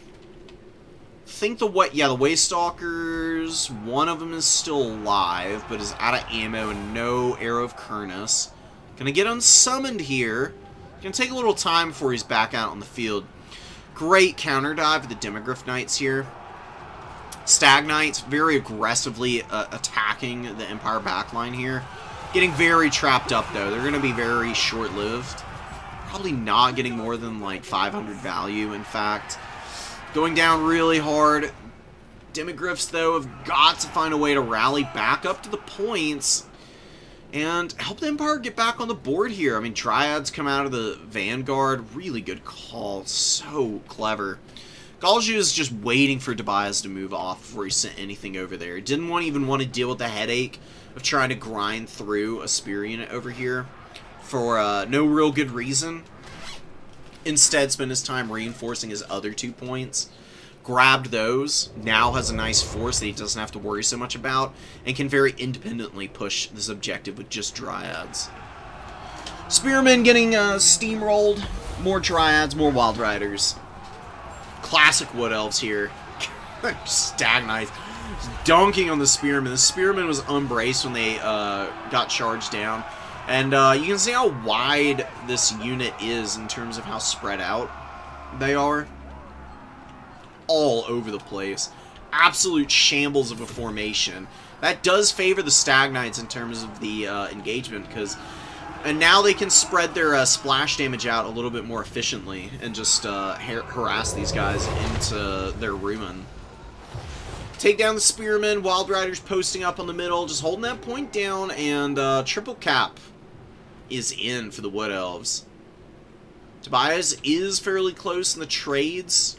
Just looking at it from an objective viewpoint, doesn't look that bad, but State Troopers very bad against the Wood Elf front line. And the Empire Knights, man, I mean, they can get some good damage off here. Finally going to get into the cookie jar of some of the Glade Guard. How long is this going to hold, though? Because the Wood Elves are smart. They just gave up the number 2 objective, and now they're looking to maneuver around the number 3 and probably set up on the number 1 objective. What I would do is get another Dryad out here and then some Glade Guard. Because the Glade Guard can set up on the backside of the hill here and just shoot anything out of Vanguard. Well, the Dryads just hold the line.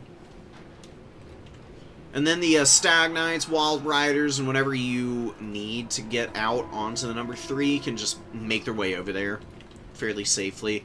So all these Spearmen are going to take ages to move anywhere. They're not really a threat to anything other than the cavalry. And they can't chase cavalry forever. I mean, they're never going to catch them, obviously, so it'd just be an exercise in futility. Wild Riders actually catch this Empire Knight out cold. These guys running away, stopped. Lapse of micro allows the Wild Riders to catch up to them. And without the Empire Knight's charge bonus, these guys are going to lose to the Wild Riders, because Wild Riders just have better stats. Hit more consistently.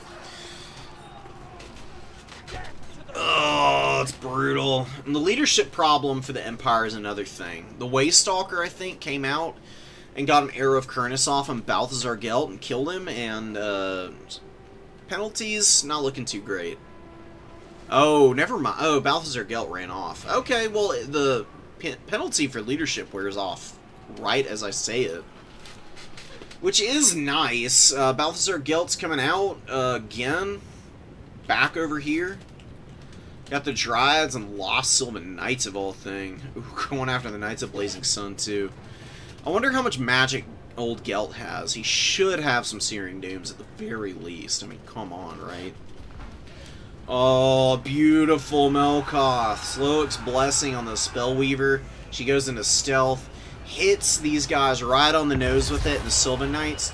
Collapse from the other side, and they get a decisive win here. Oh, that's huge. They get hit by everything under the sun, though. They get hit by Searing Doom, now Final Transmutation, Spellweaver is in here. Good value on those couple casts. Goes from like 400 value up to 1350. Instantaneously. Tobias actually does have a bit of a value lead, and looking around the field, he does have more on the table. The problem is what he has on the table is not very good against what the Wood Elves have out. The Stag Knights are kind of a nightmare to contend with in the open field. And the Sylvan Knights did survive all that magic, and, I mean, they got Terror, and they got 26 models. Now, I just pulled them off and just, like, be trying to run down all these Spearmen on the middle point right now. Dryads are on the way in. They're going to rip into these poor, Spearmen. See how quickly this fight resolves. Arrow of Kurnus goes down from the Waystalker. I wouldn't really waste my time summoning another Waystalker out. Just unsummon and resummon one of them. You don't need Arrow of Kurnus as much as you do now as earlier in the game. All the Crane Gunners have... Or, oh, sorry, not the Crane Gunners. The Hawk and Long Rifles have gone down. Last one is routing now. Stag Knight's turning. Oh my god, it's going to be a massacre. Ooh, beautiful charge. Pushing a lot of the State Troopers right into the middle of the Dryad unit, too. And yeah, the Spearmen just immediately start melting. And the Empire Captain breaks, too. Huge dub. That's going to give the Wood Elves that center objective. Not that they really needed it. They've already got the number 1. They've got that number 3 objective on the outside as well. Dryads over here are just swarming over the Swordsmen. Swordsmen are just so heavily outclassed by these annoying tree entities. Dryads are kind of a derpy unit in terms of animations. They look freaking cool, though. I will say that.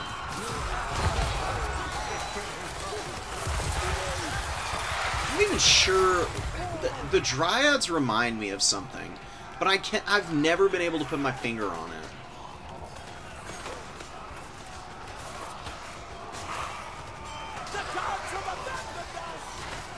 Oh my god, I know what they remind. They look like the freaking Forest Demon in the 4th Smiling Friends episode. If anybody has seen that, that's what they remind me of. That's amazing.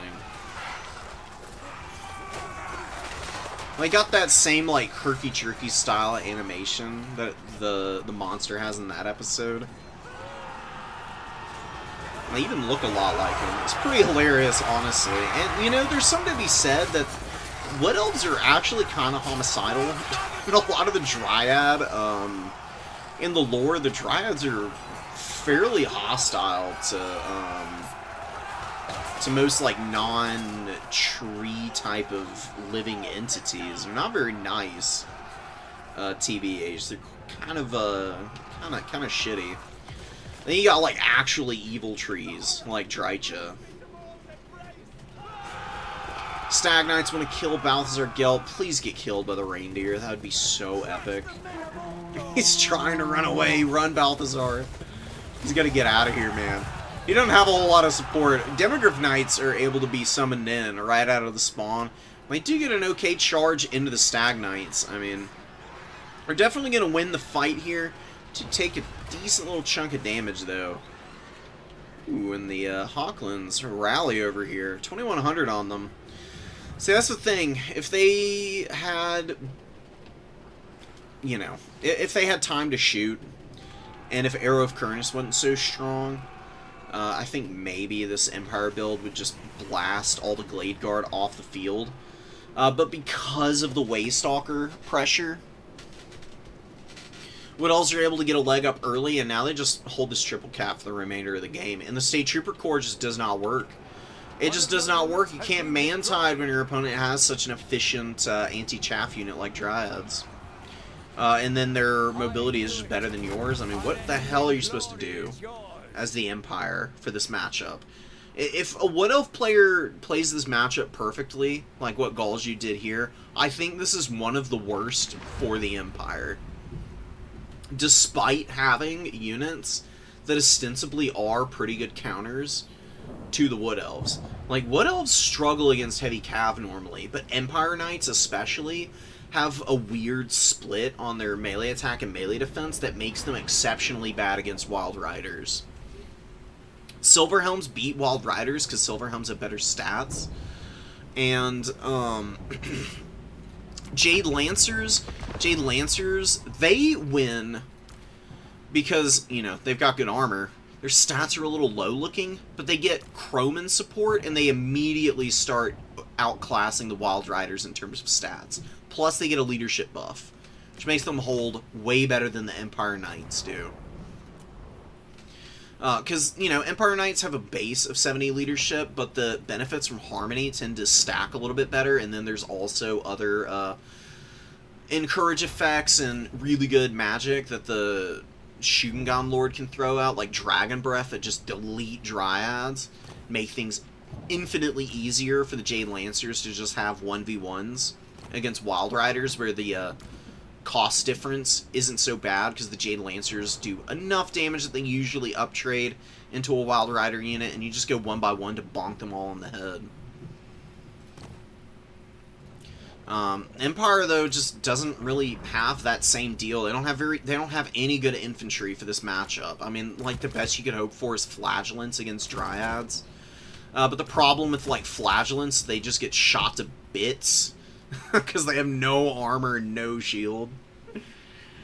Oh, it's crazy. Silverhelms are cracked. I mean, High Elves, dude, can just absolutely dominate the field with just a million Silverhelms if they really wanted to. Another thing about High Elves, they have the Fireborn. Fireborn have, obviously, fire damage, so they kind of wreck Dryads on the charge themselves. And then they just crush Wild Riders because they have 120 armor and ridiculous stats with Martial Mastery. Plus Fizzraz, dude, I mean, High Elves are really good in my personal anecdotal experience against Wood Elves. Because the Heavy Cav, Lothern Sea Guard with shields, outshoot Glade Guard pretty freaking hard. And what does the Empire have to counter Glade Guard? Empire doesn't have anything good against Glade Guard. Like, you can spam swords and shields. It's only bronze shields on 30 armor units, and you don't have anything in here that is going to hold up well against volley fire from Glade Guard. Like, handgunners get destroyed, they're way too short range. Huntsmen, or your longer range bow unit for the Empire. I need to just keep it like this. And they get outranged by Hagbane Tips and Starfire Shafts alike. I mean, it's not like a huge range difference, but 10 meters can make all the difference. Because the Wood Elves have a much higher calibration distance on their bowmen, and they tend to fire a little bit more accurately than what the Empire has. You can run like a crossbow spam type build, but then you're like running so many low armor like bow units that you've got to cover a huge amount of territory to keep them safe, and you can only get so many Empire Knights and Knights of the Blazing Sun on the field at any one time. I actually do think Reiksguard might be a little bit better for the Empire here. They've got more HP, more armor, same speed, slightly better leadership, way better stats, excuse me. Like, the melee defense is not that better. It's not that much better. They only get one more melee defense than an Empire Knight, but they get 8 more melee attack. And that's where the difference comes from. Because the Wild Riders have fairly low melee defense, as you can see.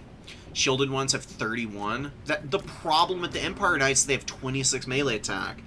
So after the charge bonus, they just don't do anything to Wild Riders because they don't hit very consistently, and they, in turn, their melee defense at 30 is weaker than the 34 melee attack of the Wild Riders, plus you gotta contend with the Frenzy. Then there's Fizzraz.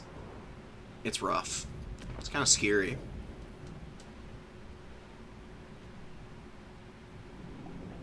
Wood Elves, High Elves feels very fun to play from both sides.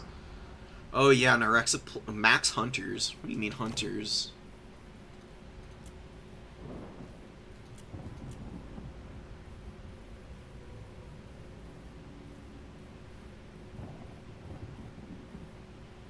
What do you mean by hunters, brother?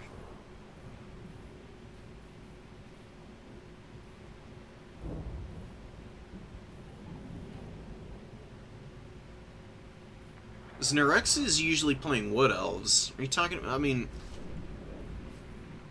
are you talking about Deepwood Scouts or Way Watchers or something?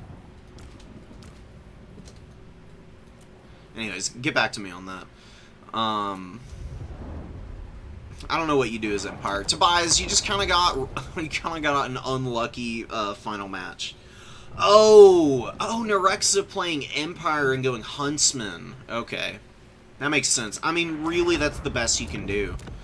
Because Huntsmen also have stalk, so they can kind of move up safely. I actually think one of the best things you can do against the Wood Elves is go Master Engineer on the Stank. Because Pigeon Bombs is actually really good at killing Wild Riders. You've got restock, so you can give all your units ammo if they happen to survive and use up all their bullets. You can go Sunmaker and go really heavy into like artillery. I think that might be the way to go. If you go like Sunmaker or you go Stank Commander, and you just try to heal them up a million billion times with life magic, because of course you can heal a tank with Earthblood and Regrowth. Like, come on, guys. It's made out of wood, right? I mean, just slapping a few bits of wood on there and putting some healing magic over it and fusing it together. It's kind of how I imagine it. It's like really janky welding.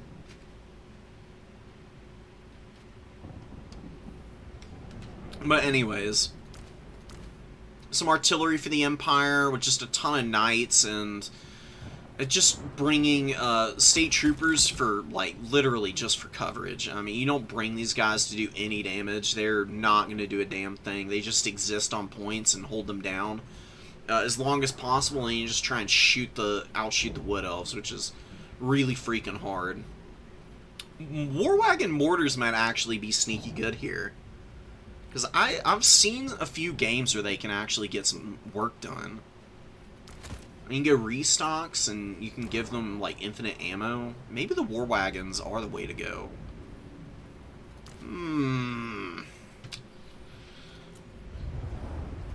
Love to see somebody pull it off. It's a wood tank painted in metallic colors. It must be. It has to be. There's no freaking way that anything else makes sense otherwise. Let's get a couple more games in.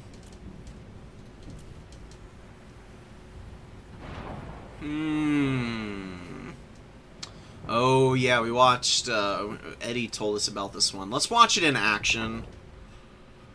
Because I just need to show this off for people who are not familiar with Elspeth's game. Elspeth is the definition of I was not familiar with your game. And I'm so terribly sorry for even encroaching on your domain. Thinking myself worthy.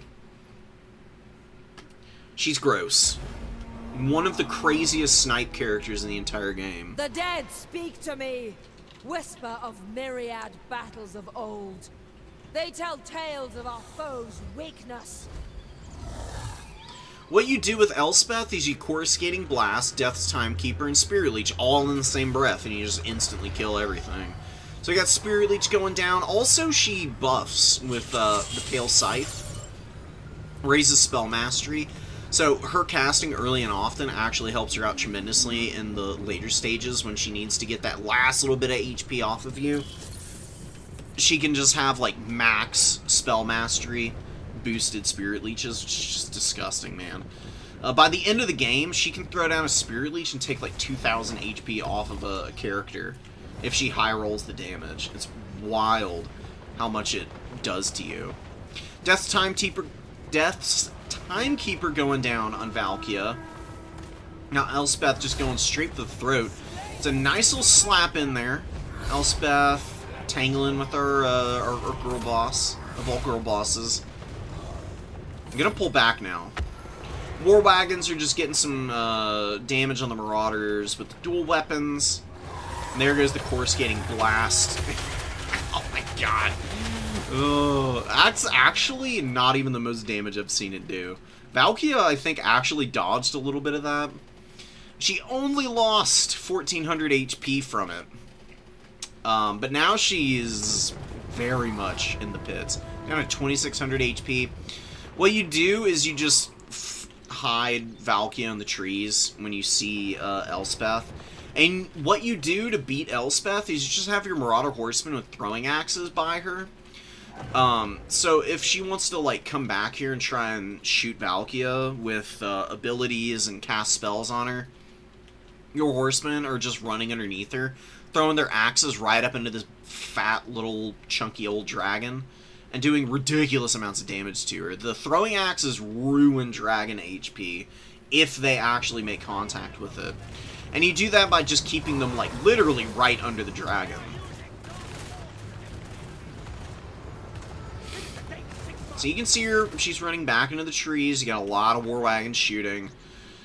The best thing you can do as Khorne is just pull back your Marauder dual axes and your horsemen and keep them in the tree line. Valkia back there as well. Khorngors can hide in these trees. And have your Marauders with the shields and your Chaos Warriors just locking down the points. And you just kind of play off of those. And you just don't move. You just force the Empire to fight you by blasting you off the points. And by the time they're done shooting you to death, they have to fight you in melee. And then you can just engage and hopefully overwhelm and disrupt them long enough to keep them from taking the points. You gotta win on objectives against Empire most of the time. You just can't catch Empire as Khorne.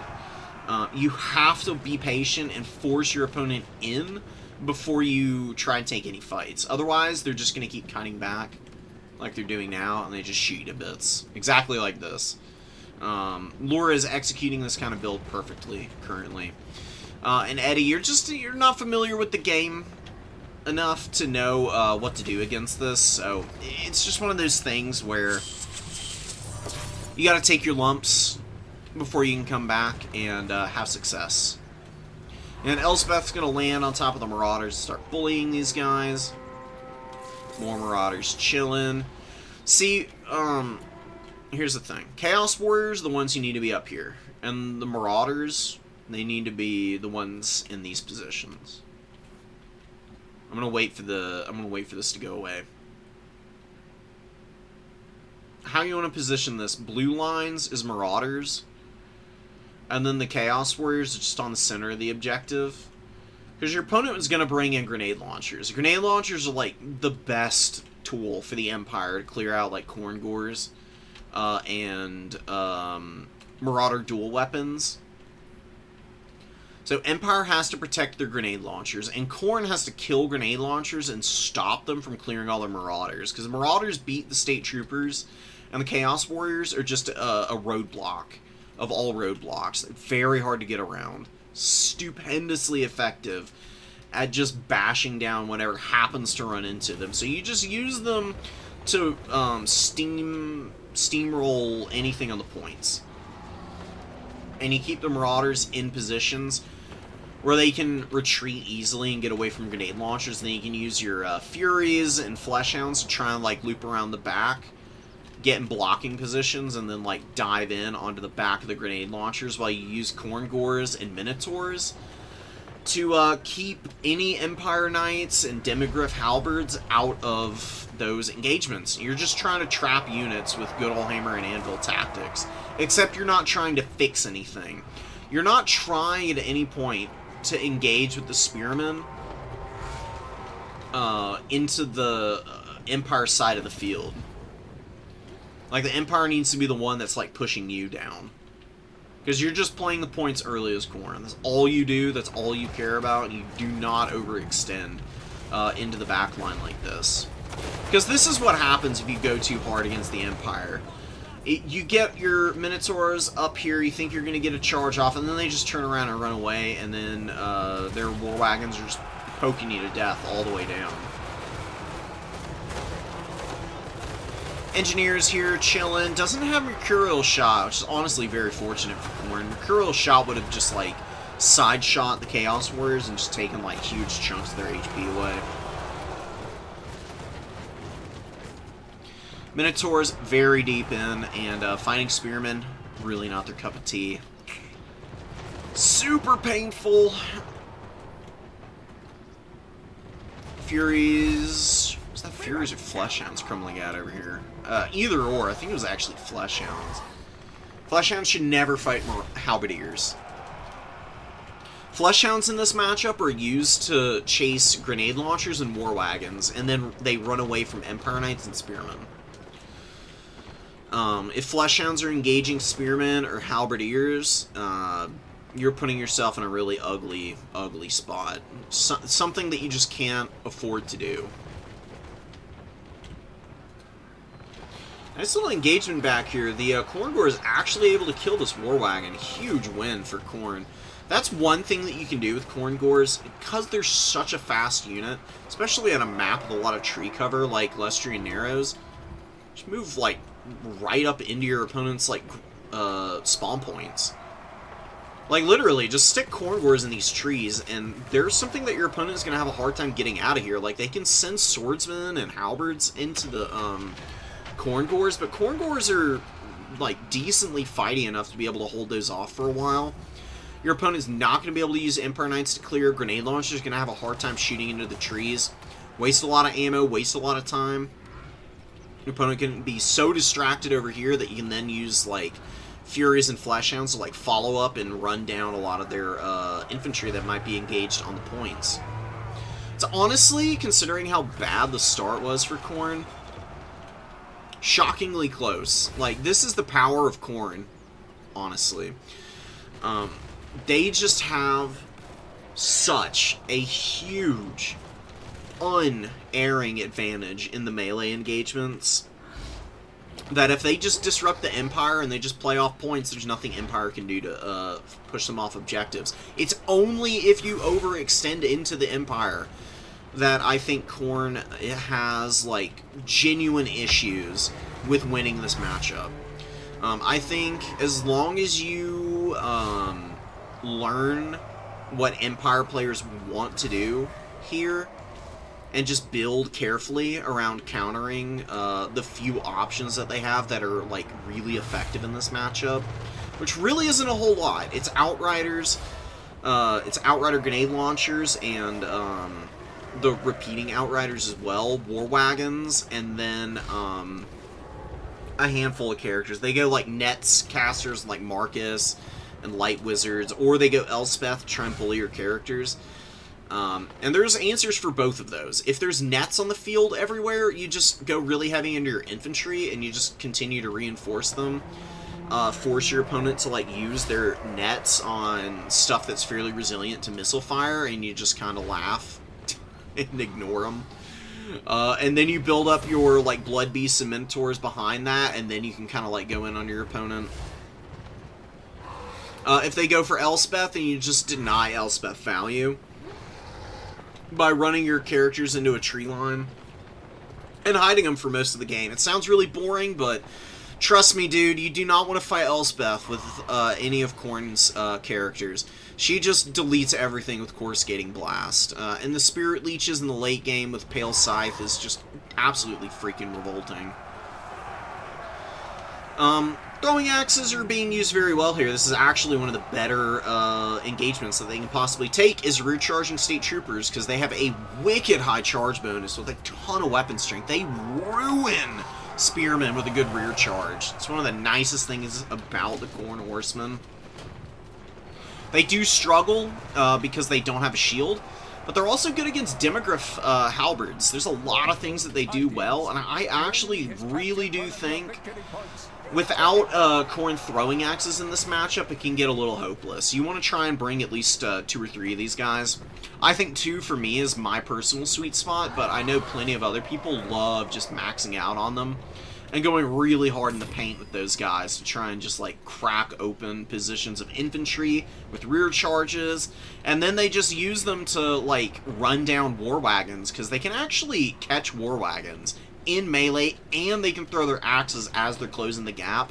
They do a whack-load amount of damage doing those 2 things. Marauders are on the Demogryph halberds here. trying to help out the Marauder Horsemen. Problem is that Valkia died, so leadership is getting real flimsy.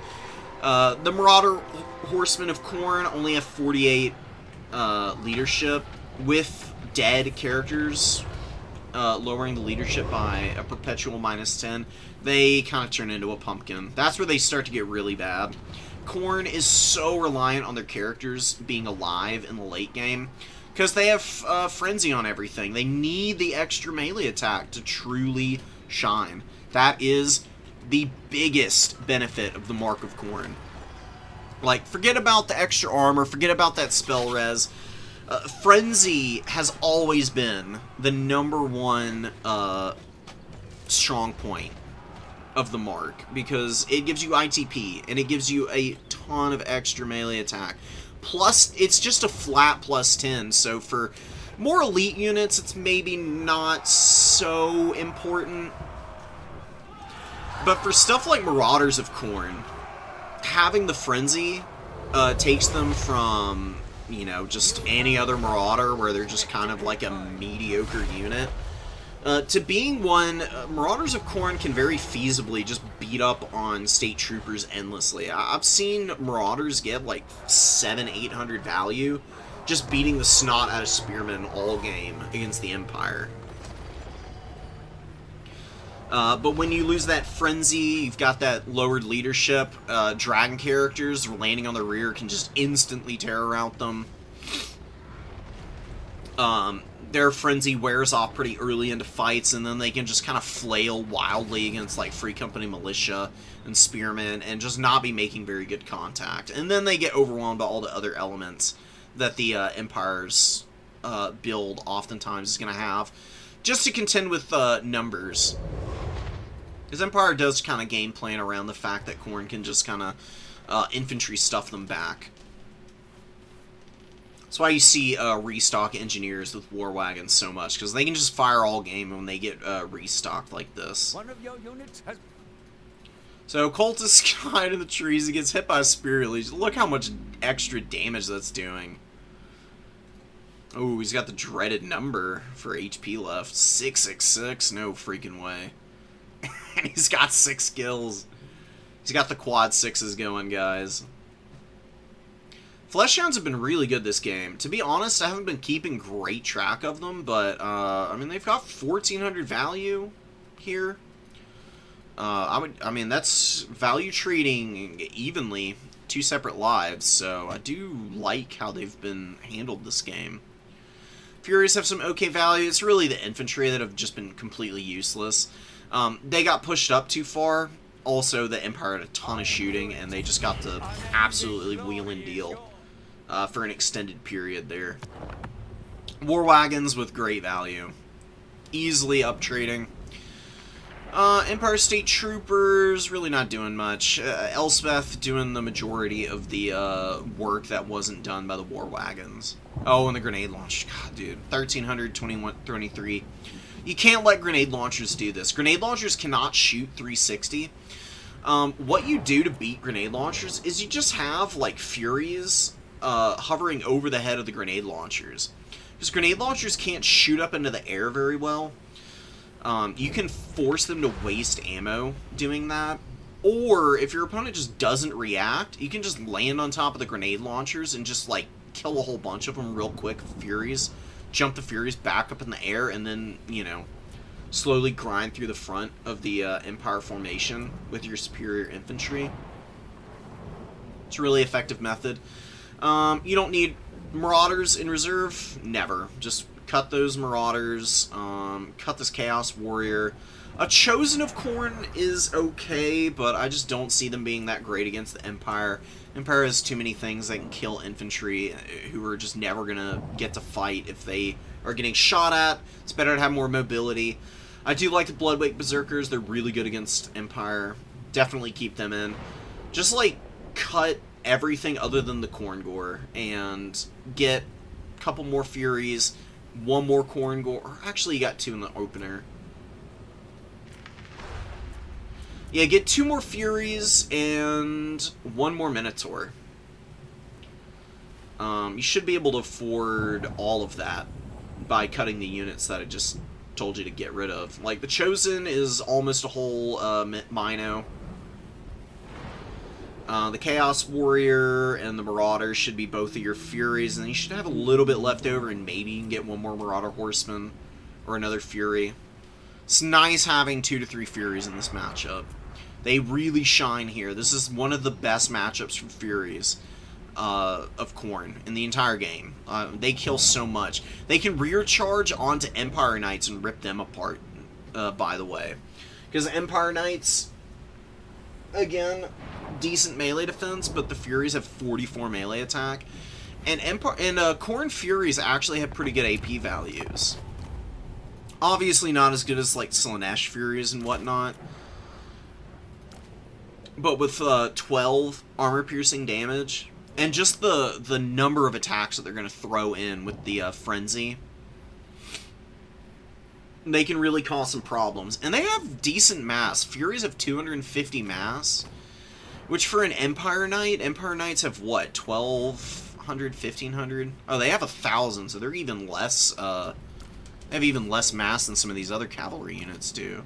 It's the most mass for Empire Cav. Okay, Demogryphs do. They all have 1,000? That's not consistent across heavy cavalry, is it? It's for the High Elves.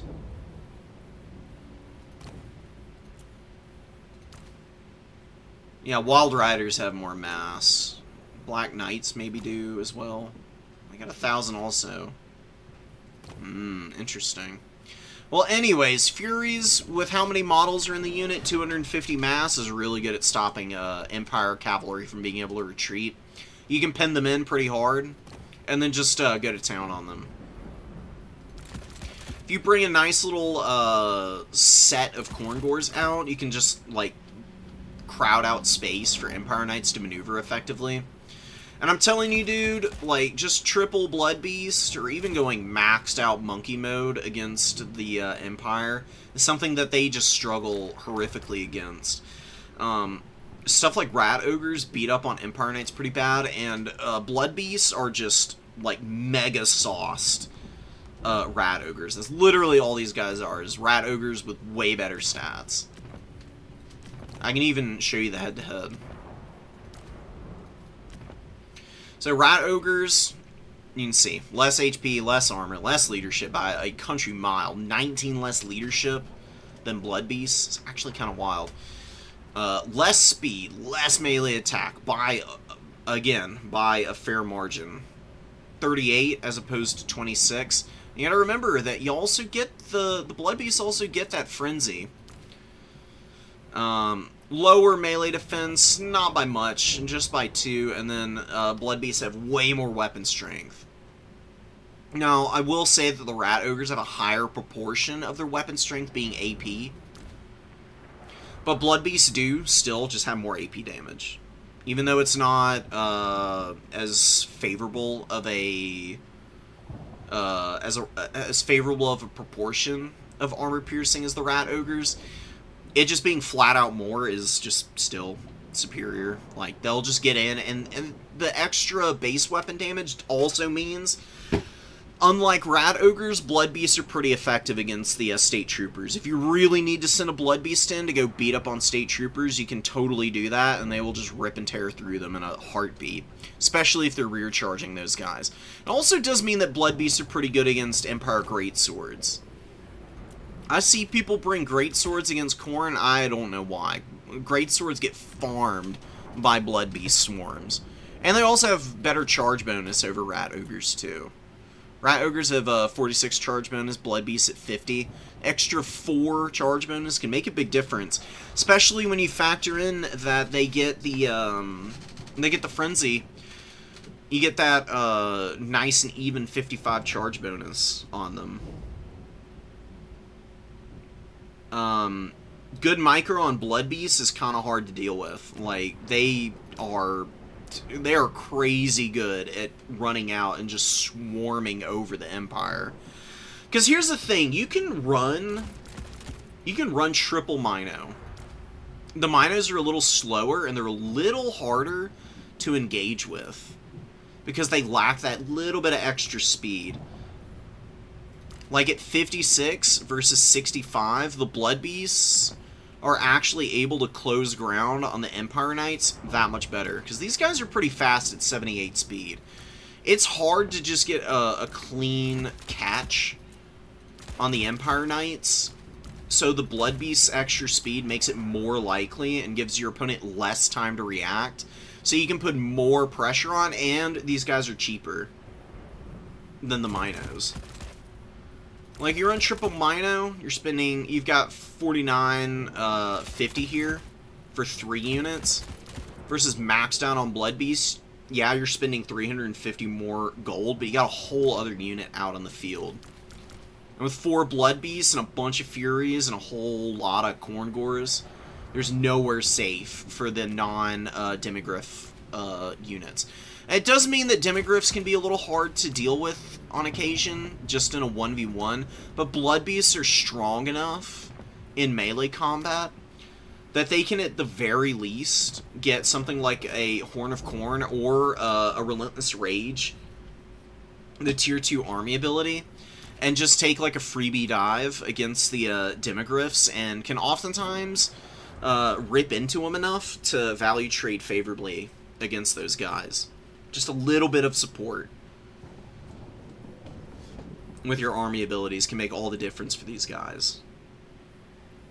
You can do the Minotaurs, though, if you want to. I mean, there's really, like, not a bad way to fill it out. You either go triple Mino or you go Blood Beast. You just need the heavy-hitting AP that these guys offer. Against the Empire, it's unavoidable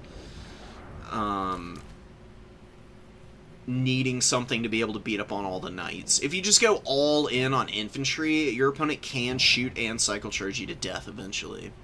It's kind of hard, but a patient Empire player with really good micro is going to be able to do that. At the higher end, you're going to need the pressure from the Minos and Blood Beasts.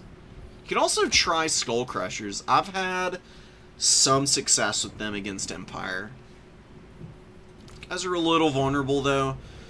They're pretty fast. The problem with Skull Crushers is they're just a little expensive, and they don't really have a lot of units that synergize amazingly with them. Like, I would say Flesh Hounds probably synergize best with the Skull Crushers for what both these units want to do. But it's a pretty expensive little combo. I mean, it's 24.50 gold to get these guys running around together. And you gotta time your charges really cleanly, because Skull Crushers are way slower than Flesh Hounds. You do not want to eat a head-up charge from an Empire Knight with a Flesh Hound. It's a really bad engagement. Skull Crushers need to be the one that get the charge, and then the Flesh Hounds want to flank around the back and pin units into the Skull Crushers so that these guys can just rip them to bits in moments. I mean, they're a fun, hard-hitting unit. It's just actually getting them into an engagement before they get shot to death for their price point. That's the problem. And the Blood Beast being 1100 gold is just like a perfect sweet spot I've found. Alright, guys. I know I went on a really long tangent there at the end, but I think that's where I'm going to stop it for the day. I'm going to get off and go do stuff. Hopefully I can stream sometime soon. I just can't make any promises. I have to work right now. You know, I live here in the U.S., and our president has decided that we're all expendable little puppets for his weird, grandiose narcissism. So everything costs $1 million, and nobody can afford shit. So basically, you just have to work all the time right now. I wish everybody a great rest of your day, and I'll see what I can do to maybe get a stream sometime during the week. Till then, take care, guys. Peace out. I'll see you later.